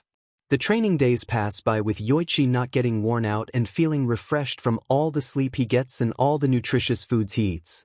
Most of that accomplishment comes from Izuku, of course. Because Izuku in Yoichi's body always makes sure to make him eat and sleep. And Yoichi in Izuku's body always gets to relax and eat amazing food from Inko. After 10 days of training, Ego announces the end of the first selection in Blue Lock. It's finally over. We did it, Yakin. The man tells them to put on their training suits and head to the stadium's basement. Yoichi is never more glad to hear that. I'll finally get to touch a ball. I can finally get to play football, Izuku. Izuku hums happily. I wonder what the second selection will be like. Yeah. But everyone ahead of me is all going to be players with higher ranks than anyone. He says as he watches Team Z walk in front of him. I wonder why I'm not scared. Maybe I just want to test my own power. To destroy them all. You're so cool, Yakin. I wish I could be as confident as you. Yoichi chuckles. By the time you're at you, I'm gonna make you confident to the point of arrogance. Hopefully not? He stifles his laugh as they reach the room. He glances at everyone and frowns. These guys are from the other side. Why are they all looking as tired as us? They're higher ranks than us. Haven't they been training in a better environment? Look at their numbers on their uniforms. Team W? Rank 237. Wait a second. Yoichi looks at everyone, eyes wide. Team Y, Team X. What the hell? What does this mean? Don't tell me that dash. Hey there, you unpolished gems, Ego greets, appearing on the big screen. He compliments them on their physical training, then casually reveals that there's only one level that exists in Blue Lock. Everyone has been made to believe that they're the lowest team in the building, Team VZ. What? Of course, everyone is angry. But Ego shuts them up again, saying that he did it to destroy their soft hearts and confidence so that they will have the mindset to become the world's best striker in the world. The mindset to be hungry for goals. That's the purpose of Blue Lock, to make players starve for them. Yoichi just stares at the man as he explains everything. Now he just wants him to quickly finish his speech. I want to test myself now. I still can't believe Ego-san did all of that. He must be kind of a genius or something. I want to research him, but we don't have access to your phone. Only you would want to know more about him. He sighs. Come on, let's listen to what he's saying. Ego is announcing the second selection. Ego explains that the second selection will consist of 5 stages. And only those who have cleared all of the stages are allowed to pass. But what catches his attention is that they will get to participate in a training camp with some of the world's best football players. I wonder who will come. The man explains more for a bit before he tells them to get ready on their own. If they're mentally prepared themselves, then they can enter the gate individually. By myself? I mean, I still have you, Izuku. But does that mean no more Team Z? Oh no. Seems like it is. Ego gives them a speech and wishes them luck before the screen goes off. In the second selection, I won't have teammates anymore. I'll be fighting alone with you. You can do it, Yakin. Everyone in the room starts looking around and talking about who should go first. Yoichi looks around, keeping an eye on everyone. Oh, look. He turns to the side to see an unfamiliar player go up and pick up 2 ball. He stares as the guy kicks the first ball up tall in it. Curve. Whoa! What a beautiful kick.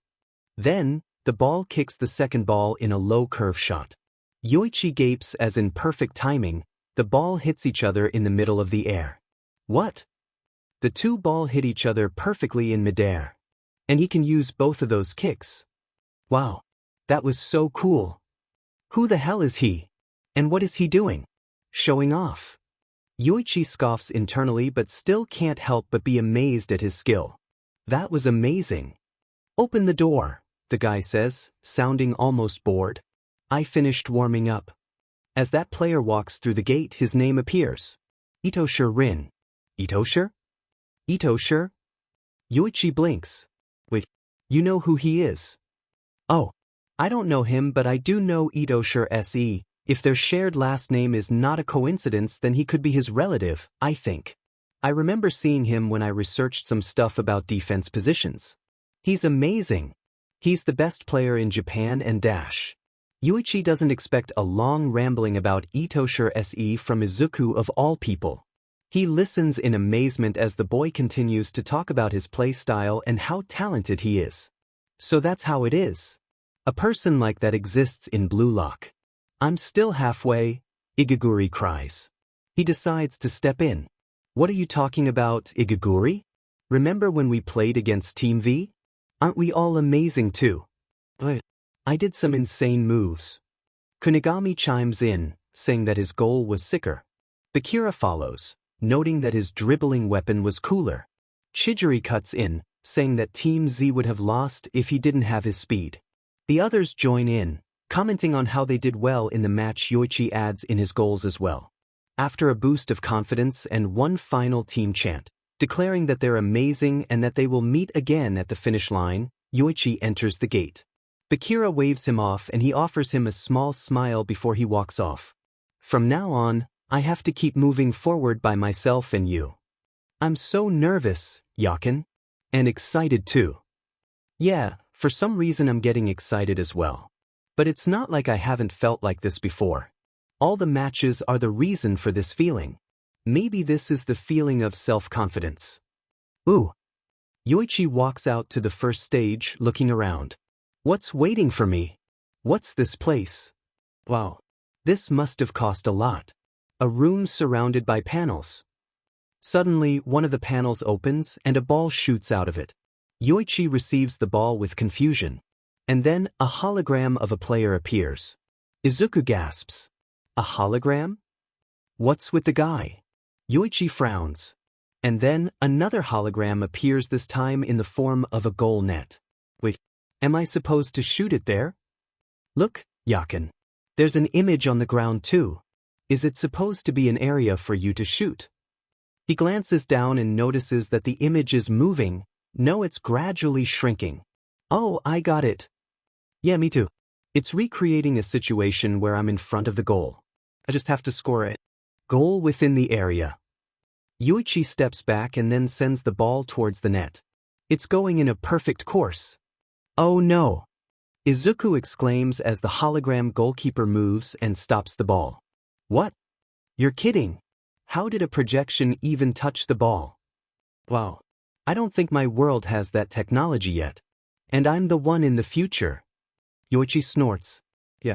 And normally that for sure would go in, right? That move wasn't at a high school level. What is this guy? I think you're supposed to get past him. He looks up and detects a screen with a timer on it. On the screen is the number of goals he has to clear and the time he has left. 100 goals? And in 90 minutes to clear the first stage. Okay, that's a bit too long for my comfort. Yakin, let's go. I don't think you will want me swapping in there. I don't think I can help you score. I have not actually scored a goal in an official match yet. I only scored some while I trained with All Might or a friendly match with your neighborhood senpais. Oh, Izuku. You definitely can. You just don't have the opportunity to do so. Yoichi sighs fondly as Izuku only huffs in response. He focuses back on the hologram and takes a deep breath. I'm being tested for my ego in front of the goal. I can't just shoot only. If you don't have a weapon that can burst through, then you can't clear this room. Ooh. Your spatial awareness definitely will help a lot. Can you predict hologram movements though? That's the question I want an answer to. It's time to test my weapon and my formula to create a goal. This is interesting, I'll do it. Another panel opens up, signaling an incoming ball. Yoichi glances at it, his mind racing. The ball is coming from the left. And the goal is on my right side. I just need to find a space in an instant. The ball shoots out and Yoichi runs toward the spot where he predicted the ball would stop without any unnecessary movement. As he assesses the ball's trajectory and speeds, he reaches the ball, and with a powerful kick, he creates another direct shot. Wow, Yakin. Even if it's my second time seeing it, Direct shots always amaze me. The ball goes right in the net and the number of goals he has to score is now he doesn't want to tell Izuku, but his words really are an amazing ego boost. Yoichi continues doing his direct shot until 85 goals are left, and then to his dissatisfaction, he switches with Izuku. And then a ball hits him right in his face. Izuku. Oh my god. I'm so sorry. I was practicing. I don't have anyone to be my goalkeeper, so I just use the wall. No. I have to score goals. Yakin, help me. Oh boy. When Izuku said that he had not actually scored a goal in an official match before, he actually meant it. But he does have some stuff he was working on with Yagi. Izuku just doesn't think that he will get to use it in an important game for Yakin like this. A few days ago, Izuku is jogging along the beach when someone calls. Midoriya Shounen. He gasps, turning around to see All Might in his small form grinning at him. Yagi-san. Izuku greets, running up to the man. Where have you been? I haven't heard from you since the UA entrance exam. I thought you were Dash. Izuku thought that Yagi wouldn't talk to him anymore because the training was done. He's so relieved to see that it isn't the case. Yagi reaches his hand out to ruffle Izuku's hair. I'm so sorry, my boy. That wasn't my intention to make you feel that way. I was supposed to contact you after the results.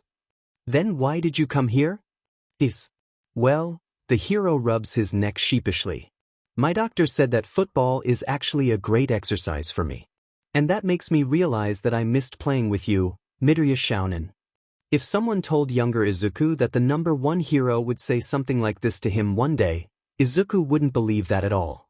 But to hear his idol saying that he wants to play football with him is just All Might. He burst into tears. It's actually been a while since he cried. But this situation is called for. It takes him a while to stop crying, but eventually, they get to play football together. Izuku told the man about what he's been up to, and suddenly the conversation leads to something that's been on his mind for a while. He passes the ball to Yagi and turns to him. Yagi-san. What's your football weapon? Pardon? Izuku blushes. I mean, what's your signature? Is it speed? Dribbling? Your powerful kick? All Might frowns. I guess my kick is pretty strong.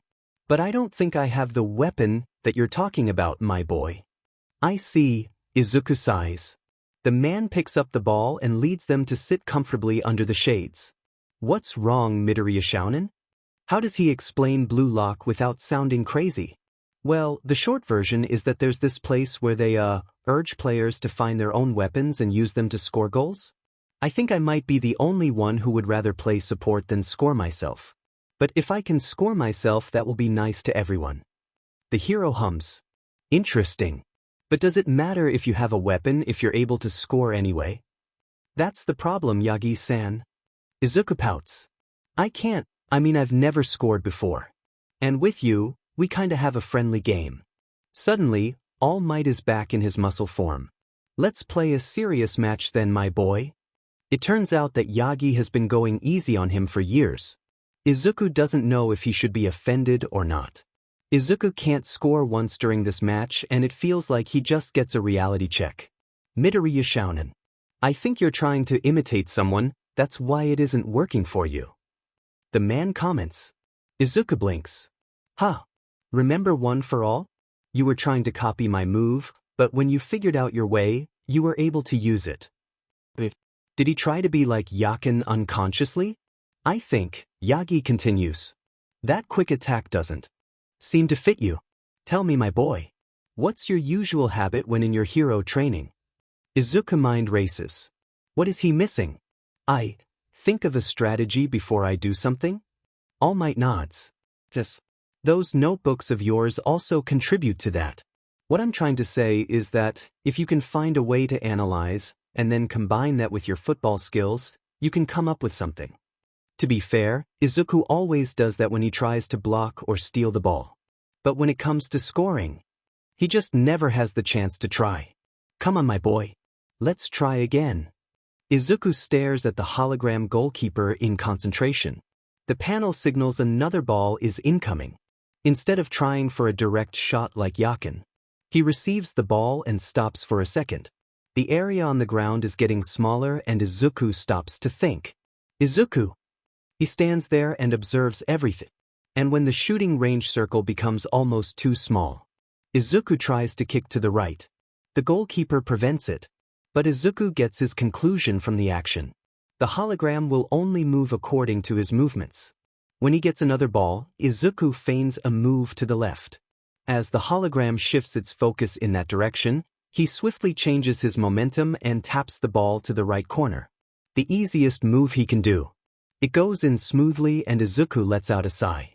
He doesn't have those fancy moves or weapons, but he can analyze the situation and find a way to get through. Oh my god, Izuku. Okay, Yakin. I might take a lot of time to score one goal, but as long as I score, it's fine, right? Izuku just knows somehow that the older boy is grinning. Yes, Izuku. Okay, I will try my best. You were there with me during everything. This is just another obstacle we can overcome together. Let's do this, Yakin breathes. Partner. Izuku stares down the hologram with newfound determination. His heart beats fast as he registers Yakin's words. He can do this. Izuku actually manages to score a good amount until Yoichi switches back in again. He's actually surprised that the kid is doing quite better than they've expected. He missed a few times, but it's understandable. From his understanding, Izuku doesn't know how to do complex moves like everyone else yet. So instead the boy only uses all the basic moves he knows, but combines them with his analysis skills. Izuku can do anything. It takes him way longer than Yoichi to score, but he did score, so why would he complain? The real problem is the constant swap. They have been switching back and forth for quite some time now. 70 goals are left and they probably switched more times than they usually do. But they have no problem with that since Yoichi's weapon is working and Izuku figures his way out. No, another problem occurs when the screen changes to level 2 and the amount of holograms increases out of nowhere. I think they are like the defenders on the field. Yes. I can only aim between them and shoot. He tries for another shot but fails when the ball gets blocked by the new hologram. Arg, this is hard. The difficulty skyrockets. It's okay. Try again, Yakin. And he did. The rapid switch is actually kind of helping him since he gets to rest a bit before he gets in the field again. So Yoichi has the energy to try and try again until he is finally able to score. Yes. Yes. He gets to score a few more and then it's back to Izuku's turn. While Izuku is taking longer to score, by the time when Yoichi switches back, he literally refreshes his energy, making him shoot quicker. So overall, they do better in the second selection than Yoichi if he was alone. 40 goals are left and the screen changes from the second level to the maximum level. To his shock, the defender's holograms start to move. But I don't think I can handle that. We both should calm down. My course of action has not changed. But the ball that the panel sends to Yoichi is a spinning and fastball. They were unspinning slow ball before this. Yoichi almost didn't manage to catch the ball. They're hard to adjust to. His shot hits the moving target and Yoichi curses. He keeps trying but it's a lot harder than before. The goalkeeper catches another ball and he pants. Sheet. I haven't been able to get through for a while now. Izuku. I just came to realize that every score I made was always due to Bakira passing to me. His pass is easy to receive and he is always in a position where it is easy to kick from. Not only that, but my teammates, Kunigami and Chijiri, always keep the defenders away and wait for my pass where I can send it. Yakin. I was able to score my goals because they were there. I never fight alone. And that won't do it. I want the strength to be able to fight alone. Yoichi wipes his sweat off his face. I just gotta use all my abilities all at once and figure out the things that must be done. Let's go, Yakin. Yoichi observes his surroundings again. He glances at the positions of the goalkeeper and the defenders, then at the incoming ball. He rushes towards the shooting spot, securing the ball, then shoots it to the top left corner. Unfortunately, the hologram prevents it again. Arg. So close. But the ball didn't even shoot at the spot I was aiming for. I can grasp the space and positioning just fine, but... Wait, you've been treating the ball like a pass, right? I think since it's not humans' pass, there's gotta be a way to catch it differently. Maybe that would help. Wait, you're almost right. I know now. Of course, it doesn't work because I just blindly kick them. Okay. Yoichi tries again. This time, he lowers his power and kicks the ball at its impact point in the last second. With speed and accuracy, the ball goes right into the net, passing the goalkeeper easily. Yes. This is it. This is the essence of my goals. One direct shot also needs calculations and formulas. What the hell? This is pretty fun. Oh wow. Glad you're having fun. Yes, Izuku. I'm finding new sides of me one after another. Hey, let's just hope I don't swap in again. Go Yakin. And luckily for Izuku, they didn't swap again for the final level. The screen shows 0 goals left and Yoichi lets out a scream. Yes. Finally. Yay. Izuku cheers. After seeing you did all of that, I definitely can't receive any ball. I will probably mostly take time to chase the ball if I was there. Yoichi huffs, shaking off the sweat. If only the shooting area was not limited, perhaps you would be able to figure your own way again. You can do anything you put your mind to, Izuku. You already did amazing today. Not as much as you, Yakin. You evolved today. So cool to see it in real time.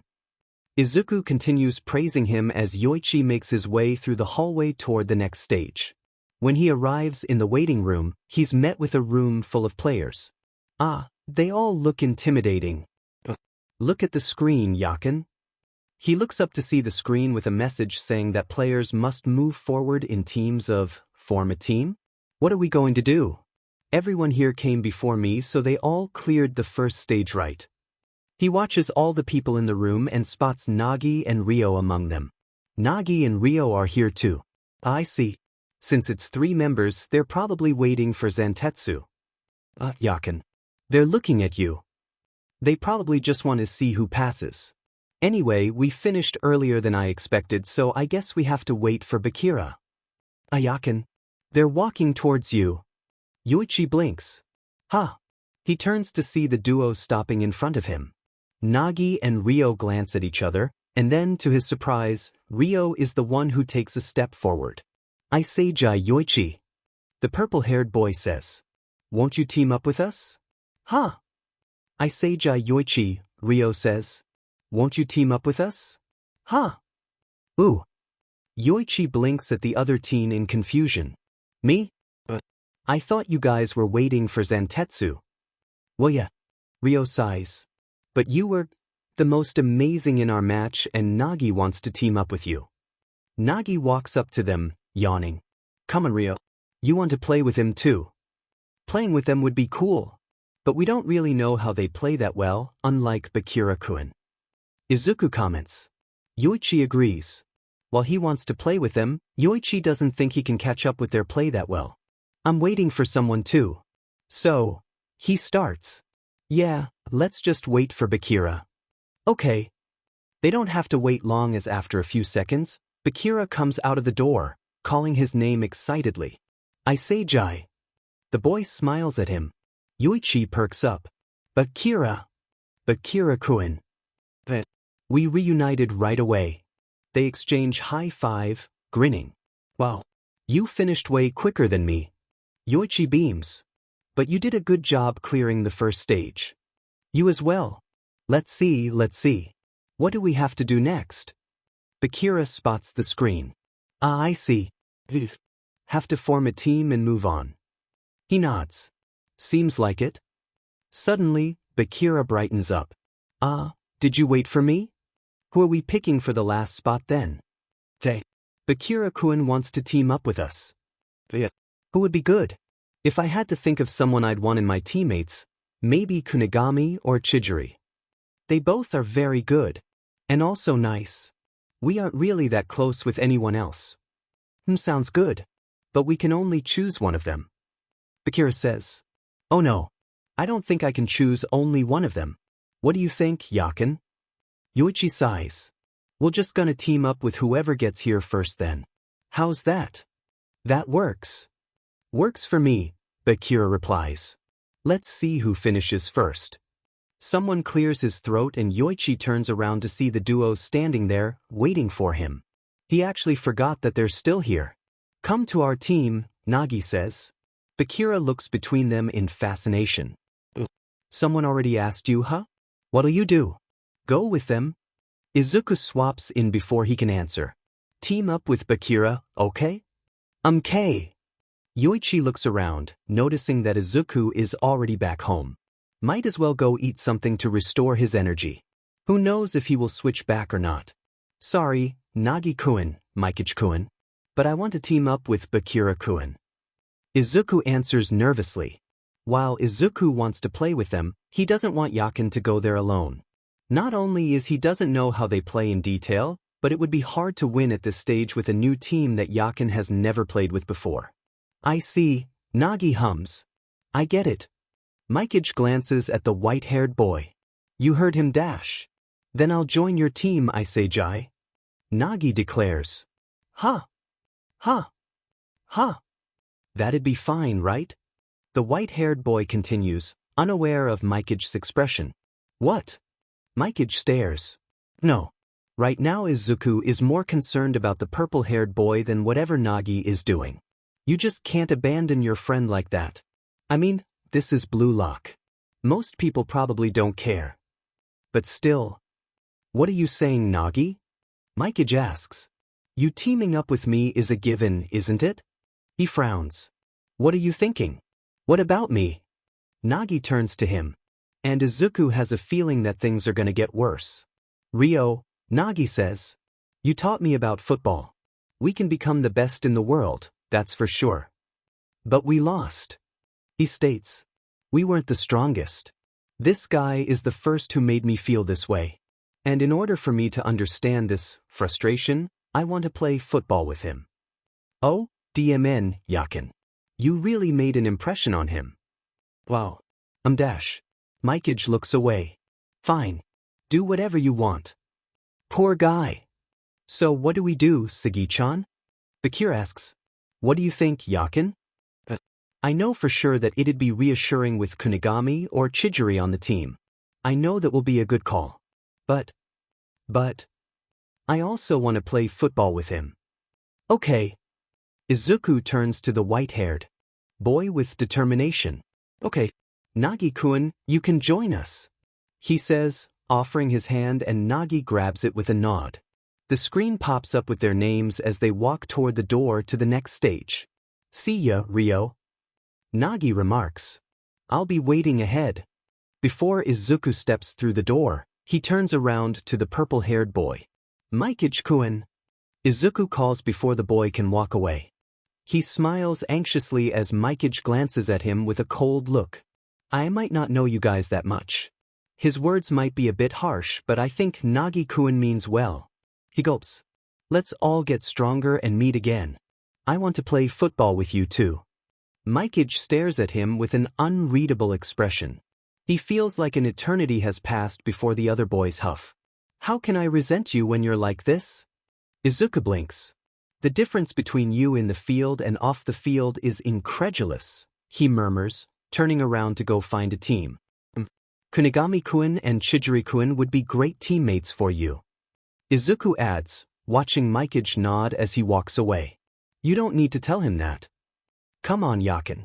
He doesn't deserve that. Wow, Sagi-chan. Bakira chuckles as Izuku catches up to them. You're way too nice.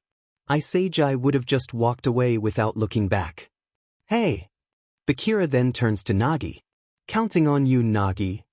Yeah, same, Nagi replies casually, not offering any comment about his friend he just left. He looks sad though, Izuku sighs. Aya. Bakira nods. Ryo looks a bit sad over there. Don't tell me you're actually cold-hearted, Nagi? Nagi shrugs. Oh well. I'd be lying if I said that I wouldn't feel lonely without him. But this side is more interesting. Following ego is the correct way, right? Blue Lock is that kind of place. He's right. This is a place where only egoists can survive. If they are the real thing, then we'll meet again ahead of this. This ego thing again. Wish I could be like that.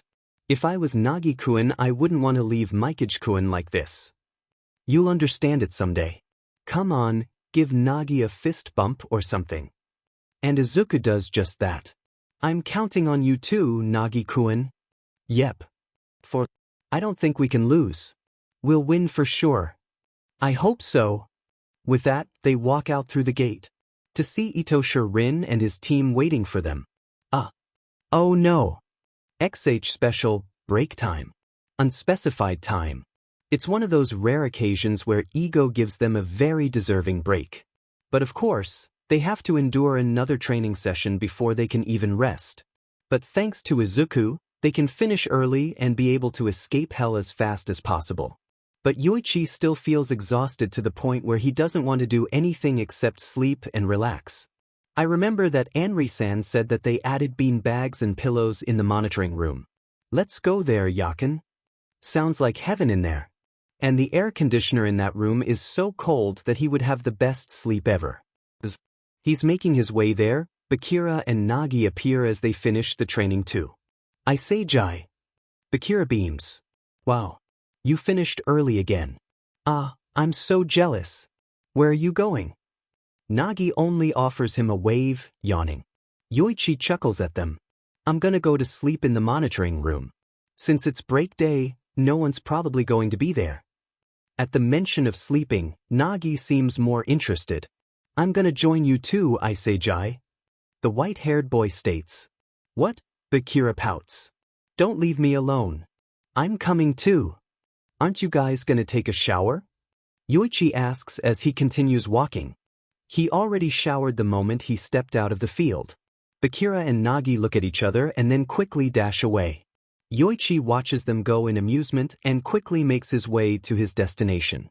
The door opens and he sighs as the cold air hits him. He goes straight to one of the bean bags and flops down onto it. He breathes. Wake me up when they come back, Izuku. He speaks out loud. How will I know when you're closing your eyes? Yoichi doesn't hear that as he falls asleep immediately. He wakes up to a hand nudging his arm. Yoichi opens his eyes to see the guys staring at him, smiling. Sorry I say Jai. Didn't realize we took this long enough for you to fall asleep. Or are you tired? Bakira says. Yoichi shakes his head, sitting up. But then he spots Nagi standing there staring at something with is that sparkle in his eyes? He turns to whatever the white-haired boy is looking at and blinks when he sees all the gaming consoles and CDs next to the screen. Bakira gasps. Movie time. Nagi turns to him. No. Let's play games. But I want to watch some movies. I say Jai, play games with me. Yoichi sighs. Guys. We have all day. How about we do both?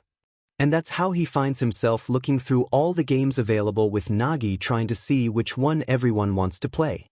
3 games are picked and after that, they will watch some movies. First game, Mario Kart. Yoichi has played that before, he can do this. Can you guys explain how to play this game? Bakira suddenly asks. Yoichi and Nagi turn their heads so fast, staring at the other boy. You never play this? Nagi says in amazement. Wait. Do you know this guy? He points at Mario. Bakira smiles. Nope. Oh my, Izuku gasps. A long explanation later, a professional gamer, a casual player, and a beginner start the game. And it goes as well as one expects. I fell off the road again. Nagi, stop throwing blue shells at me. I won again. Izuku manages to win one game and he immediately decides to change the game. Bakira slumps against him. I say Jai, he whines. Tell Nagi to stop bullying me. Is there any game that's not this competitive? Yoichi pats his head in consolation. Nagi turns around and stares at them. Overcooked 2? No. He almost screams.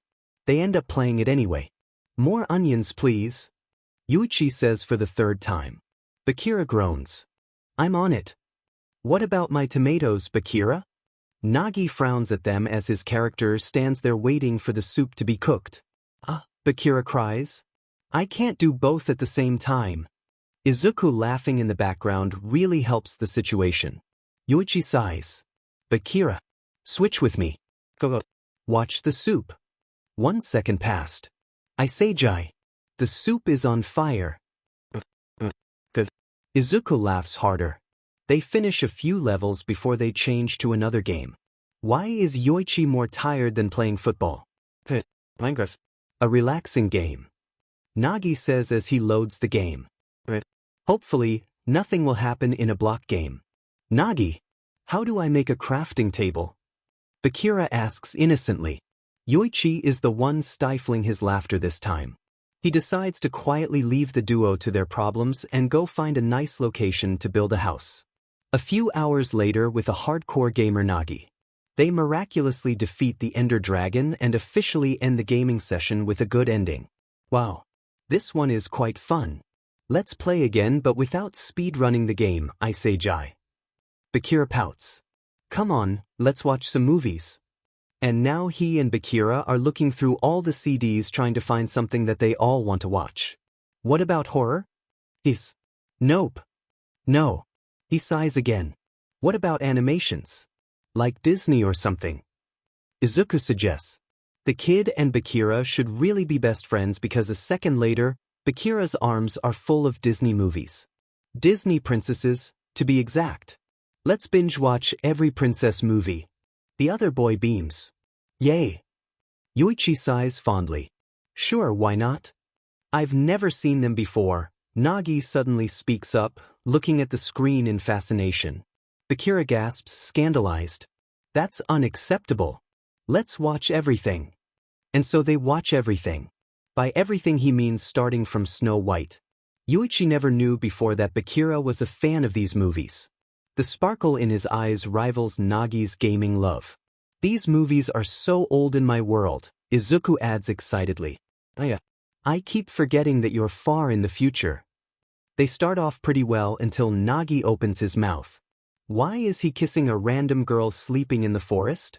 Why is he just casually measuring every woman's shoe size? Again, what's with sleeping women and their man kissing them while they're unconscious? Wow. If I were Belle, I would have asked the beast to turn back. Is she into Dash? By the time they finish half of the movie, Bakira is left crying in the corner. Yoichi pats his back in pity. You're ruining the experience. He cries. I'm just asking logical questions, Nagi says, continuing to watch Mulan. Bakira pouts but walks back to continue watching. He settles next to Yoichi in a pile of pillows and blankets. With Nagi's voice in the background and the warmth next to him, Yoichi falls asleep again, feeling happy about getting to spend time with his friends. Bakira and Nagi exchange glances, then quietly move to lay down under the blanket, beside the raven-haired boy. And that's how the others find them in the morning. Last time on Exit 4. I don't think we can lose. We'll win for sure. I hope so. With that, they walk out through the gate. To see Rin and his team waiting for them. Oh no. Suddenly, Ego appears on the screen. The second selection's third stage starts here. It's a 3v3 team battle, the man informs them. The third stage will be a minigame-style battle with the teammates you teamed up just now. Izuku listens carefully. Apparently, the team that scores 5 goals first will win, and the winning team will pick one member from the losing team to form a 4-man team. Steal a teammate? Just like that. Bakira mutters. By rising up in the stages, they'll increase the number of teammates. The team that creates a team of 5 and reaches the 5th starting will clear the second selection. The losing team will have to go back to the previous stage. If they lose, they'll end up as a team of, and if they lose again in a 2v2 match, the person who doesn't get chosen at the end will be eliminated. Oh no. The true form of the second selection is a rivalry battle. Ego explains. You're free to pick whoever you want as your opponents. The match will start if only both teams agree to it. I see, Bakira nods. So there are still other teams who will come here later. Seems like it, Nagi replies. Oh good. It's not like we have to fight against that team right away or anything. Yeah. They seem strong. Since we steal someone by winning, it might be good to fight teams who gave the members we want. The white-haired boy suggests. Yeah. Like Mikeijkuin or our Team Z's members, Izuku adds. Exactly. The key to clear this stage is picking your teammates. To help with that, new rankings are being announced. A number shows up on his shirt. Izuku looks down to see number 12 on his sleeve. Bakira is ranked 16 and Nagi is ranked. Your new rankings are based on the order in which you cleared the first stage. And of course, your ranks will be updated based on the results you show in the upcoming matches. Ego continues his speech about chemical reactions between egos and tells them to do anything to win before the screen turns off. Izuku stares at the screen, frowning. From here on, it'll be a fight to steal each other's friends and rivals then. Yeah. I'm nervous, Yakin. Some brutal rules again. Bakira sighs. So we just have to win and gather 5? Nagi asks. The boy nods. That's it. For now, there's no hurry to choose an opponent. He turns to Izuku. That will we do, Sagi-chan? Well, Izuku purses his lips.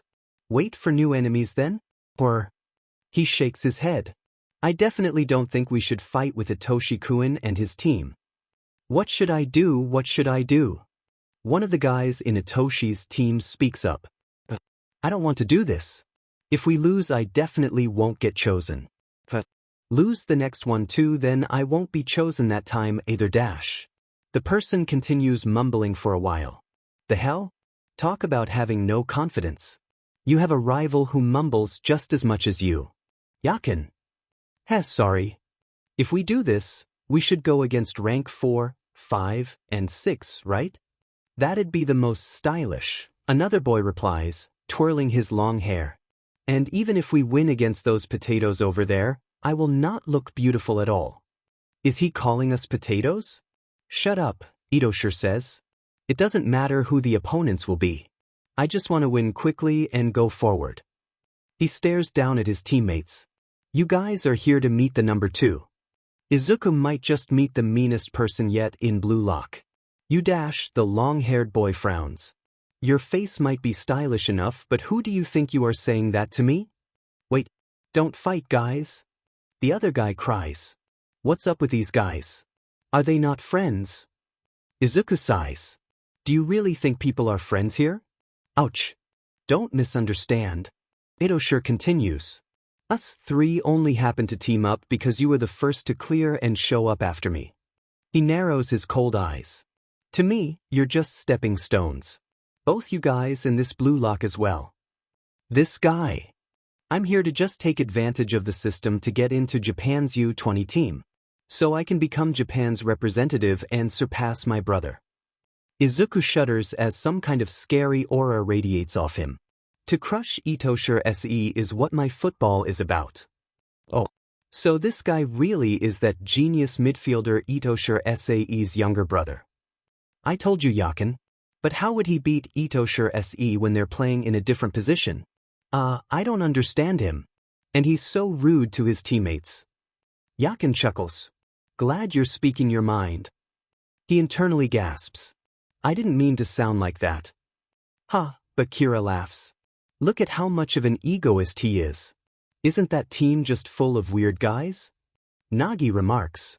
Izuku glances at them nervously. Let's just wait dash. He doesn't get the chance to say it as he's back in his room. Izuku. I know those guys seem tough. Yakin. I don't like the way you say that. But my ego is telling me. Yakin.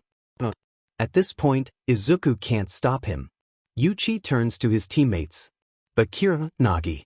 I'm sorry, but you guys are fine with whoever, right? Yakin. Ha. His eyes stare at them in determination. Let's do it. Bakira smiles. That's the way to go. That was what I was thinking of doing, Nagi adds. Sorry, Izuku. My ego is telling me that I want to fight this guy. The kid sighs. All right then. Itosher Rin looks at him coldly. Yeah, anyone's fine. Most importantly, I want this guy on my team. Izuku doesn't say anything, but Yoichi understands. The boy is just nervous. But he's sure Izuku will come around. With everyone agreeing, they scan their fingers to confirm their identity before they enter the 3rd stage of the second selection. For this match, they're a team white. Wow. No matter how many times I see it, The goalkeeper looks so high-tech. He doesn't even seem like a projector this time. Is it a robot? He glances to the side to see Nagi and Bakira both go together to admire the goalkeeper. Izuku can fit in here just fine. Yoichi stretches his arms, looking at the other team. It won't matter if the opponent is higher ranking than them. He just wants to test his power against these guys who are the top 3 of Blue Lock. I'll win and make him one of us, he vows. Good luck then, Yakin. I will concentrate on watching the match. The game starts with Yoichi passing the ball to Bakira. The boy receives it easily with a smile. Let's go. You deal with him, Tokimitsu. The long-haired guy instructs, running to the other side. The Blue Lock ranking is just the order of how fast we pass the first stage, right? Bakira shifts his stance.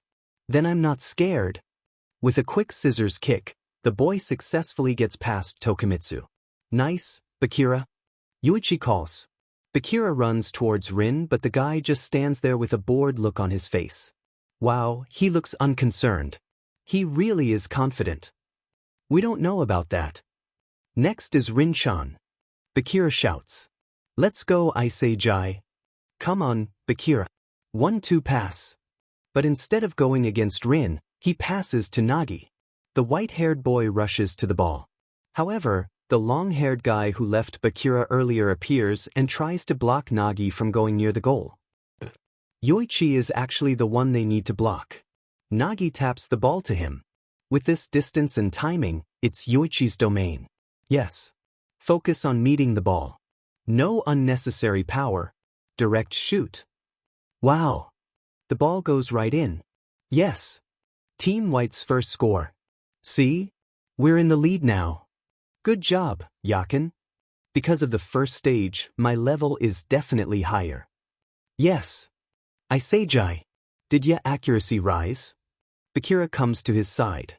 Nagi joins in. You didn't waste any movement like in our previous match. Yoichi smiles. We're understanding each other's weapons too. We can attack like this because it's the 3 of us. He wants to send assurance to Izuku so badly. It's totally working, Izuku. We're strong, aren't we? Why yeah. Why are you so nervous this time? I'm always nervous, Yakin. But this time it's more than usual, Yoichi wants to say. But a tired sigh catches his attention. He turns around to see Itosha Rin standing there still looking indifferent. That's enough. The boy states. He flicks the ball with his foot effortlessly. I got it now, your level? Is so lukewarm I feel like dying. Lukewarm. You guys still think that fighting with this ball is nothing but a sport, right? Ha. This is a battlefield, Rin states. Ha. I know everyone here is serious about football. But this guy sure is something. Yoichi tries his hardest not to laugh. Because the situation here is really intense. Guys are now showing your backs against soldiers with guns. The boy continues. That's why I'm saying you're lukewarm. And then Rin tilts his body and kicks the ball. Izuku gasps. What the dash? The ball flies across the whole field and makes it right into the net. This guy, with a straight shot from the center line. The strength. How is that possible? He scored a goal by a kickoff? That's amazing. That's amazing. Huh. Nagi blinks. Is that allowed? Bakira wipes his sweat off. Totally allowed. He grins. But it normally doesn't work. I keep saying this, but I don't care at all, Rin says. Whether you're a companion or an enemy. To me, you guys are just lukewarm mobs. The boy stares at the group blankly. Let's end this already. This is seriously just a waste of time. Oh my. Yoichi scowls. Wait the F up. Wait, Yakin. What are you doing? I'm also betting my life to be here, you know. He snaps. I'm playing football for the sake of my dream just like you. Rin continues to stare. Dream? He says with disdain. It's not such a lukewarm thing like that. The act of losing football is the same as losing one's reason to exist. The same as dying. Izuku isiges in his breath. The boy glances at them. Football is a death match as far as I'm concerned. He throws the ball at them, turning away. Just come already so I can kill you. Your lukewarm ball-kicking game will end here. His words didn't even make him scared. Yoichi watches Rin walk away. Interesting. I'll join this death match. I have a bad feeling about this. Izuku mumbles quietly. I don't think he is mentally okay. Yoichi doesn't hear that last sentence. Additional talk, brothers. It seems Itoshi-kun doesn't really like Itoshi-san. Yeah, that's an understatement.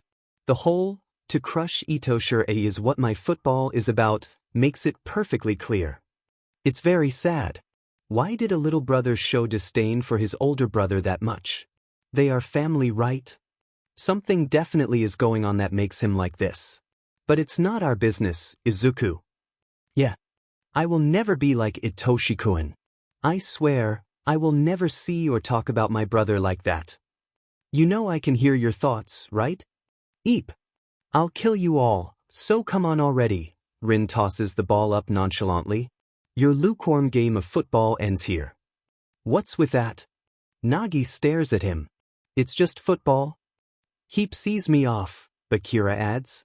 He's so interesting. That's not the word I would use, but sure, let's go with that. Any plans, Yakin? Let's just play like usual for now. It worked earlier. Okay. If I'm lucky, I won't have to be there. The game continues with their team in the possession of the ball. Yoichi passes the ball to Bakira and tries to assess the situation. No matter how amazing Rin is, this is a 3v3 game. A game where the one to score 5 goals first will win. He runs to Rin, blocking his path. And I'll make him regret looking down on me. Careful, Yakin. Don't cross out his teammates yet. Bakira doesn't go in their direction but instead sends the ball gently into the air towards Nagi. I'm a bait. Yoichi curses mentally as he watches the ball fly to Nagi. But then the long-haired boy jumps up, snatching the ball out of the air with how high that leap was.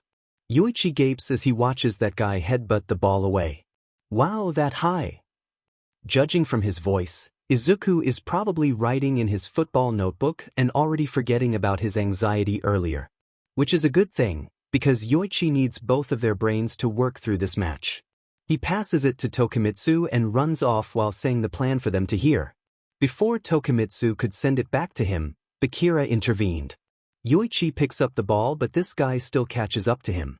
Yakin, watch out. Yoichi doesn't even have the time to move or come up with something when the guy reaches out his leg to send the ball away from Yoichi with a single kick. What? This guy.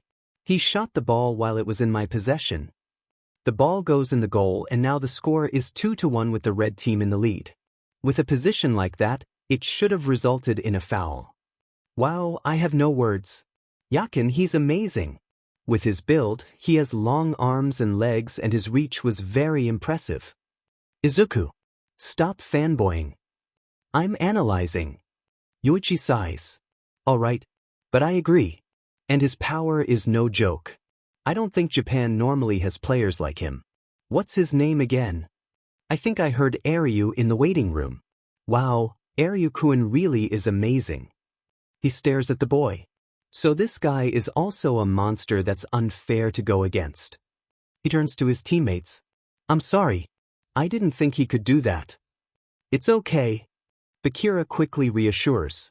The stylish long-legged guy is dangerous too. It will be worth beating them. Bakira passes the ball to Yoichi as the game continues. How will we attack? He asks them. Nagi-kun got marked by Airyu-kun now. So I guess the only option would be you or Bakira-kun. Well, it's not me, that's for sure. He passes back to Bakira as they run to the middle. If my pass to Nagi is blocked, then I'll break through myself. The boy announces as he dashes towards Tokimitsu. The guy stands there looking scared and unsure. But just when Yoichi thinks Bakira can get past him, Tokimitsu suddenly bursts forward with an insane speed. Yoichi's eyes widen as he almost catches up with Bakira. The other boy avoids it by tapping the ball ahead and quickly follows it. But Tokimitsu instantly reacted and burst forward again. What? That speed. I swear I saw his muscles swelling. Tokimitsu-kun is muscular but he's able to move that fast. Yoichi purses his lips nervously. Do you think when you swap in you could deal with him, Izuku? No. No, Yakin. Do you see him? He's bigger than me, I mean you. And that power? I don't even have half of that. But you could fight him with it. Smaller and faster build, no. Bakira-kun is doing that right now, look. Yoichi watches Bakira leave Tokimitsu behind with a dribble, gaping when Tokimitsu cuts in immediately and steals the ball. That was insanely fast. Is he serious? Stopping Bakira in one-on-one? Oh no. That's unreal, he reacted late and still caught up. His speed is totally on a different level. Yakin, you gotta move. Stop him, I say, Jai. Nagi calls. He's coming. Sheet. Yakin, look out. Left? Right? Which ways? I can't react fast enough. Tokimitsu moves so fast, trying to dodge Yoichi. He doesn't know what to do, so he decides to just go for a foul to at least stop him. He reaches out to grab Tokimitsu's shoulder but meets with a stone instead. That's muscles? Yakin. Move away from his path. In the last second, Yoichi moves away but the guy still hits right into his arms. Holy shit! Yoichi curses as he almost falls down. What is this power? Is he some kind of muscle bullet? If he didn't move in time, Tokimitsu might have smashed into him at full speed, sending Yoichi crashing straight to the ground. Yakin, are you okay?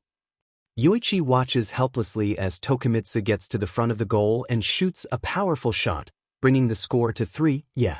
Thanks for the warning. But Din, this is the true power of the top 3 of Blue Lock. Rin isn't the only one who has an insane weapon. Yes. They're scary. And these guys just met and their teamwork is terrible.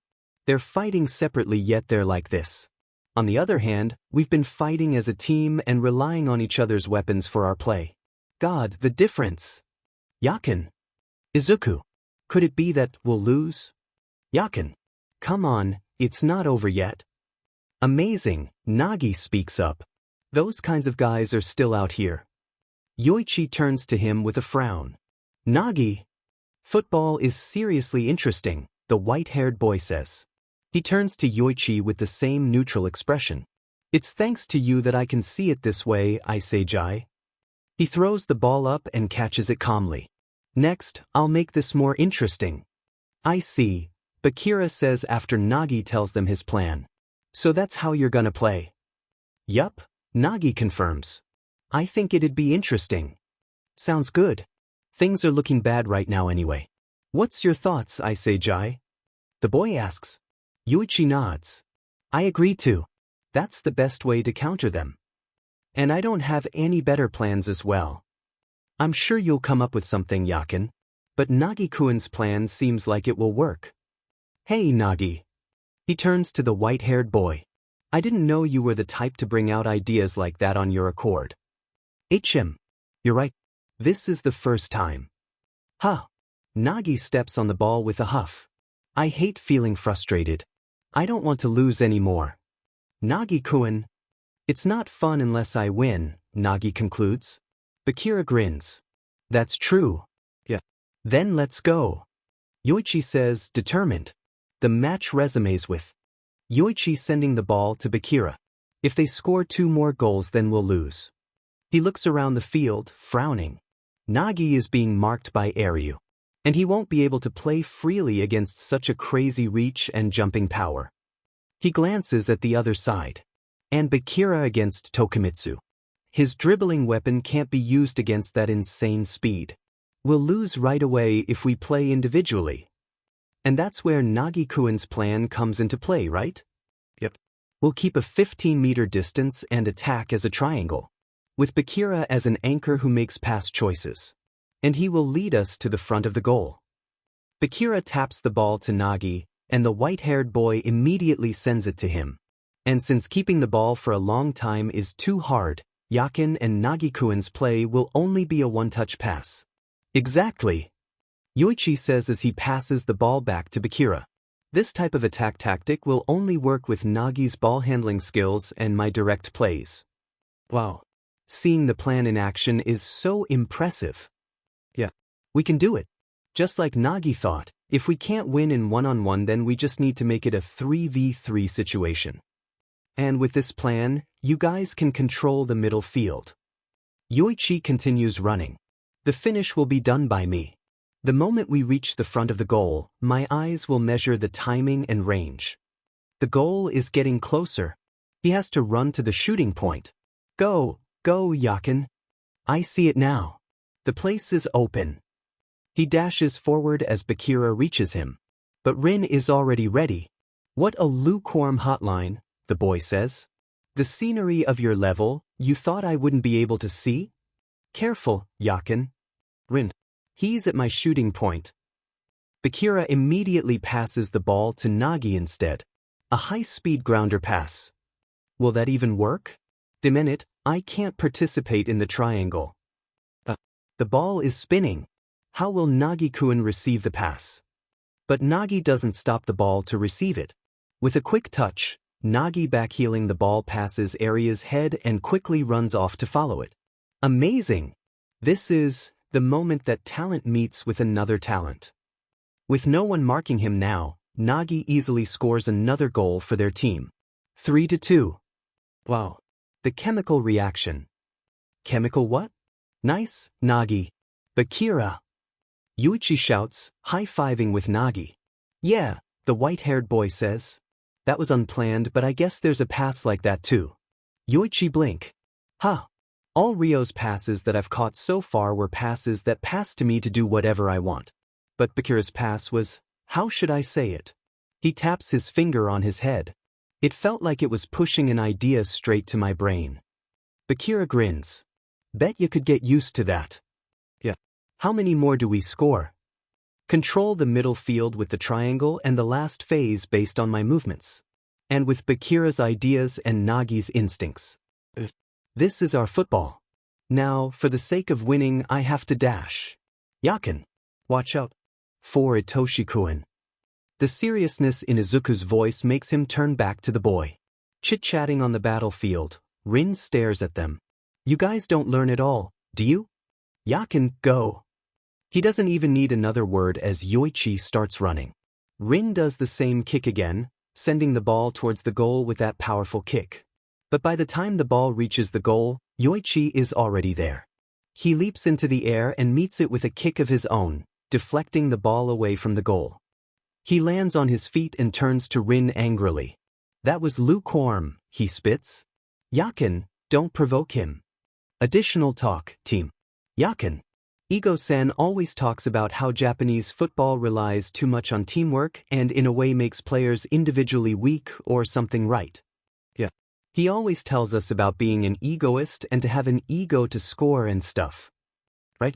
Then why are almost all of the Blue Lock tests team-related? Huh. Shouldn't it be more aligned to his view if they make each test for the players individually? We've been playing teams since the beginning. I don't even know Izuku. Well, to be fair, even though Ego-san said about surviving Blue Lock and becoming the best striker, they are still gonna play in a team anyway, so I think I understand. Maybe we can ask Ego-san ourselves. No. That was lukewarm.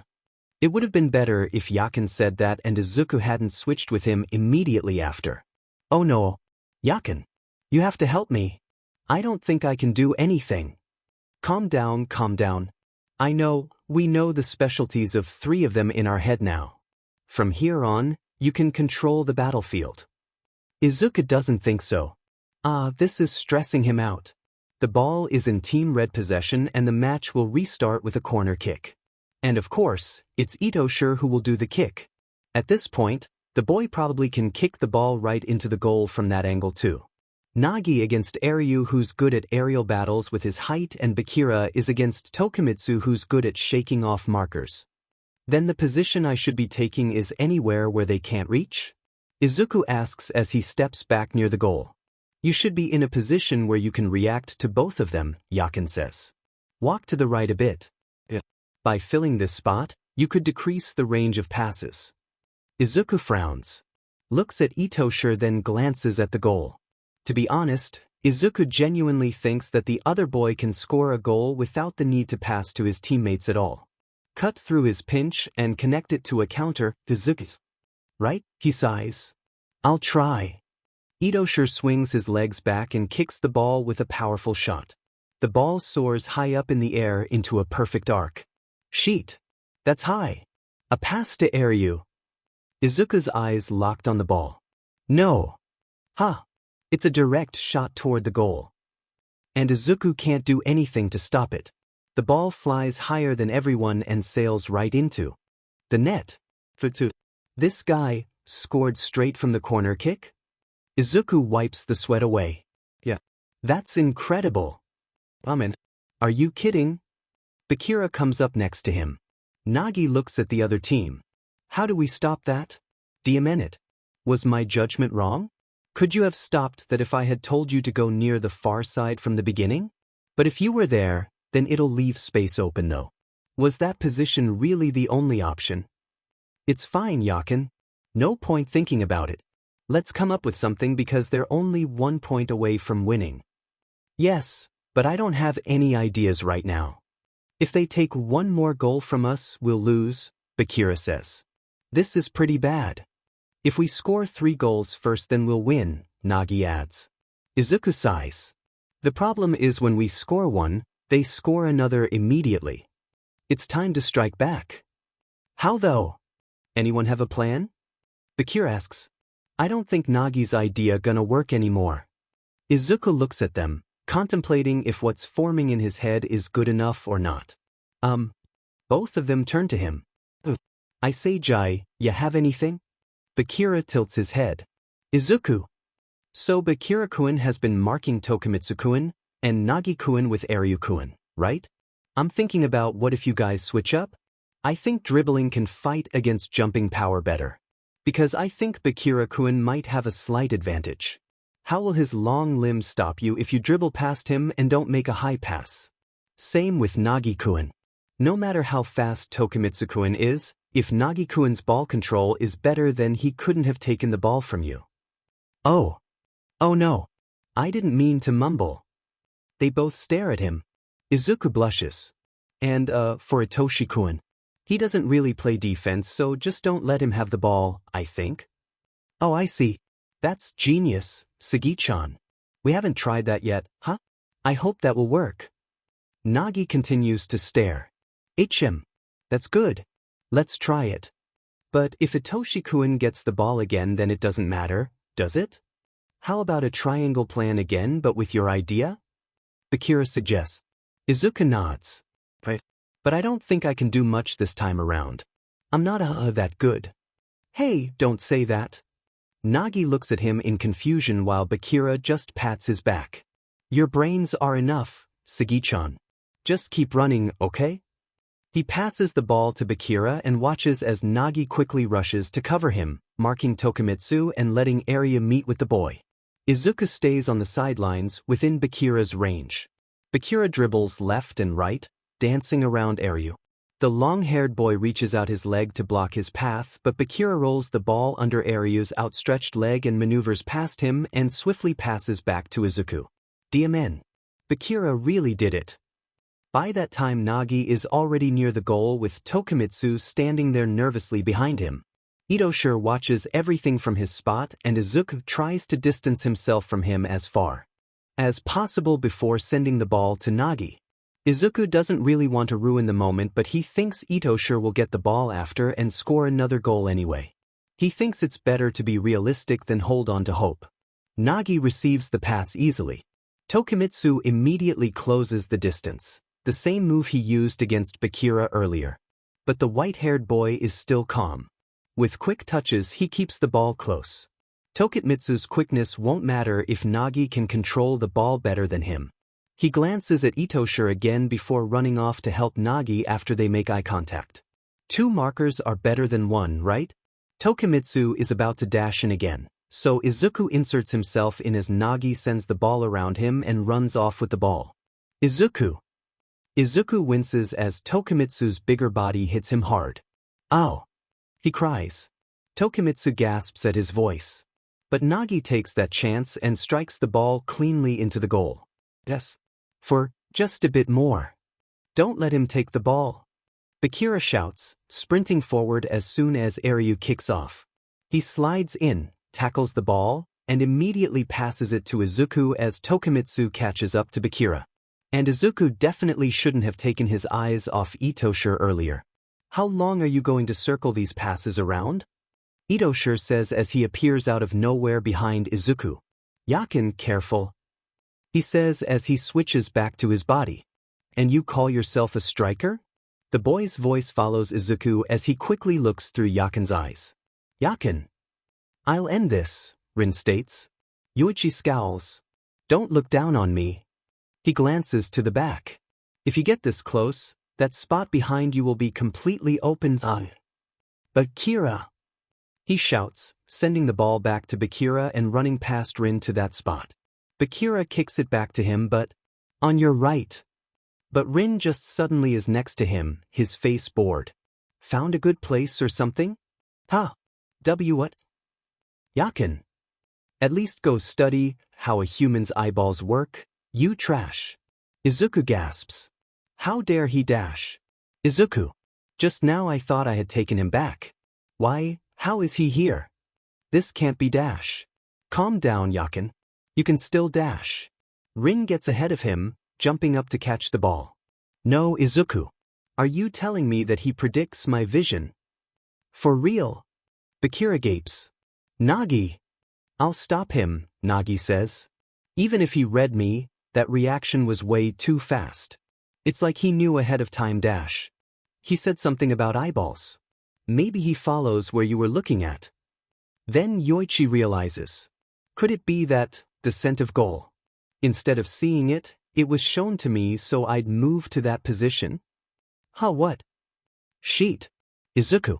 I was being dragged around how exactly Rin wanted it. Yoichi rushes to follow Rin. This is the worst. Bakira. Nagi. He yells. Stop him. The one controlling the field is him all along. We'll lose, he continues to run. Are you kidding? Both Bakira and Nagi try to intercept him, but Rin just easily evades all of their attempts calmly and effortlessly without breaking a sweat. With my current state, I can't even measure how much the difference between me and Rin is dash. Yoichi pales. I can't tell. The difference is just that overwhelming and despairing. But even so, even though we're going to lose, his eyes and heart are completely smitten by the beauty of his kick. Wow, and he's glad Izuku is too. Rin scores the last goal and that's the end of this match. 5-3. Yoichi pants as he stares at the other team. Now, who do we steal? Ryu asks, running a hand through his hair. Rin glances at them, uncaring. Whoever is fine. Doesn't matter. This guy. Hey Ryu. I think he will be good. HM. But I want that one. Oh no. We have different choices. Arin, can you dash? I said whoever is fine. Tokimitsu. Let's decide on stylish rock paper scissors. Yoichi watches them as a sinking feeling forms in his stomach. Seems like I won, Ryu huffs, flicking his hair. Then come dash. Bakira Meguru. What? Oh no. Bakira-kun. Yoichi doesn't even listen to them explaining their reasons. He stares at Bakira, heart racing. How long are you going to blabber? Rin asks, annoyed. Let's move on. He turns to Bakira. And stop spacing out, bullcut. I hold your destiny now. With that, Rin turns around and walks to the winner's gate. Bakira, Yoichi, doesn't know what to say. Ah well. Bakira sighs. I wanted to stay with you to the very end. Izuku sniffles. Bakira-kun. I'm going now. It's the rule after all. Bakira glances back at him. But I won't be waiting. If you want me, come and steal me. I'll follow the will of my inner demon. Yoichi watches Bakira's back as he disappears into the gate, all while feeling like he just lost something important. We really have to work hard on the next one. Let's win and get Bakira-kun back, Yakin. Yakin. Additional talk, admiration. We lose. But wow, Rin really captivated me. The way you worded it, it sounds like you fall in love with him, you know? Wow, what the hell is Izuku? I mean his kick. It was very extraordinary. He's really on a different level than me. I understand that his skill is amazing and all, but he's just so mean. For no reason. He called you trash. Doesn't this sound familiar to, your situation with that guy? Huh. Nothing. Yakin. Come on. Don't be like this. Yoichi follows Nagi to the matching room quietly. He doesn't want to talk to anyone right now, even if it's Izuku. But he doesn't have the heart to block the kid out either. Yoichi isn't sure what he's feeling right now. Frustrations? Disappointment? Nagi sighs, sitting down. So the two remaining are brought to this room. He looks around and huffs. Seems like we're the first ones here. Yeah, Yoichi murmurs. Yakin, please? Nagi-kun even talks to you. What should we do? There seems to be a break room. Wanna go? Nagi asks. Nagi-kun. See? He's so much more friendly than before. Talk to him, please, Yakin? I want to get to know him too. Yoichi isn't in the mood. This isn't the time to take a break. It's the end if we lose the next one. He says. Then we'll win the next one. Then we'll win, Nagi replies. Our opponents just happen to be strong. Yeah, I already told you this. But they're the top. I didn't say that you're not strong, but they're too strong. So don't feel down, please. That's not the issue, Yoichi answers them both. I'm not like you guys. He grabs his hair tightly, gritting his teeth. I couldn't do anything against the top three. What are you talking about? You scored a goal, didn't you? He's right. Yoichi shakes his head. I only managed that because all of us work together. But that's how football works? Isn't that just how football is? At this point, it's like talking to the same person. Yoichi scowls in frustration. What I'm trying to say is that when our team plays get sealed, I was the only one who couldn't do anything. That's not dash. I couldn't create a chemical reaction like you guys did. That's all there is to it. If we lose the next one, you'll be the one who gets chosen, Nagi. Either that or he will get picked because of Izuku's defense and not because of Yoichi. I won't be chosen. Even if I were the enemy, I wouldn't want a player like myself dash. Suddenly, Nagi surges up, hand grabbing Yoichi's hair, and pulls it up. Stop FNG with me. He snaps. What am I supposed to do if you're like this? Nagi-kun, Izuku gasps. Oh my god. Yoichi glares. Huh. I teamed up with you because I thought it'd help me get better. And you're definitely not helping by being a sore loser. Get it together. What? Are you trying to ride on my shoulder or something? He grits out. Yakin. Don't be like that. Nagi-kun is trying to help you. He's just a bit straightforward is all. Yoichi also doesn't need Izuku siding with Nagi right now. Work harder. Ryo wouldn't be moping like this. Hey, that's and you dash. Yakin. Don't. He reaches out to grab Nagi's shirt, but before he can do that, he's back in Izuku's body. Thank you God for that. Because Yoichi is this close to losing it. He turns around, picks up the pillow, and screams into it. He's so done with this. Izuku gently grabs onto Nagi's wrist. It hurts, Nagi-kun. He tries to pull away, but the white-haired boy still doesn't let him go. Nagi loosens his grip, but he doesn't let go. Izuku looks up to see the boy already staring at him. Nagi-kun, please? I will work harder, promise. He continues staring and Izuku stares back hesitantly. Are they having a staring contest right now? You're not Iseijai, Nagi states. Is it just Izuku or is he feeling a sense of déjà vu just now? He blinks. No. Nagi continues to stare. I'm his other self? Izuku adds unsurely. Nagi releases his hair, patting it. Okay, I believe you. Just like that? But don't really care, but are you, Sagi-chan, that Bakira keeps saying? Izuku nods slowly. Yes. All right then. Wanna go to the break room? This actually went better than he expected. Izuku follows the white-haired boy through the door and walks to the water dispenser. There are a few snacks on the table as well. He grabs a glass of water and a couple of protein bars and finds himself a table to sit at.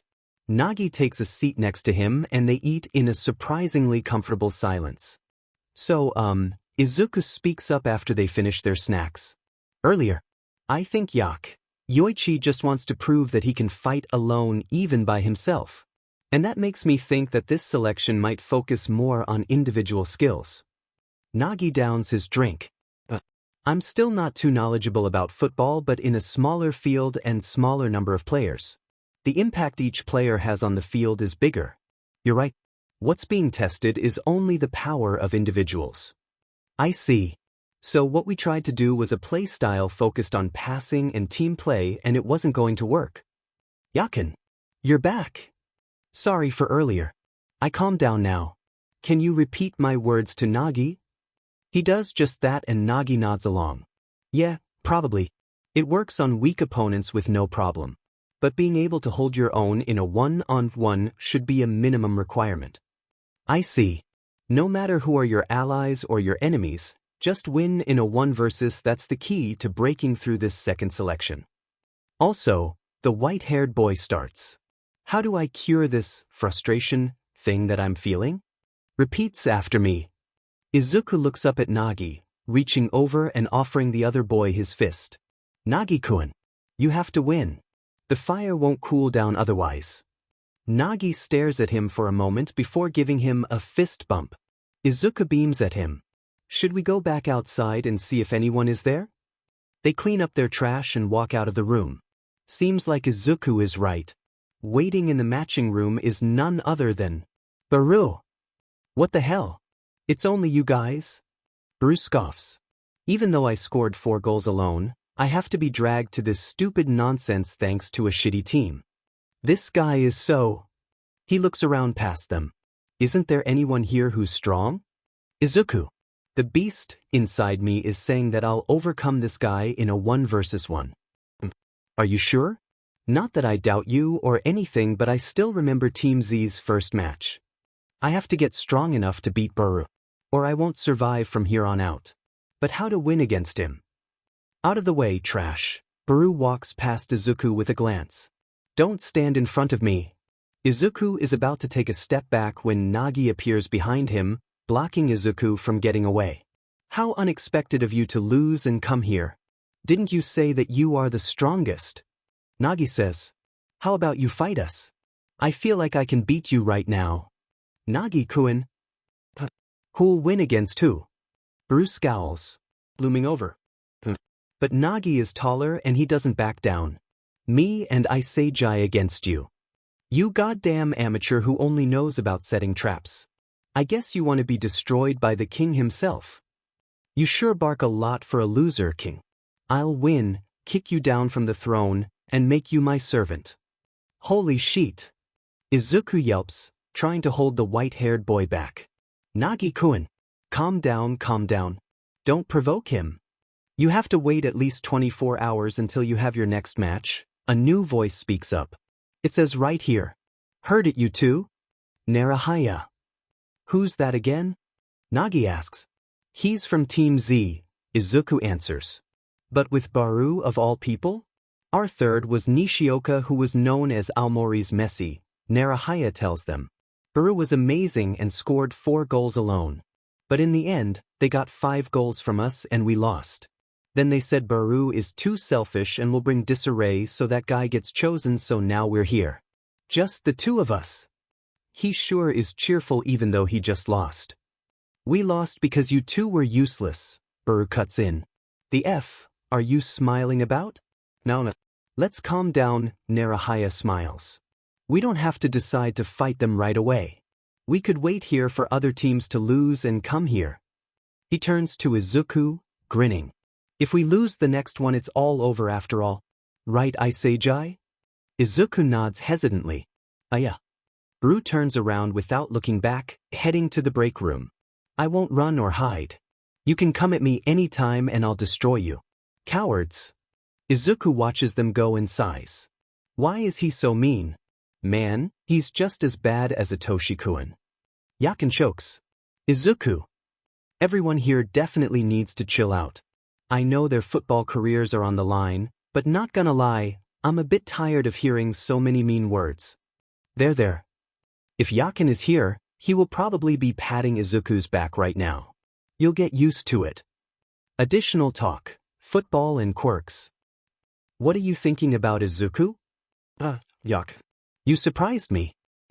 Nothing important, just something silly.